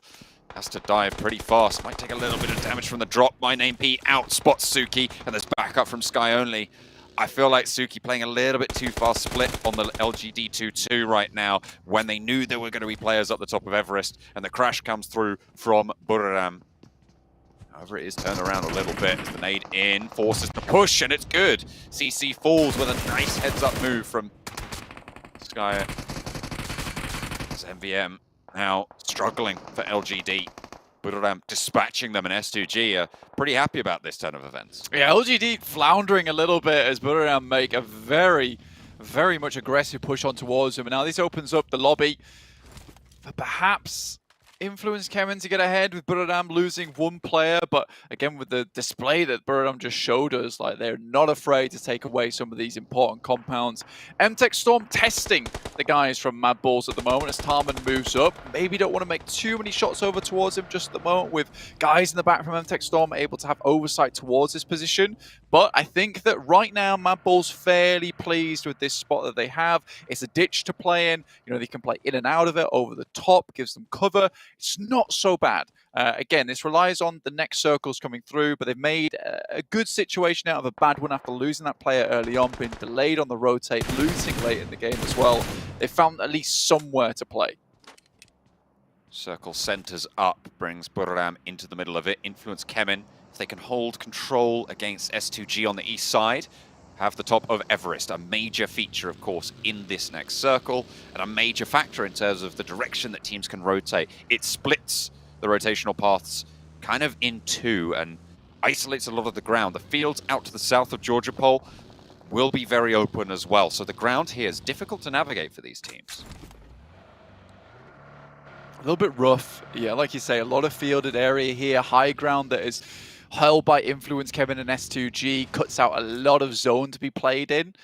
Skills's heads up towards Hospital anyway. We'll be providing information back down towards the rest of Mad Balls. Teams like BTR, R8 might want to make that rotation down that way. Again, for Mad Balls, it's a fairly safe position where they've got Zerich and Monkey set up. And I think that's purely just off the back of the fact that it's fielded area all around. So if vehicles come their way, they'll hear them and see them fairly quickly and should be able to get some sprays off. Ayala pops SLR shots out the way of Aegon I8, but doesn't quite land anything. However, they do claim control of the south side near Gatka Fields from the buildings that they currently hold. Bigatron getting cut down at the moment. They're trying to cross on the western bridge, but on the northwestern bridge, the long bridge in Georgia Pole on the north side, but R8 are there. They've already taken down Misery, and another player has fallen in the meantime.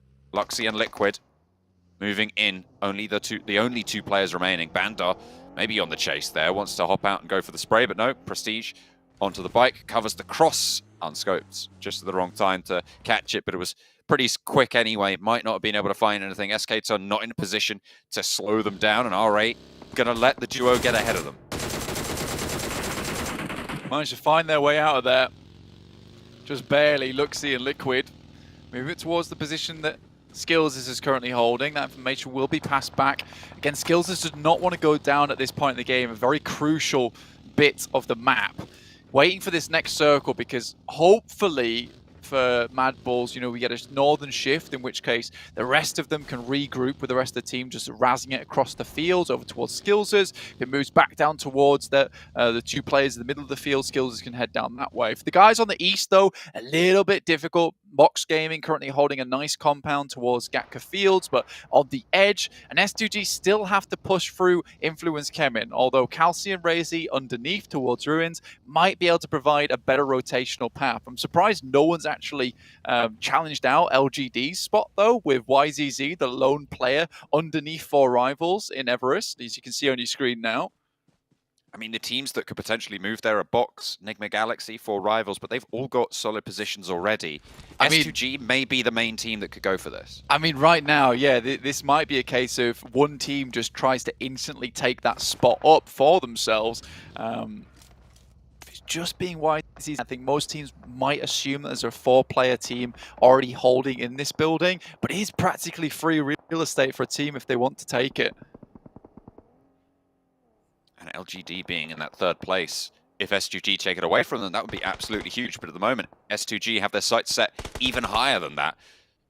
In the game, they're moving to the top of Everest, and they're trying to move up to the top of the tables with Influence Kemen in their way, and they want to take that fight on Everest. They want to roll down and play from that position, try and use that control. Infinity, though, moving in along the roadside. Mad Balls have something to say about that. They will exact their toll on the road. 2 players from the Infinity going down. Monkey peppered back. With effect already down, they are at 3 for Mad Balls, but they've got a pretty solid divot in the spot. Yeah, a lot of damage going their way too. But again, like you say, it's a decent position, but very little supplies available for the guys from Mad Bulls, and losing a player to Buradam up on high, unideal. Should be able to get the res off though.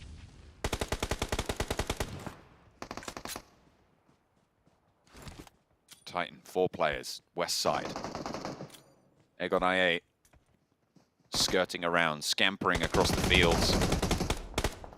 Like little mice, not trying to make a sound, but when you're in a vehicle, that's pretty difficult.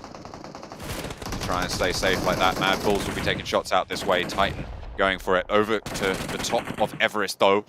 The rundown for Influence Kevin actually going aggressive against S2G here to move through the barrier and take control back of the top here. Golden has been knocked, but the rest of the team are still live and kicking, and S2G get dismantled as they try and take away the territory from second place team Influence Kevin. And going down before LGD, who have been solo for so long, is disastrous. 100%. I mean, Luxy, sorry, also up there alongside with the guys from Influence Kevin. Here's all that fighting and the commotion, decides to not even get into the part of it. Does not engage in conflict at this point in time.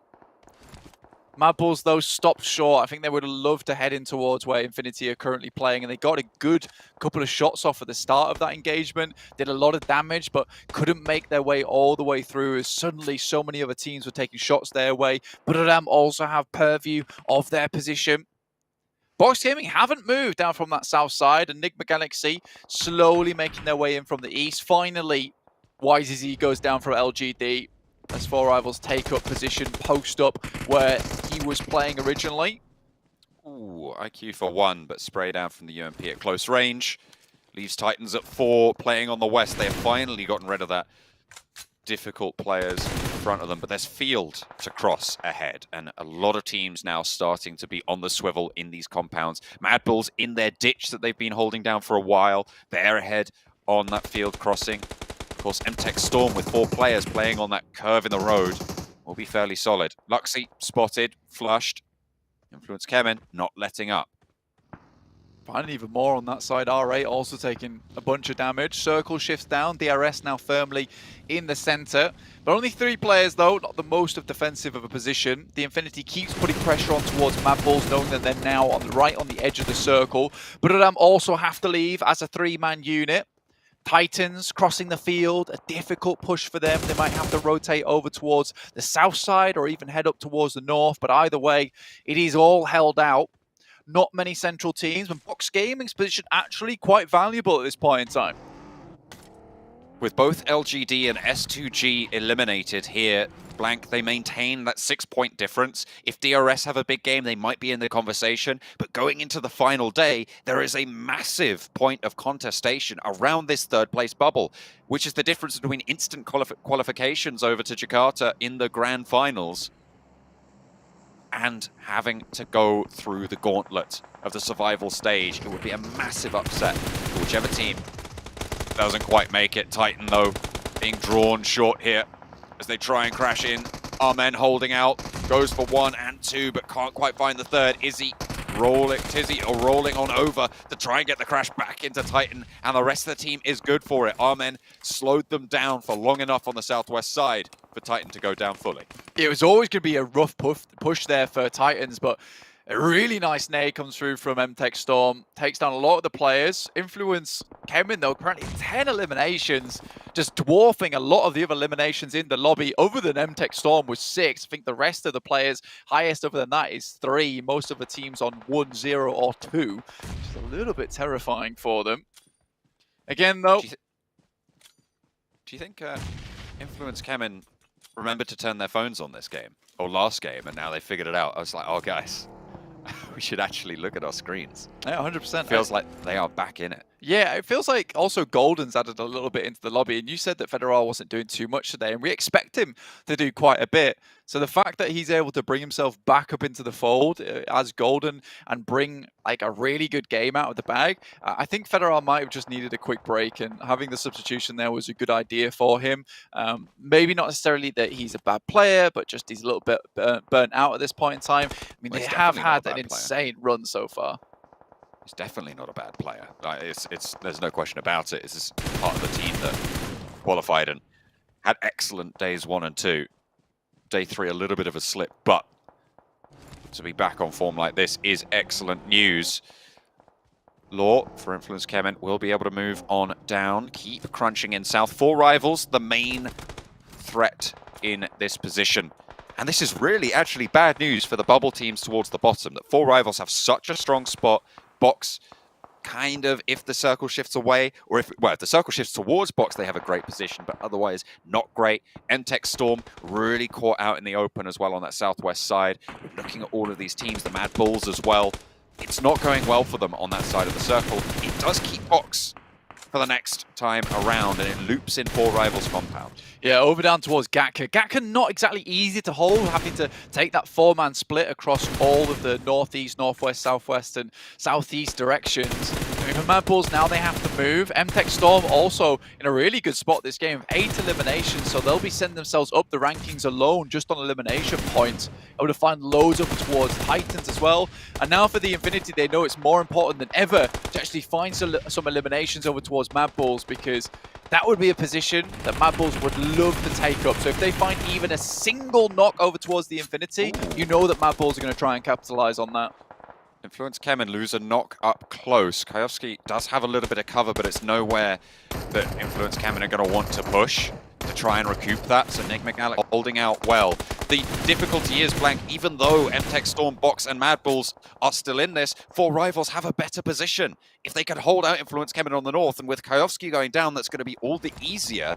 They are the moving barrier. They are the moving bubble that will just streak it out and potentially negating the impact of this game. Either way, still decent for MTech Storm. If Mad Bulls can get a little bit further, it might be good for them as well, but they just need those points. Influence Kemen remove Buradam from the top of the table with that as well. Set themselves up into first place once again, as it should be, as they want it to be. Excellent news for them to end day 3, going into the final day of Group Red with a good result. DRS, 2 players now standing. If they want to stay in the conversation for that 3rd place, they need a good game here going into the final day, and Delta wants to give it to them. Hamodi last standing for Enigma Galaxy. The DRS are really starting to flag now. 1 player left, but 3 of them are alive out in the open. Enigma Galaxy did get shut down by a 3rd-party engagement there.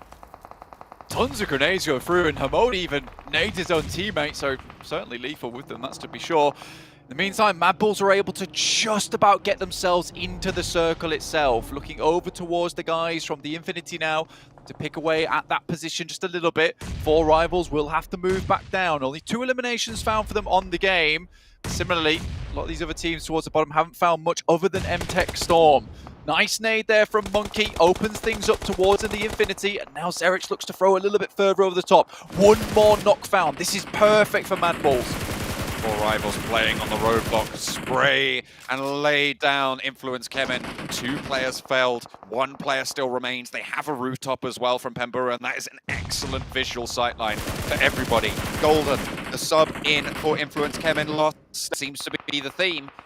Can he stay alive? A sliver of HP. The Mad Bulls looking out this way as well, but it will not last long. 4 rivals spot it out. The top of the tables still going to be fairly close going into the final day, but Influence Kemen wrest it back into their pocket. They have led the pack every day so far. But I'm not happy about this, though. Would love to get back up into the fold. Another knock comes through from Mad Bulls, putting Infinity under a lot of pressure. They disengage slightly to get away from the nades that were being tossed back their way, but this is a great spot in the circle now as it heads over towards the northwest. This is a perfect opportunity for Mad Bulls to hopefully jump back up into the running, back into the conversation, and get a bit of a refresh on the medical supplies as well as loot, ammo, get some smokes back on board too, and they have a decent position to play from a lot of vehicles in that area, a lot of impromptu cover, but again, those 3 players with so many other 4-man rosters within this final circle, that's where I was talking about. Having that final man down at the start of the game can be the difference maker. It's so unfortunate that all of these teams that desperately needed good games are all having them at the same time, because it means that essentially none of them are. Maybe it will crunch those tables up though and give them as you say, more of a shot in tomorrow's games. They have 6 more after this one to play. How much further can they look to push out? Box Gaming around the rock, playing close. MTech Storm with 2 players, losing one would pretty much seal their fate, and an excellent bank off the close rock there leaves Chicken alone. Bensu rallies on in to back up the rest of Box, and as 4 they'll move through. Chicken, last player standing, and will be taken out. Bensu gets the last blow there. 4 rivals on the north side, still going strong. Good refresh, you can see there from Mad Bulls getting a lot of loot on board. Level 3s, level 3 backpacks, ammo, a lot of grenades as well. Delta did not see the DRS just moving into position. 4 rivals, 7 eliminations of their own, making the bubble even harder to cross over towards. DRS going down 4th place, a couple of eliminations as well. That'll put them up there, and they have a chance tomorrow to get that 3rd spot. But it's all about the bottom of the tables now. All of these teams currently at risk. 4 rivals currently guarding everybody out. The bubble team, 4 players alive. Mad Bulls can't really get involved in a lot of these engagements at the moment with the terrain in front of them. It does not give them oversight downwards towards 4 rivals or Box Game, and they don't want to give up this position either. Circle moves a bit further over towards that western side, making the guys from Box as well as 4 rivals have to move up their way, but 4 rivals seem to have their attention set over towards Box and don't have too much cover over towards the guys from Mad Bulls. They set up a forward outpost now. Getting a position in this next circle is crucial. At the moment, only the Mad Bulls are in there. But it's a risky position. I mean, you can see Skills really doesn't want to be there, uncomfortable, to put it mildly. Smoke starts to bloom for 4 rivals, and they want that path in. You can't really move forwards too much. There is that loot crate ahead that maybe the 4 rivals will be able to leverage, but it's going to be such an obvious position as soon as you leave a vehicle there. Yeah, for Mad Bulls, terrain-wise, they've got a great spot. It's uphill towards them. Cover-wise, it is not looking good for Mad Bulls at the moment. You can see that if they peek out, some easy shots over towards their way would just eliminate them from the match. So what they're having to hope right now is that these 2 teams go head-to-head against one another, weaken each other, injure, do some damage on either side. But currently both teams currently at 4-man squads apiece, and maybe they'll have to kick the Hornet's nest just a little bit to get it ongoing. Keeping the smoke cover there for 4 rivals to have a little bit more maneuverability. They moved forwards, Appy, onto that little ridge, and that's going to be a powerful position, a linchpin for their coming plays. But the Mad Bulls are still in this, and they're starting to move to the roadside. They will have sightlines. 4 rivals, although unimpeded currently. There's Zerich looking for Pui on the sideline. We'll be able to get it backed off. That is resable, though. Not able to quite find the flush, yeah, that's the important part. But Box Gaming see their opportunity and look to take it here. They have to push in, and that delay gives them time to move up towards where 4 rivals are playing. But right now, Mad Bulls are a really scary position in the game where they could get pinched, and the circle now starts to move through. Break finds at least 1 over towards the Mad Bulls. Ooh, they're trying to trade it off. Mad Bulls have taken 1 knock, but 4 rivals are still all 4 of their barrels active. Box pushed out right on the edge of the blue. They're getting crunched worse than anyone right now, and they are getting cut down as well. Trisme behind the vehicle. This position is known. The res for Mad Bulls coming out as well to bring them up to 3. Dangerous. 4 rivals lose a player on the back to Box. As Soaz out in the field has got the UMP sightlines. They're not going to go back for this res, so 3 players alive. Box down to 2. Spray, not going to find him for Soaz. Makes the mad dash and cut down out in the open, and that might be the end of Box for now.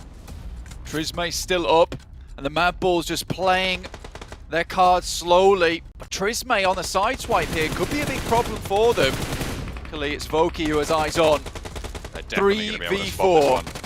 Zerich moves on up with the blue zone there. That was important. All step up. Excellent knocks. 1 up, 1 down as well. Zerich still alive in the smoke. Pemburu and Appy. Now the last players alive for 4 rivals. It's 3 versus 2. But the blue zone is closing so quickly for them. Monkey needs to find this shot around the edge of the smoke. They're cleaning it up. And there it is. Pemburu with the side swipe. Is he going to be able to find it? Skills falls as well. They're on top of him. There. He's in the smoke. He's right on top of him. He's dead. dashes out the back, and it's a 1 versus 1 atop the hill. Drops it down, and Pemperu leaves Monkey on a sliver of HP, but still alive. 1 versus 1 now. Monkey sends out for the Mad Bulls. A sliver getting smaller and smaller for them. Hits the deck on the drop shot. Why is he not going down? Blank Monkey is surviving like an absolute madman. The DP around the side finds the Oh, is he wheelbase. alive? Oh, is he doing that?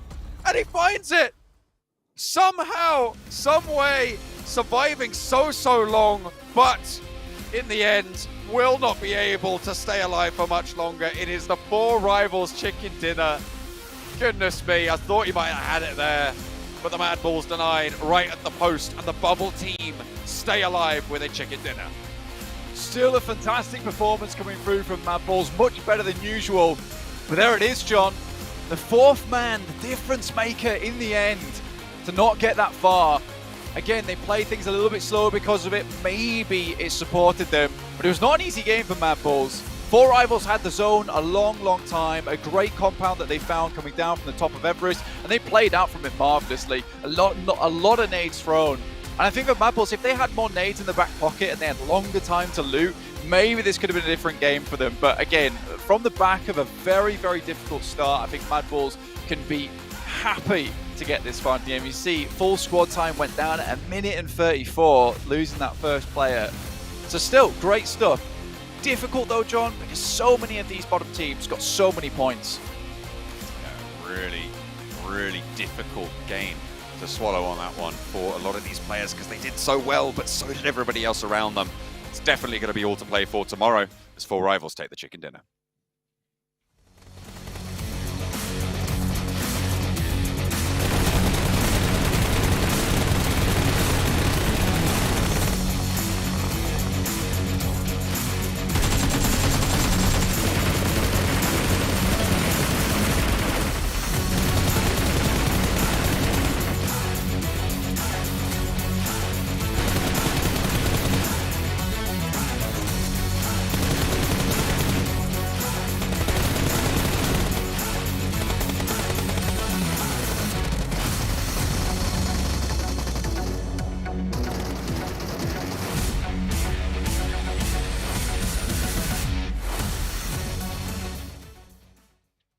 Welcome back, everyone, as we see 4 Rivals close things out and get themselves 29 points, a massive victory here for a team who's basically towards the bottom rungs of our leaderboards. And we talked before, right? 1 win can easily shoot you through into top 11, and I think they've done just that.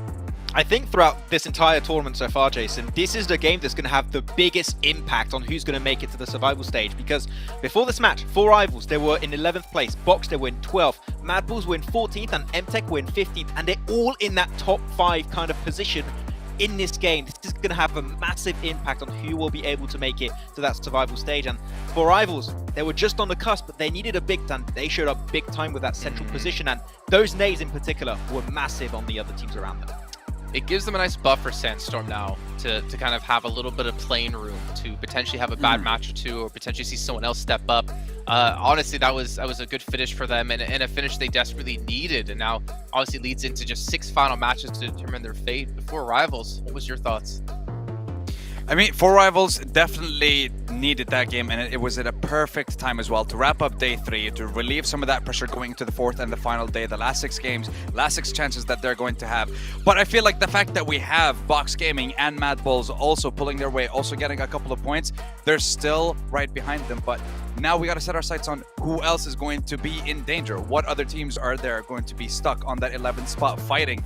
And what happened to Nigma as well? Another early elimination. So many things to talk about and so many things that happened this game. Yeah, we're going to hop back to that last match in a second here as we take a look at a recap of the day. And my name, P, my boy P, 36 eliminations. Wasn't he top elims yesterday as well? Yeah, he was. And yeah, he's keeping it going. Yeah, he's still pushing P. I did it twice, but I'm going to keep on doing it because I think it's so good. But stop it. No. the entire team has been very impressive. I mean, we hit that point home many times. Is that it's not just a singular player doing that performance, right? It is the entire team putting that foot forward, able to get those results, and once again putting Thailand on the map when it comes to PMGC with teams that are like Vampire especially. I really think that outside of China, a region that can become a world champion will have to be Thailand. Interesting. Okay. I can get behind that. As we see our overall rankings, they do have Influence Shaman taking first place back for themselves, but only by 2 points. That is insane. As we look down the list, though, I mean, it's a 52-point gap between second and third place. So they've built up a buffer for themselves in Sandstorm, looking between third, fourth, fifth. I think we're starting to see a gap come in here for those teams. Yeah, DRS, S2G, it's going to be a very tough last day for them to try and get themselves, I mean, getting so close to that top 3 spot and then just going straight to the survival stage. That's definitely going to affect them a little bit, but going towards that second page, this is what I wanted to bring up. Now 4 rivals up to the 9th place spot. Now Enigma Galaxy, Infinity, 3 points between them, but they still have a decent buffer between them and Box Gaming, Mad Balls. But if they didn't show up in that last game, when it comes to Box Gaming and Mad Balls, then day number 6 would have been hell for them. So yeah, definitely a much needed game. And the same thing could be said for MTech Storm as well. They managed to take out Titan Esports and they managed to take out another squad. I think it was Team Queso. So 8 eliminations, one of their best games so far in the tournament. Now they need to step it up just a little bit more to keep on surviving in this tournament. We had so many great surprises so far in this group stage. If there's one massive upset for me, it is still Infinity. I expect this team to be top 3. They still potentially can make it in the survival stage. No. Yeah. I agree, but I don't think that's the one greatest upset for me. Mad Bulls as well. I was expecting them to do better, and we saw in this last match, they lost a player like a minute and a half in, and yet they got second place with 3 people alive. We were talking before, Max, how you could just have all 4 left alive at the very end, and they should be able to close out games, but unfortunately for us, we're not going to see it here. What we are going to see, though, is an interview on the stage here with our Burium United Esports. And there's only one more day left for tomorrow. 6 more rounds to be played out here in the PUBG Mobile Global Championship League. In Group Red, we've already seen some of the finest teams claim those chicken dinners. And today, we have ourselves a top contender to challenge Influence Kemin at number 1. So please welcome Burium United Esports. Could you please introduce yourself to the world? ช่วยแนะนำตัวเองให้กับทุกคนหน่อยค่ะ ผมชื่อ Tiger X ครับ Hello everyone, his name is Tiger X from the Buriram. So for Tiger X, in yesterday's interview, your teammates did mention that Influence Kemin is your biggest opponent at the moment. So in today's game, indeed, you guys have been fighting very hard to claim that number 1 spot. So far, with that sort of performance, do you believe that by tomorrow, you guys will take that number 1 spot away from them? คือในตอนสัมภาษณ์ครั้งที่แล้วอะค่ะที่บอกว่าทีม INF เนี่ยเป็นคู่แข่งตัวสำคัญในทีมคราวนี้คุณก็คือต้องแบบแข่งกันเพื่อจะคว้าอันดับที่1มาตลอดเราก็จะแบบรู้สึกยังไงบ้างที่แบบว่าเราจะต้องแข่งให้อยู่ในอันดับที่1ไปตลอดอย่างเงี้ยผมรู้สึกว่าเราไม่ต้องแข่งให้ได้ที่1ก็ได้แค่ได้เข้ารอบไฟนอลก็พอครับ Actually, he feel like just only not the first place, but it's okay to be the grand final round. Oh, I love that sort of confidence. And, you know, the grand finals will be happening in Jakarta. And by now, both you as well as the INF team are very likely to make it to the grand finals already. So is there a third team that you are hoping to see in the grand finals as well from Group Red?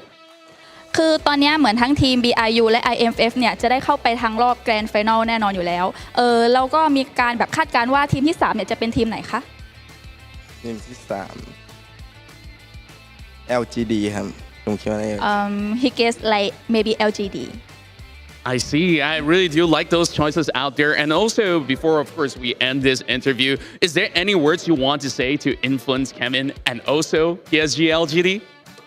อยากจะพูดอะไรถึงกับอีกทีมหนึ่งบ้างไหมคะLGD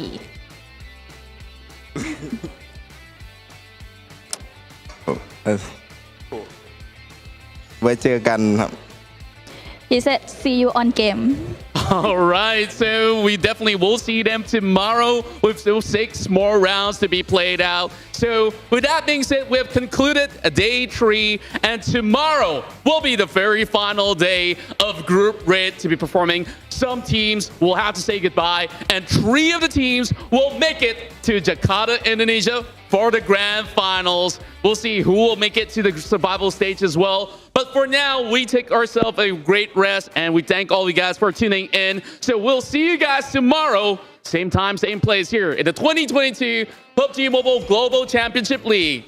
Bye. Bye.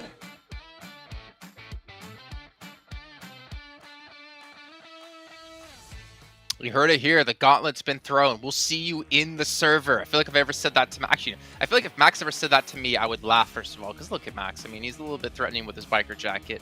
But no, I mean, see them in the server, and right now, I mean, LGD, we've given a lot of criticism over the first 2 days. You remember, Max, you had them as a team pitted. You said, before we even started this whole event, you said in rehearsals that LGD is your team. And they stepped up. They've done well. The question is, can they obviously continue to do so? They still have one more day of play to go. Yeah, what we had to see was them being able to bring their performance of PL over to PMGC. It took some time to get there. Now they're feeling comfortable. They're able to just replicate what they do in PL over here in PMGC for the group stage. And if they keep this going, they're looking great so far, but it is not close. It is not close for, I mean, it is not close. It is pretty close, actually, when I'm looking at the points right now. It is not set in stone. They're going to be in that top 3 position, so they got to keep it going tomorrow.